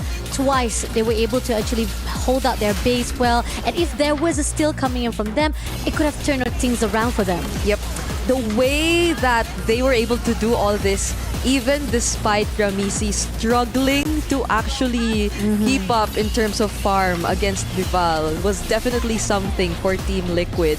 And I think majority of the work was done by Kla. Like it was her positioning, it was her consistent use of the passive, and the way she just keeps herself alive. Yeah, I kind of feel like that's the awkwardness with Bruno. We all know that it's pretty good hero. You know, early game is great, but unless you win by a lot, your trajectory of power is very awkward. It's not all the way up. There's a dip going down, going back up, going down, going back up. So, yeah, honestly, Kla did her very best, just that maybe just not enough time. Yeah, that's true. And then the fact that Ramichi doesn't have any even freedom of movement right on her own path, and this is where the fine line is. Like, no matter how much you have Daiki as well as Soju trying to zone things out, yet no matter what, Team Vitality, they just have a better advantage on their own drafting. Yeah, the Ling came in with Ramisi aware of the threats, so they really took on that risk, and Lancelot was the last pick either way. So regardless of whatever jungler that they went with, she already knew that there could be an Akai threat, an Arlot threat, and what's sad is that even during the latter portions of the game, after a successful defense, whenever she tries to attempt go for Chell and even City, it just doesn't work. They hurt so much. Something to look at that draft is that they don't actually have a very easy way to consistently engage, right? Because they have layering with the Zetian, with the Phobias, but you kind of have to make sure that everything goes right. Agree, definitely. I think one thing that we should note on Team Liquid, their main objective or how they want to put out for this fight itself is, again, they want to counter-attack. They want to have that mobility to get in and get out as quickly as possible. But then again, Team Vitality say, no, we're not going to let you out at all. And if it's just mobility we're talking about, they have a Lancelot in their lineup. So I think even during that last sequence where they tried to contest for that Lord, we saw how desperate Team Liquid tried to escape, but the Lancelot denied them of that escape. Yeah, looking at the itemization for the Lancelot as well, having the Brute Force as well as the Queen's Wings, even if somehow Vivo makes a mistake, she's able to get out of there, no problem. You know, having two tanky items make it so that there's a lot of outplay potential. Personally, for me, I kind of feel like she doesn't even need it, right? Because the way that she goes in and out of fight, there's no one to really punish the Lancelot. And is it? I don't know, like, there was an early Rapid Boots pickup from Vivian as well, so this is like one of those games wherein the Akai just felt terrifying. I know we haven't seen much. Hey, today I'm convinced. All right, looking at GG, looking at Vitality, I'm like, you know, I see it. I see it. I mean, I think pretty much during Rima's talk about how Akai, he keeps on saying that that's my favorite panda right there. And then we keep on seeing Akai being popped up again on MWI. And this shows how Akai is very prominent right here for our meta for MWI itself. Got a dash, pretty strong damage with the second skill. Tankiness is okay, but here's the thing. What do you really feel like Team Liquid has to adjust going into the second game? Because is it really the draft or is there something more there, Brigida? I think it's something more in-game because Team Liquid, it's not the first time we saw them behind, but in the past few games where we saw them behind, they could still manage the macro. We didn't see that in this game. I think pretty much they kind of lost a little bit, or probably they kind of like, not to say forgot, or probably they just lost touch of what we're going to do now, what we're supposed to do. Even with the split push, they keep on depending more a little bit of the help from the Ramichi, but then it didn't work out. And then at the end, they're like just clueless of what to do. I mean, if we're thinking about how to deal with Team Vitality, I think the best people to know were their previous opponents. So now we actually prepared a video about everyone else that has already fought against Vitality. This is the winner from Battle of Famous Place. Welcome to Vitality. Another trophy for Indonesia. As the entirety of the Filipino lineup is wiped out, Indonesia will emerge as your Asian Esports Games champion. I think Team Vitality is definitely one of the strongest team here. So if we were to meet them, they would be a very difficult opponent to beat. I think they are very prepared and they want to get back their title. I think the is really strong then in MWI. I think they're gonna really good place. Their Maganda is so good. I think they will have a good match, not an easy match, and they are competitive and we are eager to win.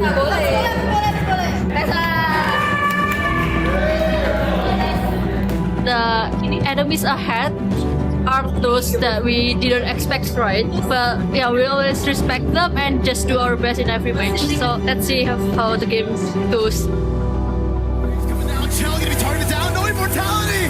The queens of MLBB have fallen.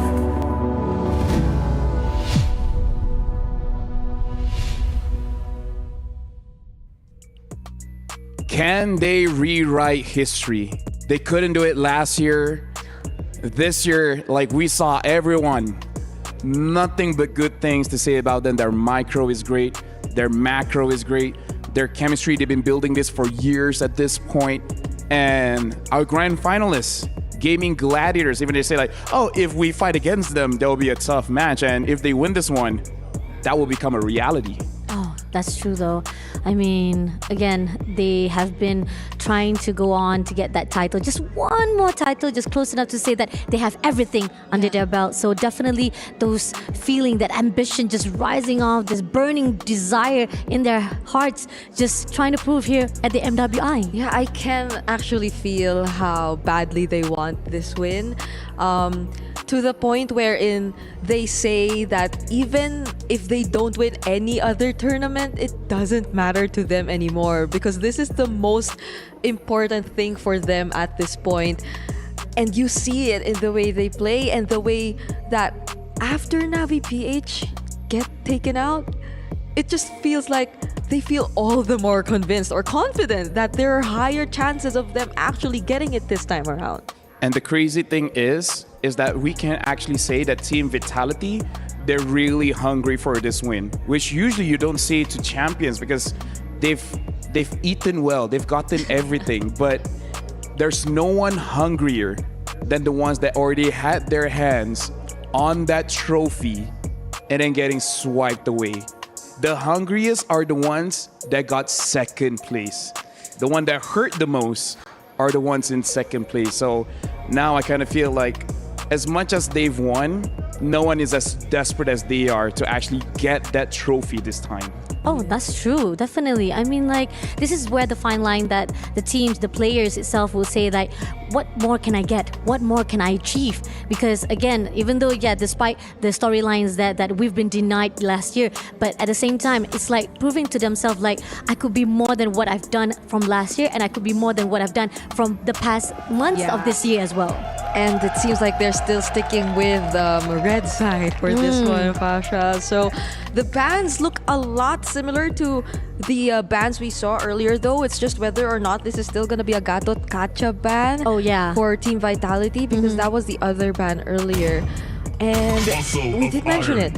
Like, the trend in which Team Liquid followed wasn't that bad. Like, the Baksha first pick and all that, it wasn't that bad. It wasn't. I mean, pretty much they had that sustain. They had someone to be on the front line to get the zoning done. The problem is just the moment when they had the last two picks, Ling as well as Bruno. Now, yes, we did talk about how Bruno was a really good pick to be fighting off with Ranger. But again, when the early stages, yes, that's a really equal. But mid-game wise, Bruno has a lot of limited things to be done. And there goes the change. Oh, because actually I didn't notice. They banned out the Baksha themselves. Oh, yeah. So the R-Lot remains open. So is the Badaang, though. Oh, yeah. Because this was the other ban earlier. And I think they already picked up with Kimi as well by the side of Vitality. Personally, I know a lot of junglers, and every single one of them, if they can, they would want to ban the Badaang because doesn't matter how much you nerf him at this point, people have gotten so used to how Badaang really works. It's so annoying, right? It stops you from moving forward. Even if you're trying to run away, there's a wall blocking you. So now, Team Liquid, getting the Fredrin, getting the Arle, getting the Zetian, kind of looks like they're going for more team fights, but the previous match, they didn't have enough damage. Will they have it this time? I think pretty much right now we've seen the same combo that we saw previously, where Alit and Fredrin, one of the best combos as well. Zetian as well, we have the CC. Fury of the Phoenix definitely can have that stun movement to the side of Vitality. That could be one of the things that was missing out from the draft that Team Liquid needed previously. And now coming off to Team Vitality, they don't really care. They pretty much, like, in the definite division, they will punish or probably prioritize on burst damage and their own sustain, as well as their own setup for right now. I was a bit nervous of whether or not Team Liquid would replicate Team Vitality's job earlier with the Kai instead of the Fredrin, but it seems like they're just playing it a bit more safe. But it's such a great response to see the CC coming in from Team Vitality. Yeah, my problem is that Team Liquid is putting up a good defense, but everything that Vitality has punishes front lines like crazy. Yeah. That's a problem. And, yeah, it is. And I'm so worried about how is this gonna pan out in terms of the macro if ever they're forced again to defend, to play from behind. Because if they're drafting a lineup that relies purely on team fight, how confident are they that they're gonna win against Team Vitality in terms of team fight? This is the thing. Team Liquid, they're not to say like it's a tunnel vision for them, but I do feel as if they're just holding out to say like, we want defense. We want to make sure that no matter what, if you attack us, we have that counter attack. But again, if that counter attack does not succeed, Vitality is just going to punish you over and over again. Personally, for me, if only this Zetian was a Farsa. I understand the Farsa was banned and they themselves banned it out, but I kind of feel like Farsa is unique in the sense that level 4, you already have a big burst. You don't really rely on anything else. Maybe just the arcane boots for the extra penetration, but Zetian has damage, sure, but not Farsa level of damage. So I'm really concerned if that in the early game they couldn't do it. Unless they're able to get a fast roaming gold laner, kind of like a Granger, then maybe the story could be different. Although the first one picking after the banning phase is Team Vitality. It's Vitality, yeah. So if they want, they can take it away. Experience the youth. And that's what happened earlier too. So which is why TLPH and Granger gets banned. And Moskov as well. Moskov and Granger are the fastest roaming gold laners to actually join that turtle fight. So now it's denied. So I kind of feel like Team Liquid, they're being too honest, and Vitality just read it out. Oh my goodness. Oh my god. If this is team fight lineup again, or a team fight draft, then what if they go for Harris again? I honestly would rather go for a Beatrix. Just go for ultra late game, yeah. Oh yeah, Beatrix will be actually a good idea as well to be picked up here. But again, with Akai as a respect ban as well, we saw how it was when it comes to Vitality just domination. And Lancelot also been banned off. I think this is again a respect ban. Needless to say that pretty much Lancelot in the hands of Vitality is very dangerous. Yes, it's super dangerous. But whether or not this is a Granger, banned really, or no, whether or not, okay, so never mind, they already banned out the Granger. So this is Team Vitality only lacking their potential gold lane. If they want to double down, pick out something like a carry so that Fredrin really cries. Yeah. Oh my gosh, they took the carry. You did talk about it. Because it was good for Team Liquid. Okay, that's weird. Oh my goodness, I did not see this coming. Because like it feels like Team Vitality always want to go for that aggressive start, the early games, and Harith hasn't been popping off that much in terms of like doing that. So what does What about like Irital Angela? Okay. I mean, there's no chance of an Esmeralda anyway. Called it, by the way. Yeah, you did. I did just want to say. But Kalea. Oh, Kalea Beatrix is pretty strong. Right? Catching in an instant burst, that could work. That could actually work. I think that pretty much Team Liquid has a better answer right now compared to what we see on the first draft. Yes, they have their sustain right now going in to actually get a little good setup for themselves to fight off Vitality. Team Vitality, on the other note, they will also want to counter it out with the setup they've done with Badang picking off, or probably just like try to shred it out with the Fist Break and Fist Crack as well. Hey, maybe this Beatrix is just trying to show that she can be the female Filipino sniper. Oh. But Team Vitality, they have the option of getting a dive or a jungler that can dive the backlights if ever they want to. Need to consider the Kalea though, if ever you are gonna. I was thinking of the export. It's like, hey, why not just double down? Oh my! Let the Fredrin have an awful day. Like he had a day where he got coffee and then it spilled on his pants. He got a burger and then everything just falls out. Thank you very much, Brigida, as well as Fashabani. I'm gonna be throwing it over to Naisu as well as Eterna, and I don't know, man. I kind of feel like this Fredrin will not have a good time.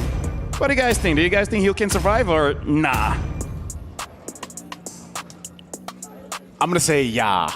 I'm going to go ahead and say yes, he will have a good time, you know? And maybe this lineup from TLPH will be good enough. And I like that you mentioned that, LaFell.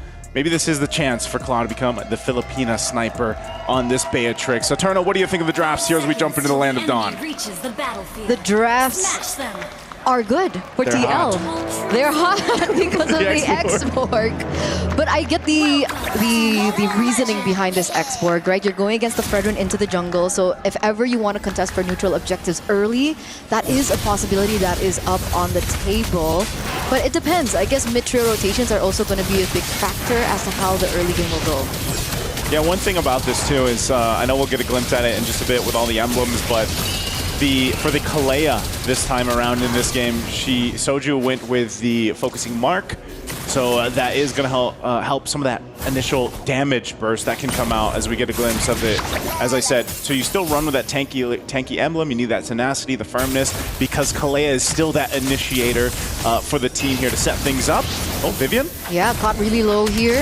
That's a flicker, but she still will be able to survive. That I know the crowd's feeling that one. That was close, right? That was almost a first blood already, and that focusing mark will really help that. So I almost expect Team Liquid to be in a position to get a first blood, but Daiki's in trouble. Oh, that's the range, and that's the oppressive force that the Kimmy in the mid lane can actually offer. So looking at her emblems earlier on, she also went for Mystery Shop alongside Shell on the Harriet. So they're looking to find that snowball early on. Vival already very oppressive here in the mid lane. That's an immobilized, caught through, but Flicker will be able to get her out of that sticky situation. Should be A-okay for now. A lot of the battle spells being used here to burn through. This is kind of what we see, you know, this is kind of what we expect for a lot of the early game potential to get the battle spells out before the first objective, being that turtle. So as the level 4s are coming online as well, that's going to be a big thing, but it'll be Vival that starts up the first turtle of the game, but just around the corner, Romichi's there. So this is the standoff that we're used to seeing with utility junglers. Who's going to be able to go ahead and secure the space around this. Vivian doesn't have the flicker either. Obviously, she doesn't have the ultimate that we usually see from Badang elsewhere. So they back off of it, at least for now. They're going to go get the buffs. And this is the main thing with with both the lineups. They need those level 4s. They need some of those crucial, valuable ultimates to be. Zaixi's gonna get caught. Oh, that's a final slash hit coming from Daiki. Vivian gets out alive, but Zaishi will still fall.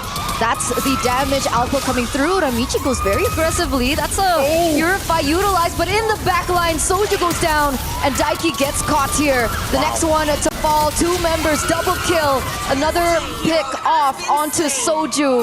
A 3-4-1 trade, and Team Vitality win the utility. A big trade. That was a fight I wasn't expecting to be that many bodies flying around this early on for the first turtle. Vival went down, but the rest of the team will go ahead and secure the objective. So turtle secured, but a healthy elite now already because of those multiple kills that they got. And you know, you saw how, unfortunately, as we'll look at the instant replay here, this was all started up with a great final slash, but Vivian gets away. You get trapped in a choke point that you don't want to be in. Cindy's just here, you know, hanging out. She pops the Attraction Pulse earlier on, but she gets out with the Purify and the last Insanity. This is always kind of the value of an export. You get that true damage, and it's really kind of devastating in those certain parts of the map, so those parts of the jungle here. So it's a great team fight from Team Vitality, and Team Liquid will have to go ahead and readjust after that. Maybe look for a pick off if they can with the Kalea now that Soju's level 4.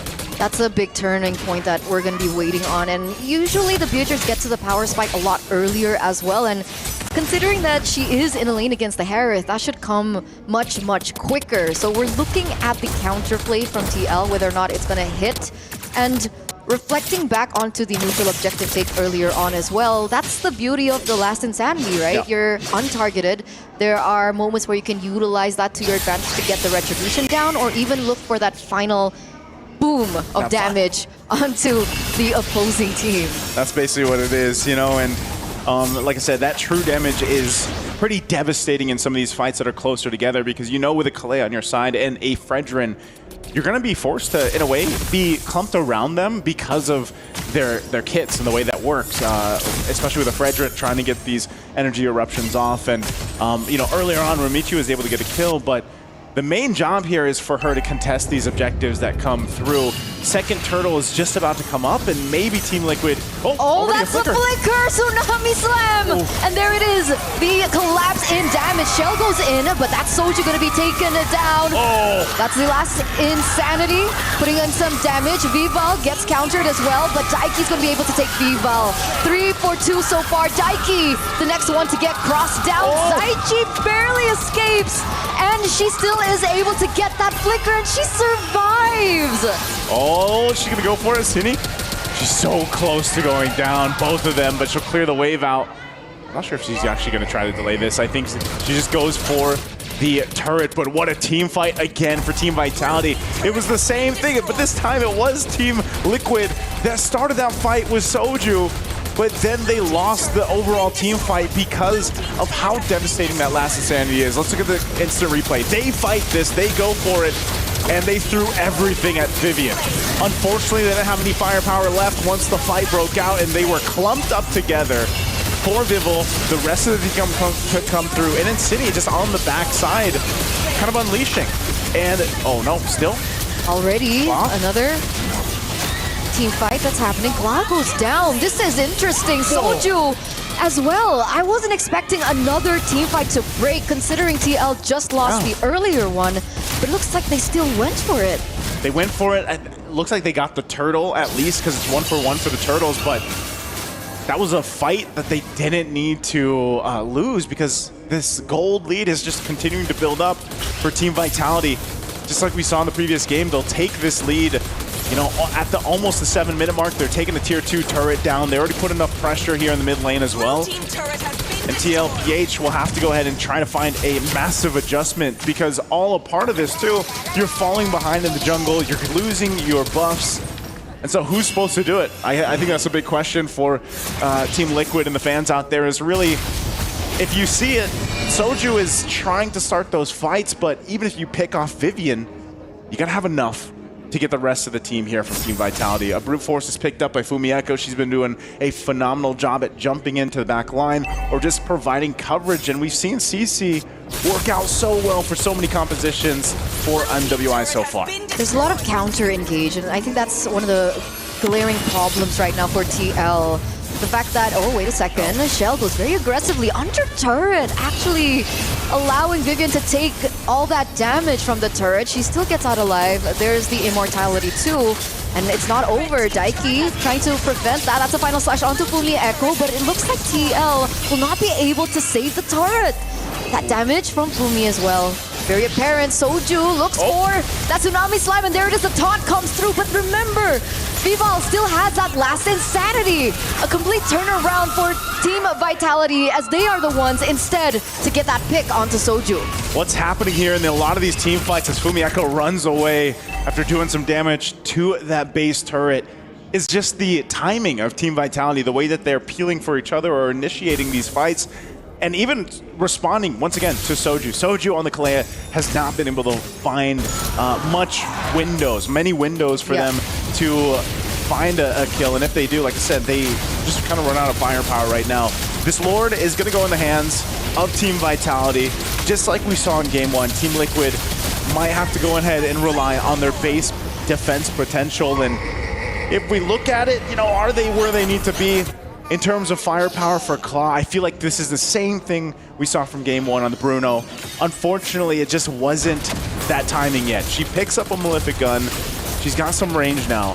But can they manage this push in from Team Vitality? And despite the concerns that the panel also shared as well. Wait a second. Vivian. What? That's a big Soju. Okay, immortality is still there, but I don't think it's going to be enough. That's a fist crack and break over, and that's the collapse coming from Team Vitality. The taunt goes through, but it looks like Fumi Echo is going to be taken down. Not just him, she survives! Cine goes in with at the back line and puts out some damage onto Zaishi, and that's the trade. That's the turnaround. Daiki, the next one to fall.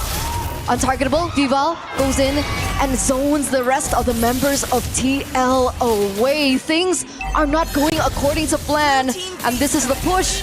Inhibitor in the top side already taken down. The next one is the mid base. Shell already has the damage. That's the Holy Crystal. Claw taken to half health. I don't think they're going to be able to survive. I think this is going to be the end. Game number 2 secured clean by Team Vitality. Game 2 looking a whole lot like Game 1, but a little bit faster this time. And man, did that Hereth look good from Shell, able to end the game off of that. Again, it was a setup with a Tsunami Slam started by Team Liquid Philippines. And it looked like for a moment, that would have been their fight. That would have been their skirmish to slowly turn things around. But unfortunately for them, it was all part of the plan from Team Vitality. So again, let's go ahead and throw it over to the studio to break down game number 2.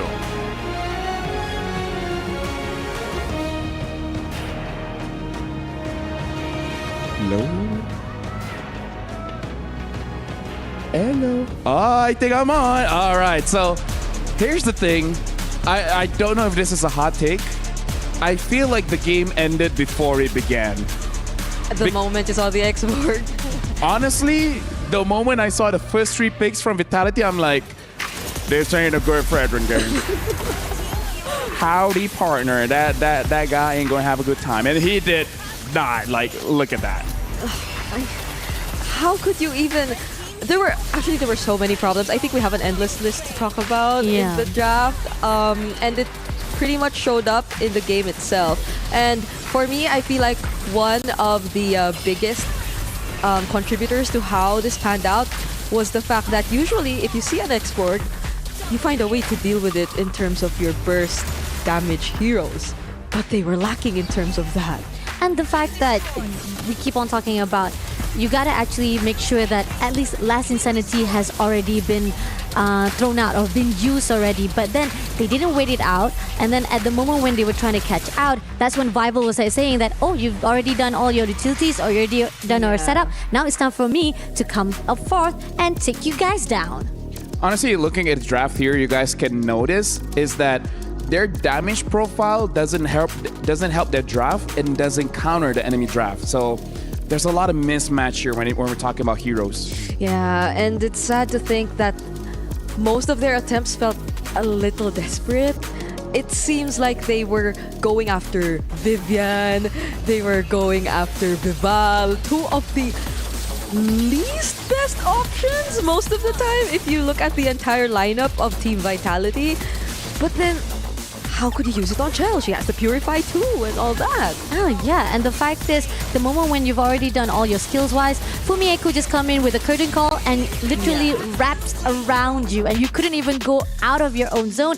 And if you want to move away, you ended up just being in the favor of Team Vitality. It really feels like they have a lot of setup, but no payoff. It's like trying to make a sandwich with just bread. Nothing in between. It's so hard for Team Liquid. I mean, even looking at the gold, by the time that game ended, Kla was way too behind. And that's another thing.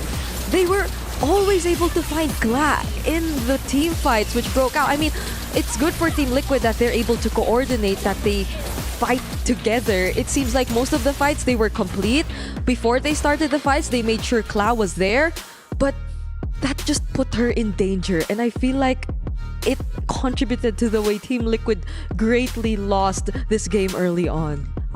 There was a lot of things that needs to be said from Team Liquid itself, because again, they're just playing into the hands of Team Vitality, how they actually go out of their way. Probably pretty much, again, we've talked about how the draft wise, right? Probably the things that Team Liquid Philippines has to do is that what are the main objectives they want to go in? The counterattacks, is it with it or is it not with it, to a point that they pretty much look at a little bit blindsided to what they can actually go up against Team Vitality? It's just that hopefully that reset does come in. Yeah. Because I think the strategy that Team Liquid did from Game 1 and Game 2 was already a change. Like, they tried to switch things up already. But even that wasn't enough. Or was it Team Vitality just prepared for anything that can come out? I don't know. Personally, for me, looking at the draft, it looks like they want to put all their eggs in the Kla basket. But that egg takes a while to mature. And like I say, if the draft had a Farsa, it could have looked different, right? Because with the draft that they had, with Zetian, with the Fredrin, as well as the Kalia, it kind of looked like you want a prolonged team fight. But do you want a prolonged team fight against an X-Borg? Actually, right? Now that you mention it, because even if they left the Farsa open and went for a different ban, yes, they had the Fredrin. I think they were planning to go for the Fredrin draft, but they had the Zetian trade. So it was still out there. And we don't see that happen. Like, the Farsa-Zetian matchup rarely happens right now in MWI. Yeah, I mean, like, here's the thing. Has damage, but not the right kind of damage. And now it looks like Rose is talking to someone named Atlas. So let's see what Rose has to say with Atlas. Hey guys, welcome back to Reporter Hits. This is Rose, and I was bored over at our studio, so I decided to walk around the boulevard, and I made a new friend over at the League of Legends studios. So to all of our MLBB fans, say hi to Atlas from League of Legends. Hi. I'm here at the League of Legends Stadium. We have a quarterfinal going on right now between FlyQuest and Gen G, and we just concluded our defending title holders T1 holding on to their position, moving on to the semifinal. Now that is very interesting. So Atlas, for the side of Mobile Legends, quite a bit of stuff has been happening, a lot of upsets, a lot of plot twists. For the side of League of Legends, is there anything interesting that maybe we should know? Oh, there is one that comes to mind. It was our quarterfinal yesterday. G2 taking on BLG. BLG 3-0'd them at MSI. It wasn't even close. But this time around, G2 managed to get the comeback victory, 2-1, and they're waiting in the semifinals. Absolutely crazy. Oh, that is crazy. That feels like a revenge match. And I'm pretty sure that was amazing to watch and to cast. It certainly was. Okay, now one last thing. I won't hold you back for too long, Atlas, but maybe you could give us a prediction on who you think will be making it to the grand finals. All right, so I think it's definitely Gen G. They have looked so incredibly dominant over in the LCK, and being our MSI champions as well is making them a bit of a shoo-in. But then there's Anyone's Legend or our defending title holders in T1, and I think we have to make it the fairy tale. MSI rematch, T1 versus Gen G. And there you guys have it from Atlas. T1 versus Gen G is his predictions for the grand finale of League of Legends. Thank you very much, Atlas. I'm sorry for disturbing you. No, that's fine. But with that, let us throw it back to the panel. Thank you very much, Rose and Atlas. G2 making it to the semifinals. That's insane. You know, shout outs to G2. And now we got to break down a little bit more about what happened in the previous game, where we have a clip where we're going to show kind of the reason why they just couldn't do anything. I mean, I think pretty much we saw from the last fight, this is where the fine line that what happened or what was the reason, the failure of the draft itself. If you actually had a really good setup, start out from the last fight itself, this is where the fine line, okay, they actually try to steal away the players itself, right? But then after the setup itself, it didn't work out for that long. Okay, let's take a look on the side right here. If you guys can see, yep, they steal away Vivian first of all, but then the moment when Fumieko was been zoning out, immediately shutting down, but then again, this is it. They had no much damage to actually burst up. Fumieko managed to move away, and this is where Shell comes in, Cindy comes through, and then all things just falter in, because this is where they put out the traction pulse. We can continue on the clips. Traction pulse comes in, the dash, Chrono Dash as well, Zaman Force.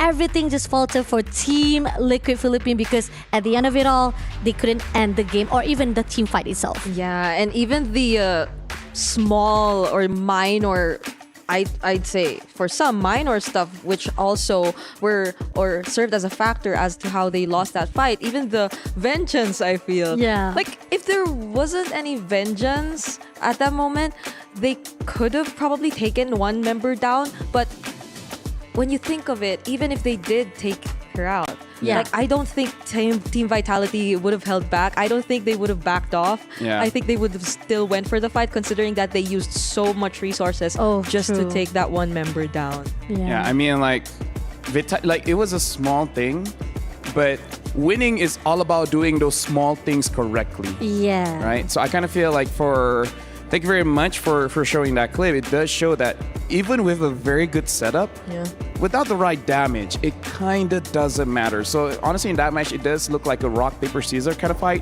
where I would say that Team Liquid had a scissor, but Vitality is just that rock. Like no matter how you try to cut it, it doesn't get taken down. It's not gonna budge. This is a tricky situation for Team Liquid. I feel like they've shown two very different kind of approach, two different kinds of approaches to the game, but neither worked out just yet. And for Team Vitality, it's just been that very consistent and decisive manner of play. And if you look at them right now, like it's just that they're just so confident. They look like they're thinking about dinner. They're just that much ahead. This is like a normal day for them, and they're like, oh yeah, sure, we're just gonna continue on, have a fight, and then have a blast, and then carry on with our life as well. Here's the thing. Okay. They're one win away from going to the grand finals. And let me just say, winning this one makes it so that at minimum, they get 90 $90,000 US. That's how big this matchup is. Meaning to say, if you win this and then you lose tomorrow, at least $90,000 US. So life-changing money. And I hope Team Liquid realizes this, because winning this is going to be huge. If they're going to do a reverse sweep, every match is a best of one now. And now we're jumping straight into the draft. Vitality is going to be the first pick. Team Liquid is second pick. Instantly banning out the Gatsukacha as well as the Yusin Shin. And Liquid banning out the Boxy as well as the Uranus. I think pretty much. Uranus. There were so many versions of that. Hey, I'm practicing, man. I want to know which one is the right one. Uranus. So anyway, I think pretty much this is the not to say respect ban, more to say like the priority ban itself, because we don't want to have Baxia on the line. I mean, even though despite that, yes, Team Liquid did pick up Baxia and it didn't work out to their favor on their zoning, but Gatsukacha still hasn't made their appearance here for our semifinals, and this shows how much that if any Gatsukacha been picked out or been given to either side of them, it might give a little bit of chaotic for the CC itself. And YSS also been priority ban as well. We haven't seen that so far, because when it comes to MWI, if anybody picks up YSS, it is going to be a hazard area. Yeah, it's almost like a guaranteed win, right? Yeah. If ever you do get that and you complement it so well with your other heroes in the draft. But one thing I'm really looking at so far in terms of the bans is the fact that neither the Farsa Your team is taken out just yet. There you go. Just as I thought it finally will be. Yeah. Hey, you know what? We can't have nice things. We can't have nice things. But that means that Kimi is still open though, and we see how Vitality is. When it comes to the Kimi pushing on the side of City itself, she was doing phenomenal. The burst damage that was needed, no matter how much traction pulse. I think the moment they counter-attack Team Liquid Philippines, every setup they made, they were able to actually come through, and those are the things that backfired for Team Liquid Philippines itself. Let me just say my opinion as a host. If your opponent has the Kimi, pick up the Lancelot, pick up the Hayabusa. If you take a tank, you're just gonna take it. Yeah, actually, that was the one thing that I was actually questioning. The draft-wise, they could have actually picked up the Hayabusa, but they didn't, which is why Hayabusa was not even into consideration, because I think that Team Liquid, the past of the game itself, they have been using Hayabusa. Probably not in their signature place or comfortable zone itself, but then again, it's still a really good conservable option for themselves if they want to actually pick it up, right? Or maybe it's just that they already had this idea that they were really going for the Fredrin comp, and so they want to stick with that and not react so much. I feel like if you become too reactive, then that's going to be a problem as well. But this is new for Team Liquid. If they used to always save class hero for the second phase of the draft, now they decided to switch it up. No, they have to secure her hero right now. Oh, okay. Barang been picked up, and then we do see Forvis.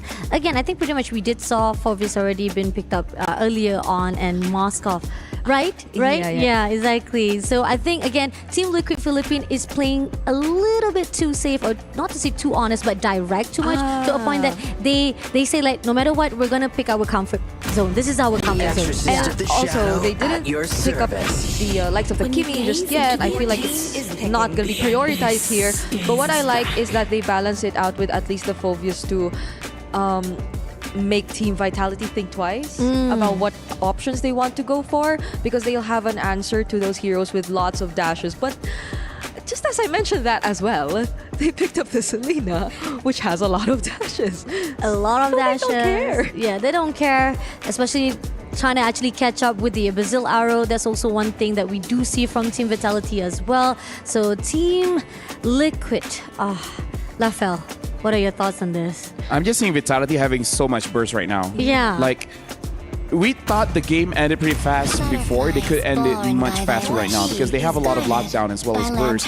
Picking up the Jushin, honestly, I think it's actually quite good. Making sure that you win the mid so you don't give a lot of vision for the Selena or the Batang. But this is the point where I feel like Vitality is asking Team Liquid a question. Which do you really want to go for? Utility jungle or assassin jungle? Because at this point, it's a very good first 3 picks for Vitality, because even though in terms of the lanes, it's pretty clear where they're going, but the draft is still very much flexible just because your jungle can go either way. Yeah, honestly, it's like Team Vitality. They can play this early game in whichever way they want to so far, but I'm considering that Team Liquid might also have that option up, or as of now, for now, because if they already have the Moskov, then at least they have a surefire way to manage the lanes, and the Jushin can also be a great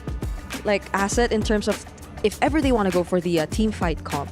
Yeah, I think pretty much right now Team Liquid realizes that they need mobility-wise. This is the things that are a little bit of lacking on their own draft itself, because movement-wise, they cannot go into the team fight as quickly as possible, or even away from the team fight as quickly as possible. So and not only that, most of the time they keep on focusing on a lot of the sustainability, but damage-wise was not there. So good-wise coming in from Team Liquid, but on the banning-wise now, Akai been taken out and Lancelot also been put on a priority ban. It's also a really good high note from both sides of teams.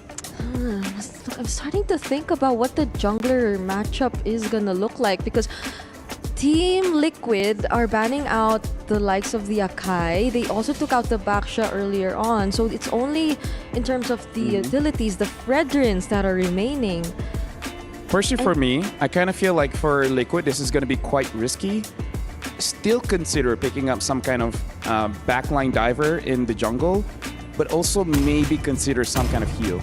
You know, like a Matilda, Florian, and Angela, because in terms of going up against bursts, if you're able to heal from that burst, then you're able to survive. But that does open up for Vitality just to pick up an assassin and then actually go for your healer. What if could Team Liquid be considering the Fanny in this I game? hope not, because Fanny's really bad, especially going up against a Badang.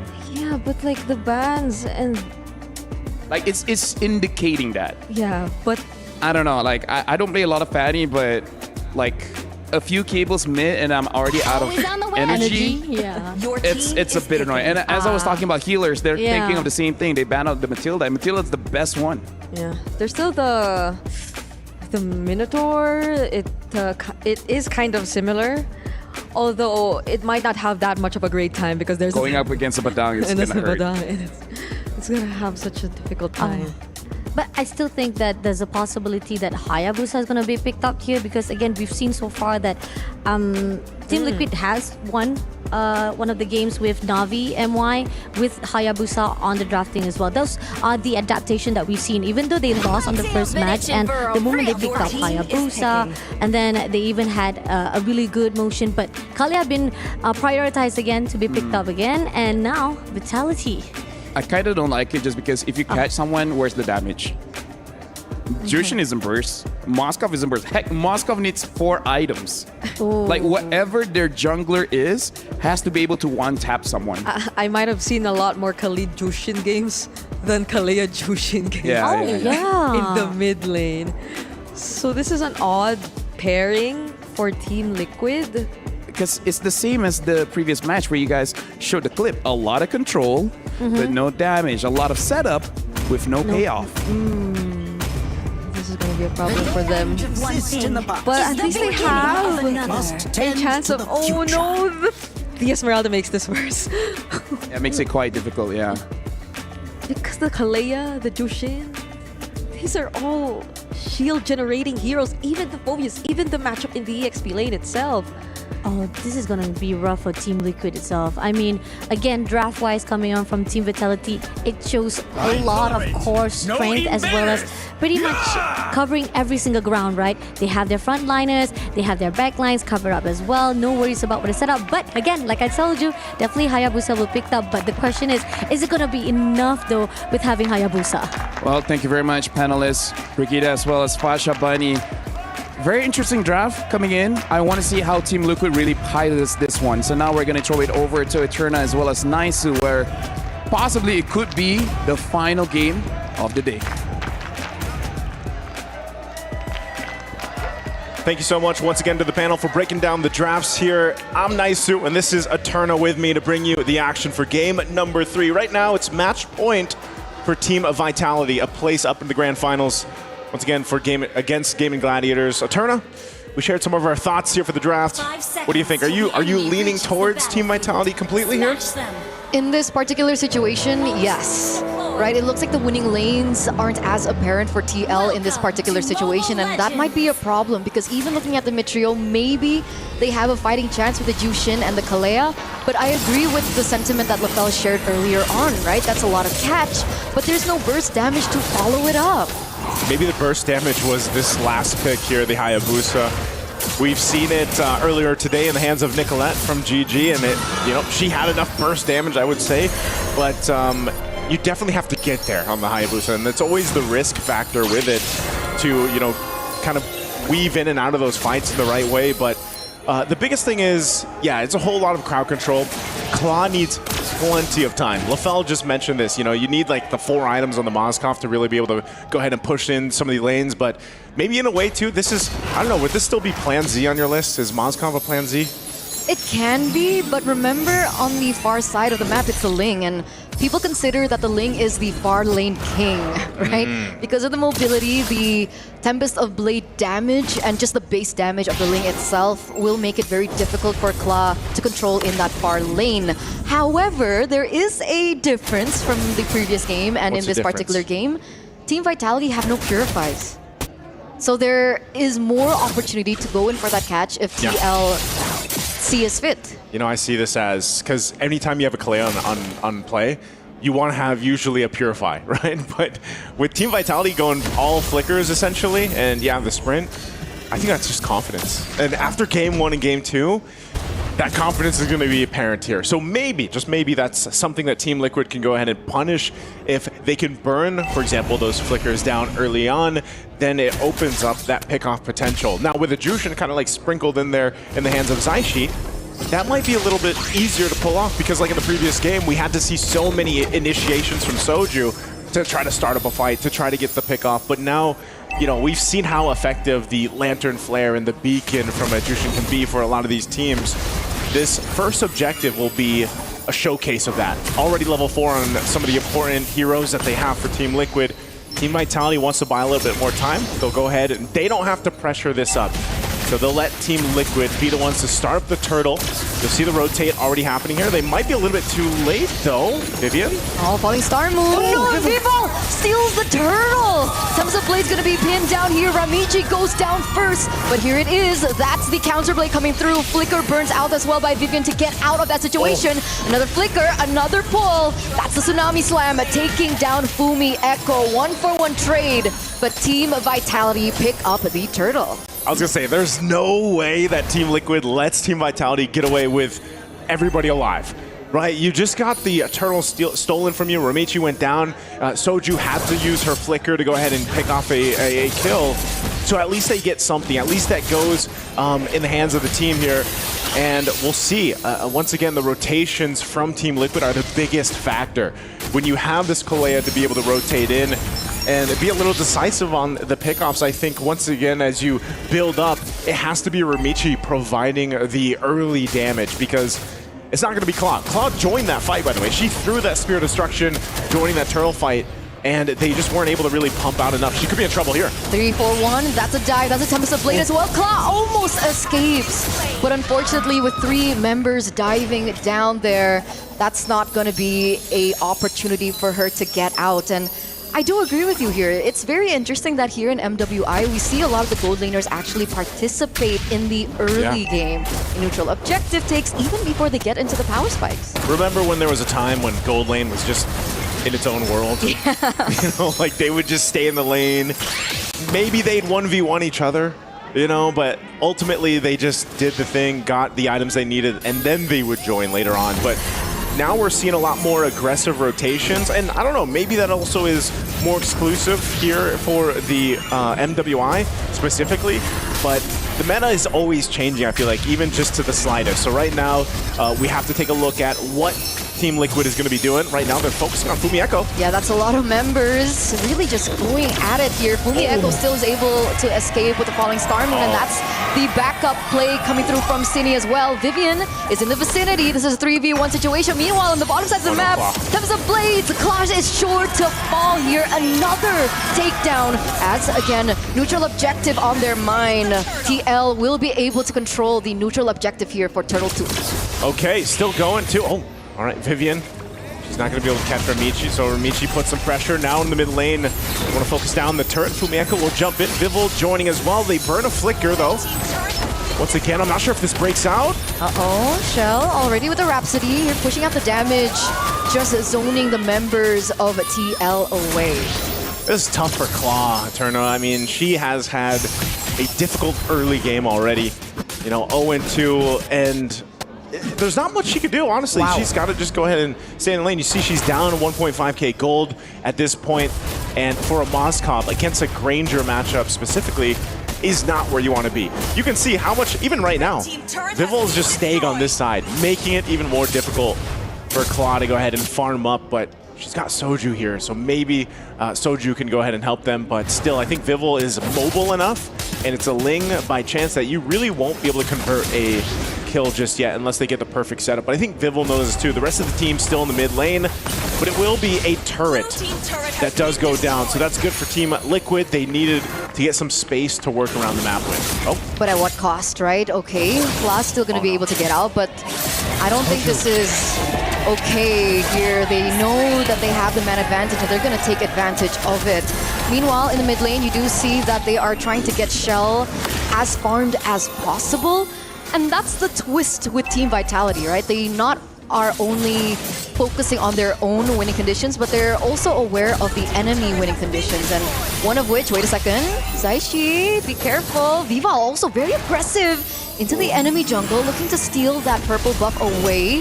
That's the arrow that connects and hits, but they're not gonna go for it. But back to the point earlier on, they're aware of the winning conditions from TL, which is Kla in the later stages of the game. So they're trying their best to make sure that that doesn't happen.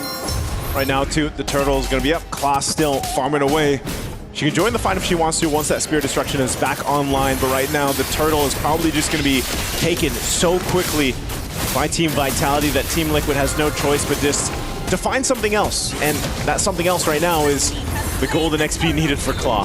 Right now, Romichi as well, like we said in the early game, this Hayabusa might have been the answer to go ahead and provide some of that damage, but so far from the shadow kills that she's shown us, she hasn't been able to really do too much. So it's a game of let us catch up, let us get to that point.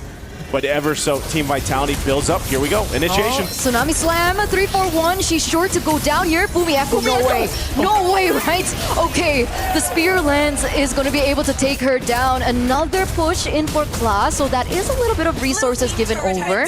Plus, she also gets that turret. But meanwhile, already some drama here in the mid lane. Daiki getting caught quite low. That's under the turret. Viva already. Should be A-okay. Oh, and meanwhile, too, jungle matchup going on. Tempest Blade's gonna be used. Michi will go ahead and try to get out. It's Vival that actually goes down. So Team Liquid able to get something. Oh! That's a shutdown taken. That's another pick here. Zaishi traded in. But all in all, that's actually threatened Team Vitality's early lead, right? 3,000 gold lead earlier on, shrunken down to 2,600. So in that skirmish alone, they've lost 1,000K. There's a little bit of 1,000K. That's what I was gonna say. That's quite a bit of gold. Hey, you've been working for many of the heated matches so far for MWI, and this is definitely looking to be a better Game 3, I would say, for Team Liquid. They still have a lot of grounds to cover, but you're seeing one of the big things is for Claw to get back in that position. She shrunk the gold difference, at least between her and Shell, but Shell, she's having a free day. You know, a lot of times we see her just kind of popping off in the back line, and that's what this lineup allows her to do. So now he's left. That's a flicker as well. Utilized. That's a lot of members there taken. Vivian here trying to do her best to stall the engage coming in from TL. But will it be enough? Shadow kill to the back line. Ramichi takes down Vivian. And Vival is also going to be able to take down the enemy gold laner. Vival, 2v1 situation here. The double kill goes through for Shell. That's a triple kill. Looking for the Maniac. Daiki, Cine, don't steal it. Cine, don't steal it. Shell, will she get it here? And that's the Maniac in for Team Vitality here in the 9th minute of the game. And Team Vitality will have a massive fight once again in their favor, and somehow, someway, Viv will survive to tell the tale. Look at that, the instant replay. This was all set up. This is going to be a whole lot of action on different sides of the map. Shell, though, ultimately getting the space to work in a situation 1v2. A great arrow coming out from Cine, and then Vival relying on Shell to come and help her out. And look at how this happens. Of course you give over the Maniac to Shell. Once again, the connection here between Shell and Cine, and just the team from Team Vitality. The Lord was taken, that's secured. The buff's going to be taken. A whole lot, once again, for Team Vitality to go ahead and march towards the base of Team Liquid. The sister chemistry. The sister chemistry. The sister chemistry, the sister buff. They know. Is what we're looking at here. And that's the funny thing about Team Vitality in these team fights, because you'd think face value that it's so scattered, but at the end of the day, they still work in unison. Look at this, mid lane, oh, again, Tsunami Slam. Uh-oh, Vivian gonna get caught here, but look at the fist crack and break come through even despite that.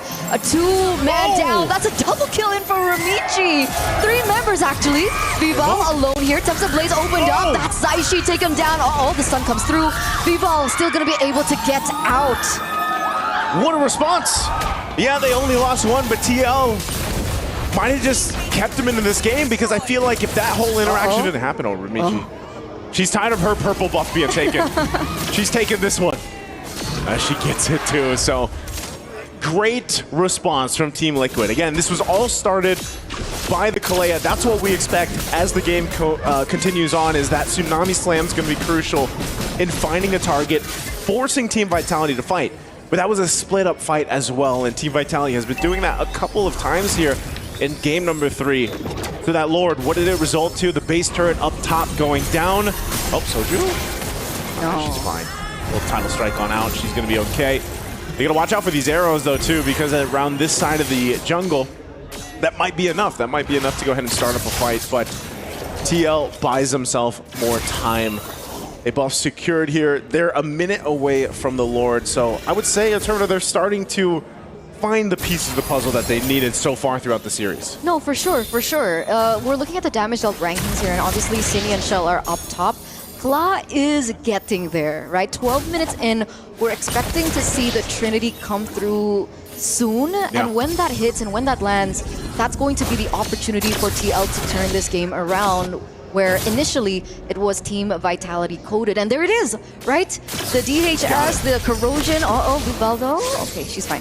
And as well as the Golden Staff. So she's ready. The problem is now she needs a little bit more tools to work with, and that's it, right?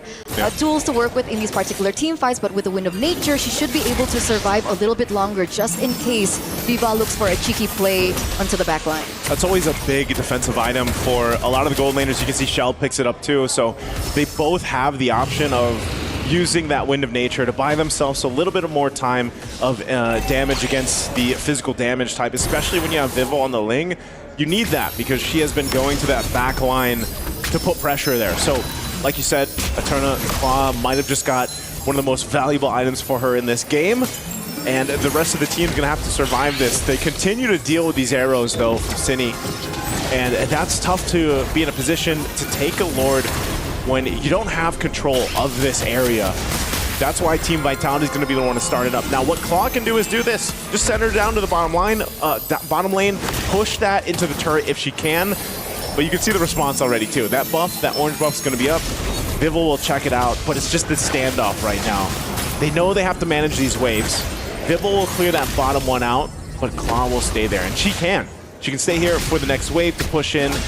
And so we have to actually see, even with Team Vitality having some of the lead they've had, how they manage having a Moskov across from them. She goes back to base, sees Vival still there, so this might be a window of opportunity for Team Liquid to try to find a win they massively need in this game 3. All resources are up as well, right? So this is definitely the calm before the storm right now for both of these teams. And luckily enough for TL, the inhibitor turret that was taken away is on the same side as the Lord, right? So it's not going to be as difficult to control in these far lanes that won't be naturally pushing in favor of TL. Okay. Still back to it. It's kind of crazy when you think about this. Like, the way the series has gone, this is about the closest it's been. In terms of TL being able to actually face off against an objective, this first Lord, it's Team Vitality giving that respect, and it's all because of the play of having the Mozcom across from them. But this is what Team Vitality likes to do. This is how they like to play it. Take their time, slow the roll, and let Team Liquid be the one to potentially make a mistake here.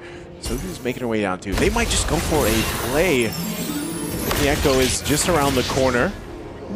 They might have some information here. They again, that's the whole point of this Lord, Fumi Echo.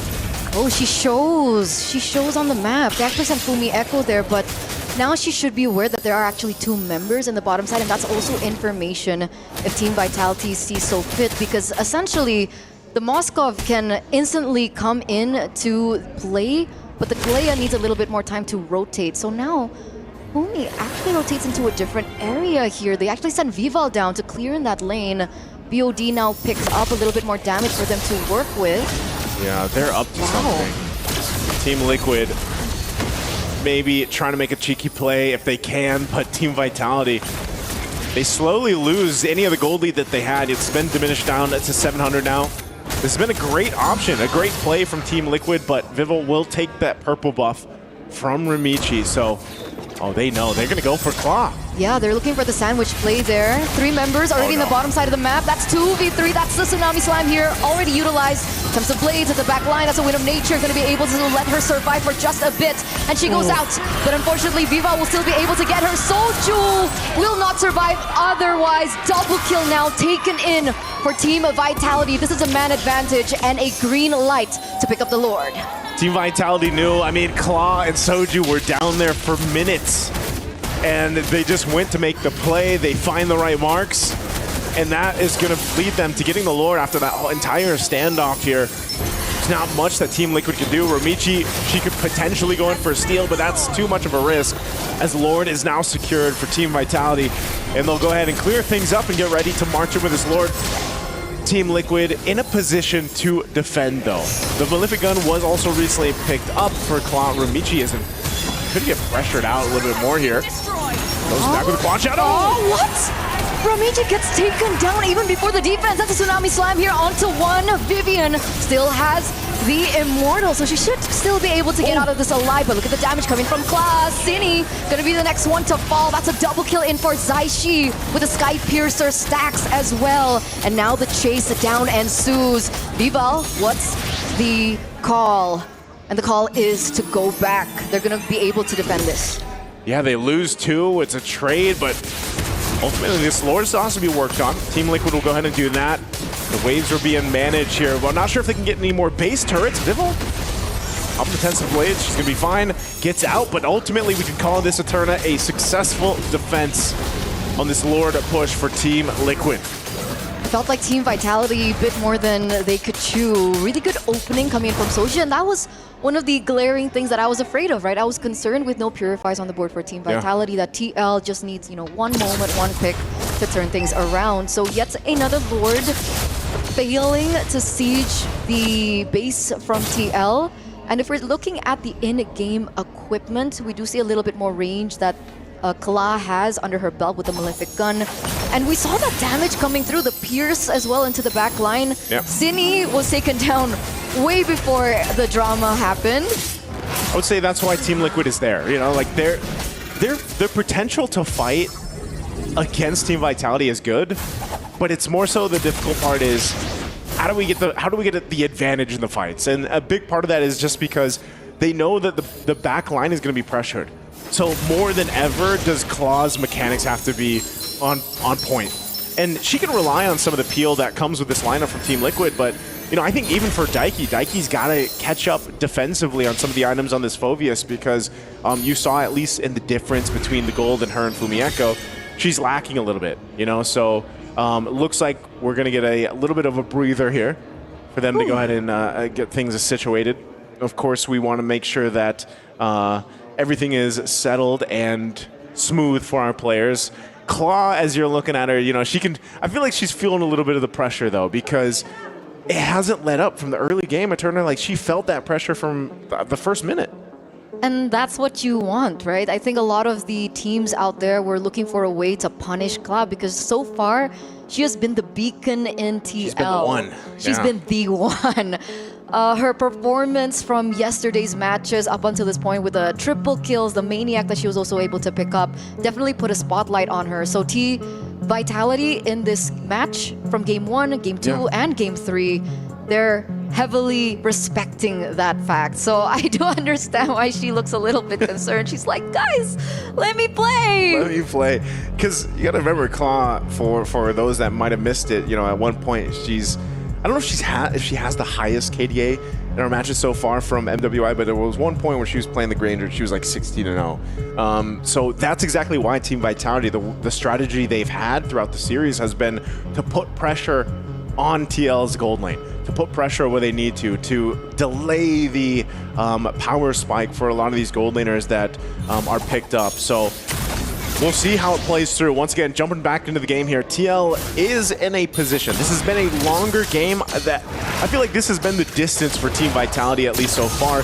One of the longer ones they faced off against. So if anything can go in favor of Team Liquid Philippines, it's they've gotten to this point. They've allowed themselves to not get too out of hand in terms of a gold deficit like they have in the previous 2 games, and they're in a great fighting position. They only have 1 turret of the base down, so it's up to them how they manage this next Lord. It's coming up in a couple seconds. This is a evolved Lord, so it's going to be much harder to take just on the whim like Team Vitality has in the previous Lord takes, but you can already see the plans coming to fruition here. Team Liquid might go at a different angle, trying to go ahead and secure this if they can. I'm not sure. Do they press go on this half health? It's going to go for a reset. Claw's still up on the top side. So for Team Vitality, they're the ones to just let TLPH, if they want to overstep or maybe make a mistake, they'll respond to it. Because technically in this Lord Dance, the pressure is on TL. Inhibitor turret taken down there on the far side, something that we did discuss in the previous Lord. So the pressure's on them, but there it is! The Tsunami Slime from TL, but Tini still is able to get out alive. Fumieko, the fist crack also goes down here. Vival in the back line to do the damage. Fumieko, but the Zaishi will take him down. Cini, the next one to fall here. Claw doing the best that she can, but that's going to be a double kill in. And this is tragedy. This is a disaster for Team Liquid. Match point, Tempest Blades here. That's a push. Ramichi unfortunately will not be able to survive. Another wiped out as Team Vitality go for the final push. From the depths of despair, unable to survive in the grand finals, the Bees, the powerhouses of Indonesia, stand another fighting chance to claim what is rightfully theirs. And they'll feel good about that Game 3 finish. When you thought there was a moment for TL to take an objective, Team Vitality said, not today. They have been dead set on getting to the grand final, getting that trophy that was so a goal of theirs last year, and it was taken from them in a sweep, and they have been on a revenge ever since then. And unfortunately for Team Liquid, they're in their way. And Team Vitality wanted to get to that grand final. They want that trophy here tomorrow. Look at the smiles. Finally, we're getting a little bit of emotion coming from this team because every time they've won their match, it's always been so stone cold, so locked in. And it's official. Up until this point, Team Vitality have not lost a single game. A single game. Undefeated run. They have swept their way through MWI so far. So far. So far. I would say, you know, if anyone... I hate to see TL, you know, the 2 Filipino teams get taken out. I can't claim them, but, you know, I hate to see it. But if anyone can do it, I think so far a lot of everybody that's been watching has been impressed with, of course, Team Vitality, but what waits them in the grand final, Gaming Gladiators can do an amazing thing ahead of them. So let's see if, you know, we have a phenomenal grand final tomorrow. We also have that 3rd place match though too. So it's been a great day so far. It's me, Naisu, and Eternal. Let's go ahead and throw it over to the stage for our winning interview.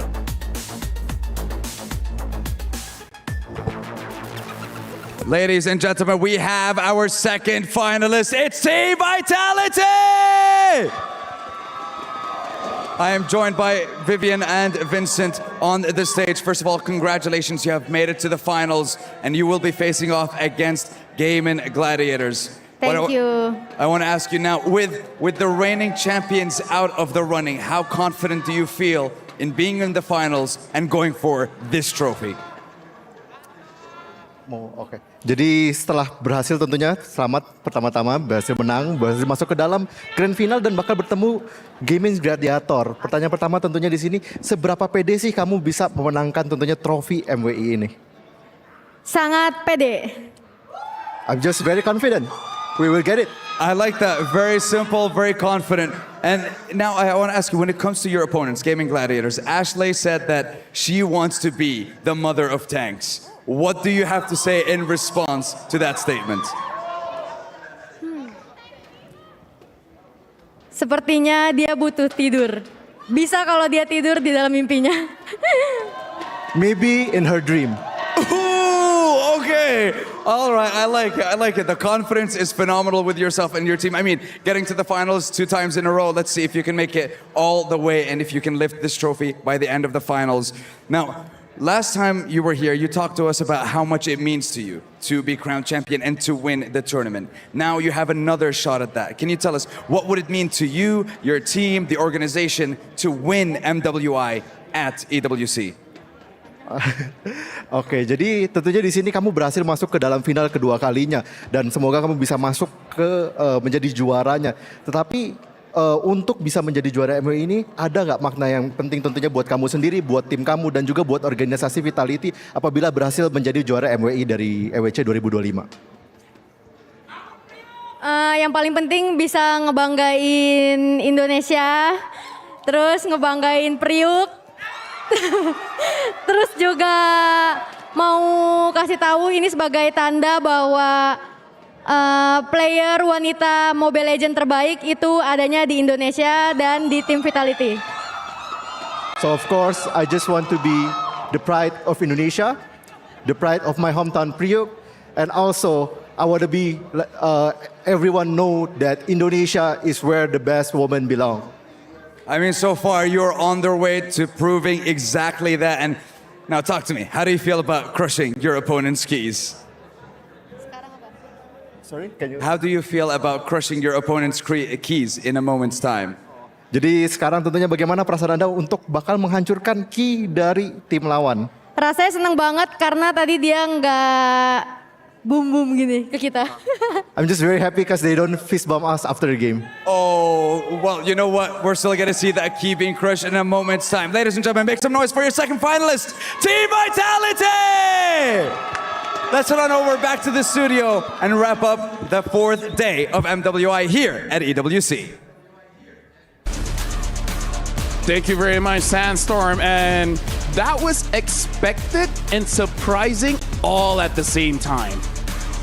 Oh my goodness, it's a sweep in the semifinals done by Team Vitality, who, by the way, literally have not dropped a single game. Yeah, exactly. That's what I'm saying. Like, who was supposed to be able to actually probably dirty a little bit the record itself that has been done by Vitality, right? We expected like Team Liquid Philippines could do that, just at least not the series. Maybe not the series, maybe at least 1 match, 2 match, steal away a little bit from the team of Vitality. But nah, even this last draft itself, we were thinking like, okay, you pick the Hayabusa at the end of it all and you expected maybe you have that diving composition from the backline so that you can actually have that maneuver mobility-wise, but it was still not done. Yes, they did manage to actually elongate the game itself, the duration of it all, but yet it was not enough.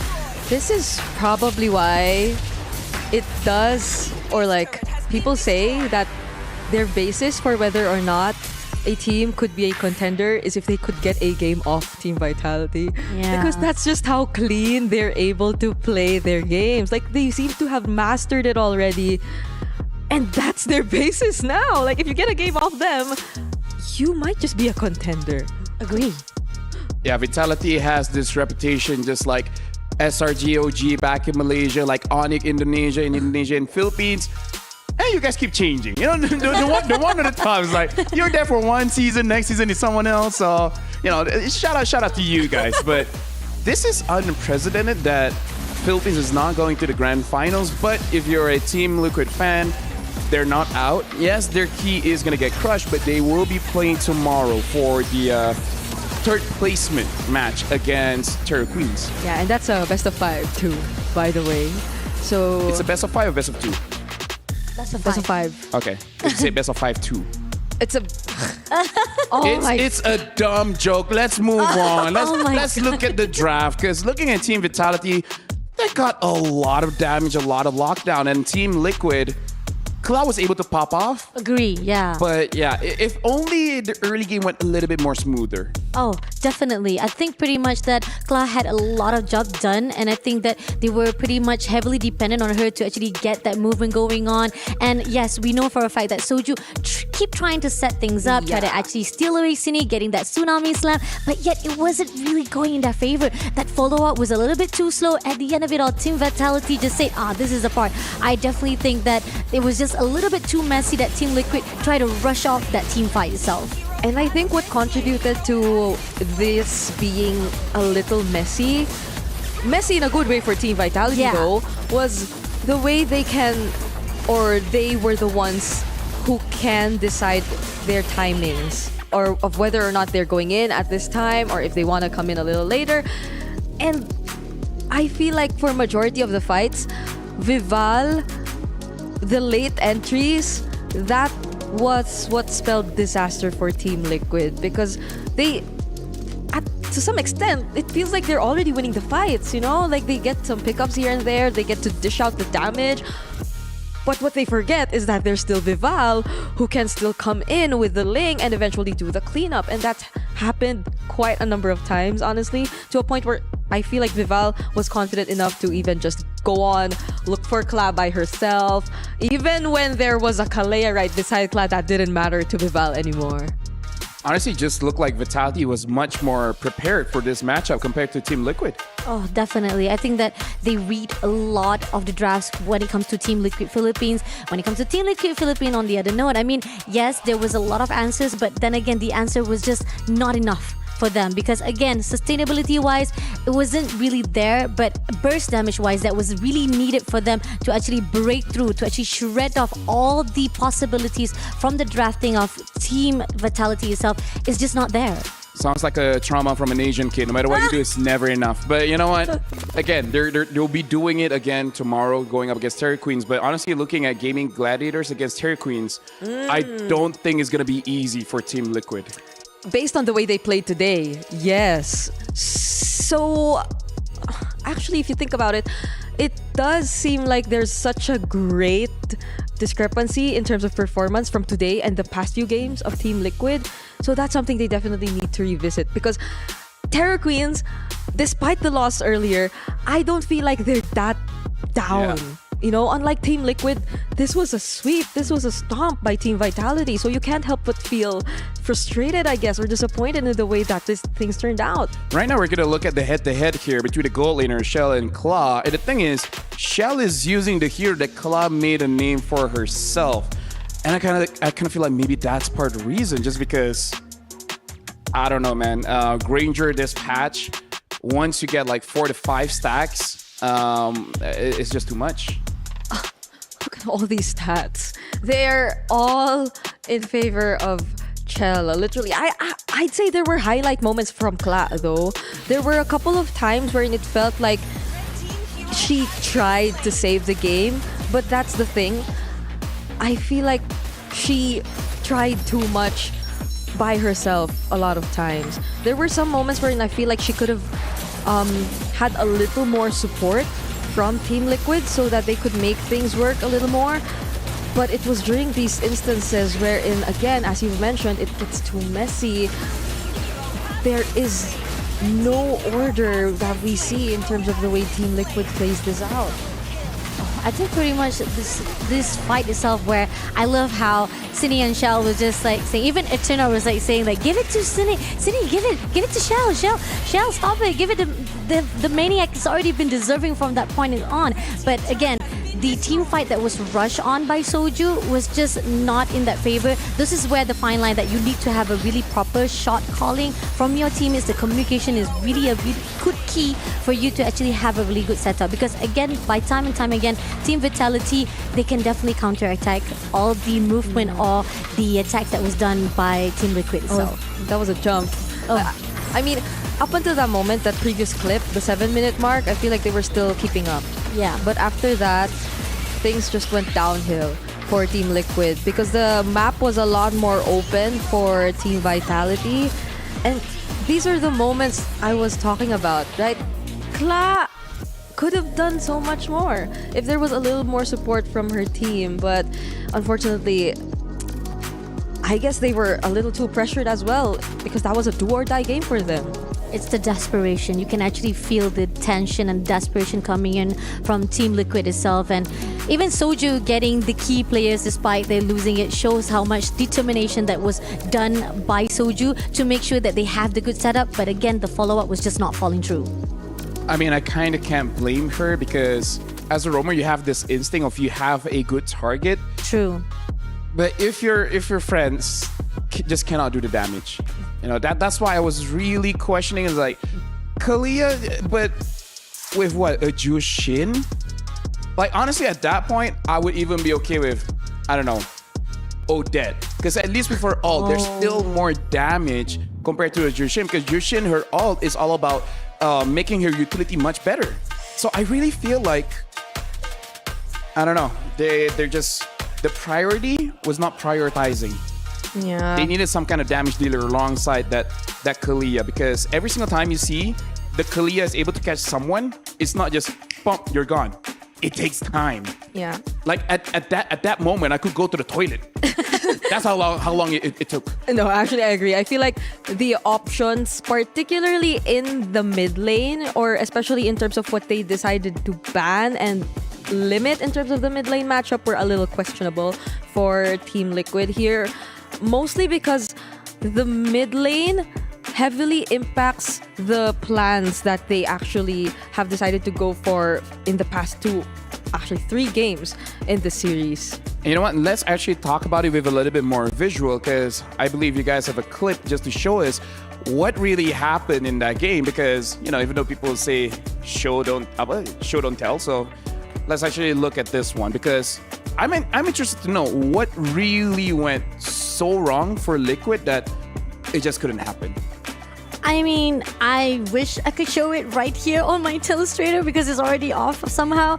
Just now it was okay, but yeah, I think we can see how much that it was started out with Soju, who tried to pick off Sini first of all, but then this is where the fine line, the rest of the team from Vitality was already aware of what Soju was going to do, despite no matter how much they try to actually initiate the team fight, yet they ended up in the favor where there was a zoning coming in from Soju itself, and then even I think Vival was coming in at the late run of it all. But the fine line is pretty much every setup that was done, it was just not in the favor of Team Liquid itself. Well, time for the sad part. Oh, there's this triangle. Oh no! Made out of gold. Oh, the horror. This is gonna upset all the Filipinos in the studio. You know, shout out Naisu, shout out Chantel, shout out Brigida. But we're gonna be looking at the key crushing here, where again, Vitality claiming another one. Team Liquid, unfortunately, they tried their best. Just wasn't enough. Brigida, talk us through, you know? Are you okay? Like, this is... No, obviously the answer would be no. It's not all the time LaFell gets his revenge on me like this. Oh. Wait, it didn't snap into 2. It did. Do you want him to do it again? Oh no, there you it go. did. Yeah. Oh. Okay. It's not all the time this happens. I must admit it feels very weird. Let me just tell you, you know how that guy looks very stoic? What? I was able to see him outside of the key crushing, still just like that. Yep. He's just like, all the time. Definitely, he was walking around. He's like I don't even care. I'm just doing my job. This is the He job. has to keep his emotions in. because all the other people around him are already feeling the emotions. The ones who had to hand over the keys, which sadly in this case It's was not Team my Liquid. key. It's So not that's his key. the mindset that he has. Speaking of key, let's look at Sony MVP of the day. We got two amazing matches, best of fives. One of them was a sweep, but I gotta say, today, Nicolette coming in from Gaming Gladiators, the jungler. She is performing like crazy. And the thing is, she did amazing last year, but somehow this year, she looks way stronger. And could you believe that it wasn't even her first role? Like, she's been very vocal about her struggles in terms of how she transitioned from being a mage to a jungler, because those are two very different things according to her. And I feel like most people would agree that they are indeed two very different things and roles. But the way she played it in this particular series against Terror Queens, who seemed like they were also riding on their very own momentum, didn't seem like she had a hard time adjusting at all. Those Hayabusa shadow placements and timings even, they were very on point. It looks like it's first nature. Oh yeah, definitely. I think I like the fact that she actually picked a little bit of how do I say, highlights or even credits to the boot camp they had actually at the Malaysia, right? And she said that those are the things, the crucial things that change her perspective, as well as how it actually deepened her knowledge as well as her ways of using junglers in the MLBB scene. And I really like that motion. And now after 4 days, we're about to go to the grand finals. We're going to look at the brackets to see the journey. And more importantly, what's going to be happening for tomorrow, because I'm looking forward to that one. We're looking at the playoffs bracket. It started with all 8 teams here. Believe it or not, folks, for Gaming Gladiators to get to the grand finals, they had to defeat the players of last year's champion, taking down Na'Vi PH and then eventually taking down Terra Queens. While looking at Team Vitality again, all of it was a sweep. Taking down Foot Esports, taking down Team Liquid. And now for the grand finals, it's going to be Gaming Gladiators going up against Team Vitality. And a third place match, it's going to be Terra Queens going up against Team Liquid. Oh, it's going to be very exciting to see what's going to be like on our grand final day tomorrow. I mean, a lot of emotions, a lot of tensions coming in, especially the fact that the fact that we keep on talking about how GG rising off from a really rough start itself. Seriously, I mean, like they had their first loss, right? And then who would expect that from that first loss itself, they built themselves up more and more, and to a point that, oh my God, GG, grand finalists. Hero data lambat. Oh, Hero data lambat. Anyways, this is the schedule for tomorrow. We're going to have our third place match first, and then later on we'll be having our grand finals. Again, it's a best of 5 as well as a best of 7. So Eterna did say that for Vitality, they play best of 9. So it shouldn't be that big of an issue for them. But for Gaming Gladiators, that's where the question is. Can they survive all 7 games? Endurance, stamina, everything, etc. All your plans, they will be put to the test tomorrow, because you're going up against Team Vitality, who desperately want this. The format so far has been very competitive, I'd say. It's just 2.5 days of knockouts, but look at where we are. Yeah. So I'm definitely looking forward to our last day. Now, here's the thing. Team Liquid just now, Claw was amazing, right? Yeah. So let's do an interview with her, with Rose, for an exit interview to see how she felt after the game. Hey guys, welcome back to Reporter Hits. This is Rose. Now, unfortunately for our last semi-final match, Team Liquid does not continue their journey in the MWI after falling to the hands of Team Vitality in a 3-0 sweep. However, because I am particularly fond of Kla from Team Liquid, I decided to borrow her for a tiny while to chat with her a little bit, because she's incredibly cute. Look at all those hearts on her face. Now, Kla, we all know that MWI is your first international tournament. And of course, everybody aspires to be the champion. But aside from becoming champions, what was your personal goal entering MWI? Makapasok pa lang po sa international stage ay malaking pangarap na din po para sa amin. Tapos sobrang nag-enjoy lang din po kami dito. She said that actually qualifying for the internationals has already been a huge dream come true for them. And you know what? They came here to have fun. Did you have fun? Yes. Very good. It may be hot in Riyadh, but it is definitely fun in the Boulevard. Now, would you consider your first run a successful one, or are you even proud of yourself? Sobrang proud po kasi first international stage po, tapos top 4 agad kami. Yeah, she says she's super proud of herself as it's her first international tournament and they have already qualified for top 4. However, tomorrow there will be a top 3 decider match. So who knows, Kla might even finish in the top 3 in her first international run. Now, we all know there's a lot of Filipinos who are watching and supporting you back home. Is there anything you want to say to them? Salamat sa mga sumusuporta sa amin and sorry na bigo namin kayo. Shoutout dun sa sa fam ko, sa mga pinsan ko, tapos sa Mista, kay Boss Monching, Boss Franz, Coach Joyboy. Thank you. Alam kong nanonood kayo. Thank you. Class said thank you to everybody who supported them in their journey and they are sorry for disappointing you guys. And well, she said thank you to all her loved ones as well. You know what, Class? Thank you so much. I hope to see you come back stronger in the next MWI and always be cheerful, okay? And stay cute. And with that, let's throw it back to the panel. Thank you very much, Rose, as well as Kla. And she was saying like a lot of Filipinos are watching. Are they? Like, do you know any Filipinos watching for this one? Of course, for sure. Even Navi fans, every single Filipino, they should be watching and supporting their fellow or their only remaining Filipino representative moments ago, because now we don't have any Filipino representative. Third place match. Third place match. It still counts, okay? Okay, you still have the title. Podium finish. Podium finish. Right? And you have the money. Come on, you still have the money. Come on. The money though. That money though.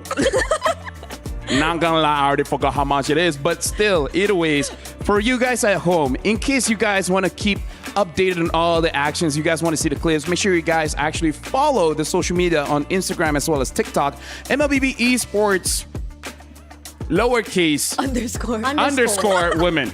No, see, I'm old, okay, but I'm not. No, it's because he doesn't know underscoring. He knows top scoring his own life's goal. That's why.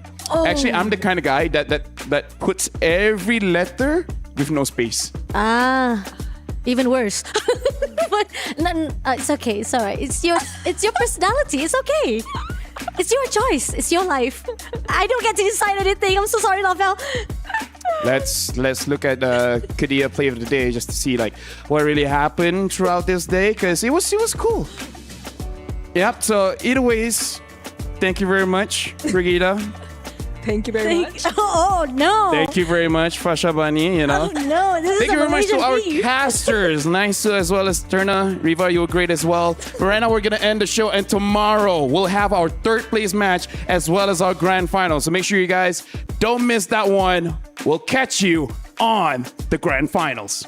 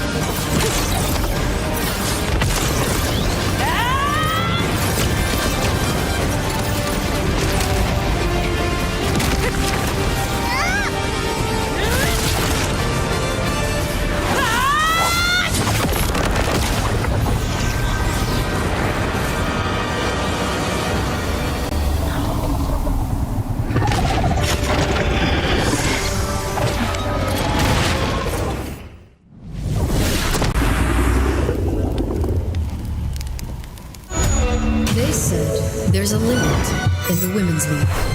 In MWI, we say limit. Watch us bounce. From the MWI queens everyone knows, to the stars who came out from nowhere, to the ultimate champions. Now, MWI is expanding greater than ever. Turkey, EECA, Africa, Mongolia, and beyond. We're stretching the map wider. MWI, where dreams get louder. This isn't just a tournament. It's your passport to the world stage. A spotlight for women in the EWC. No rules, no ceilings, no limits. Just this. We're vibrant. We're ready.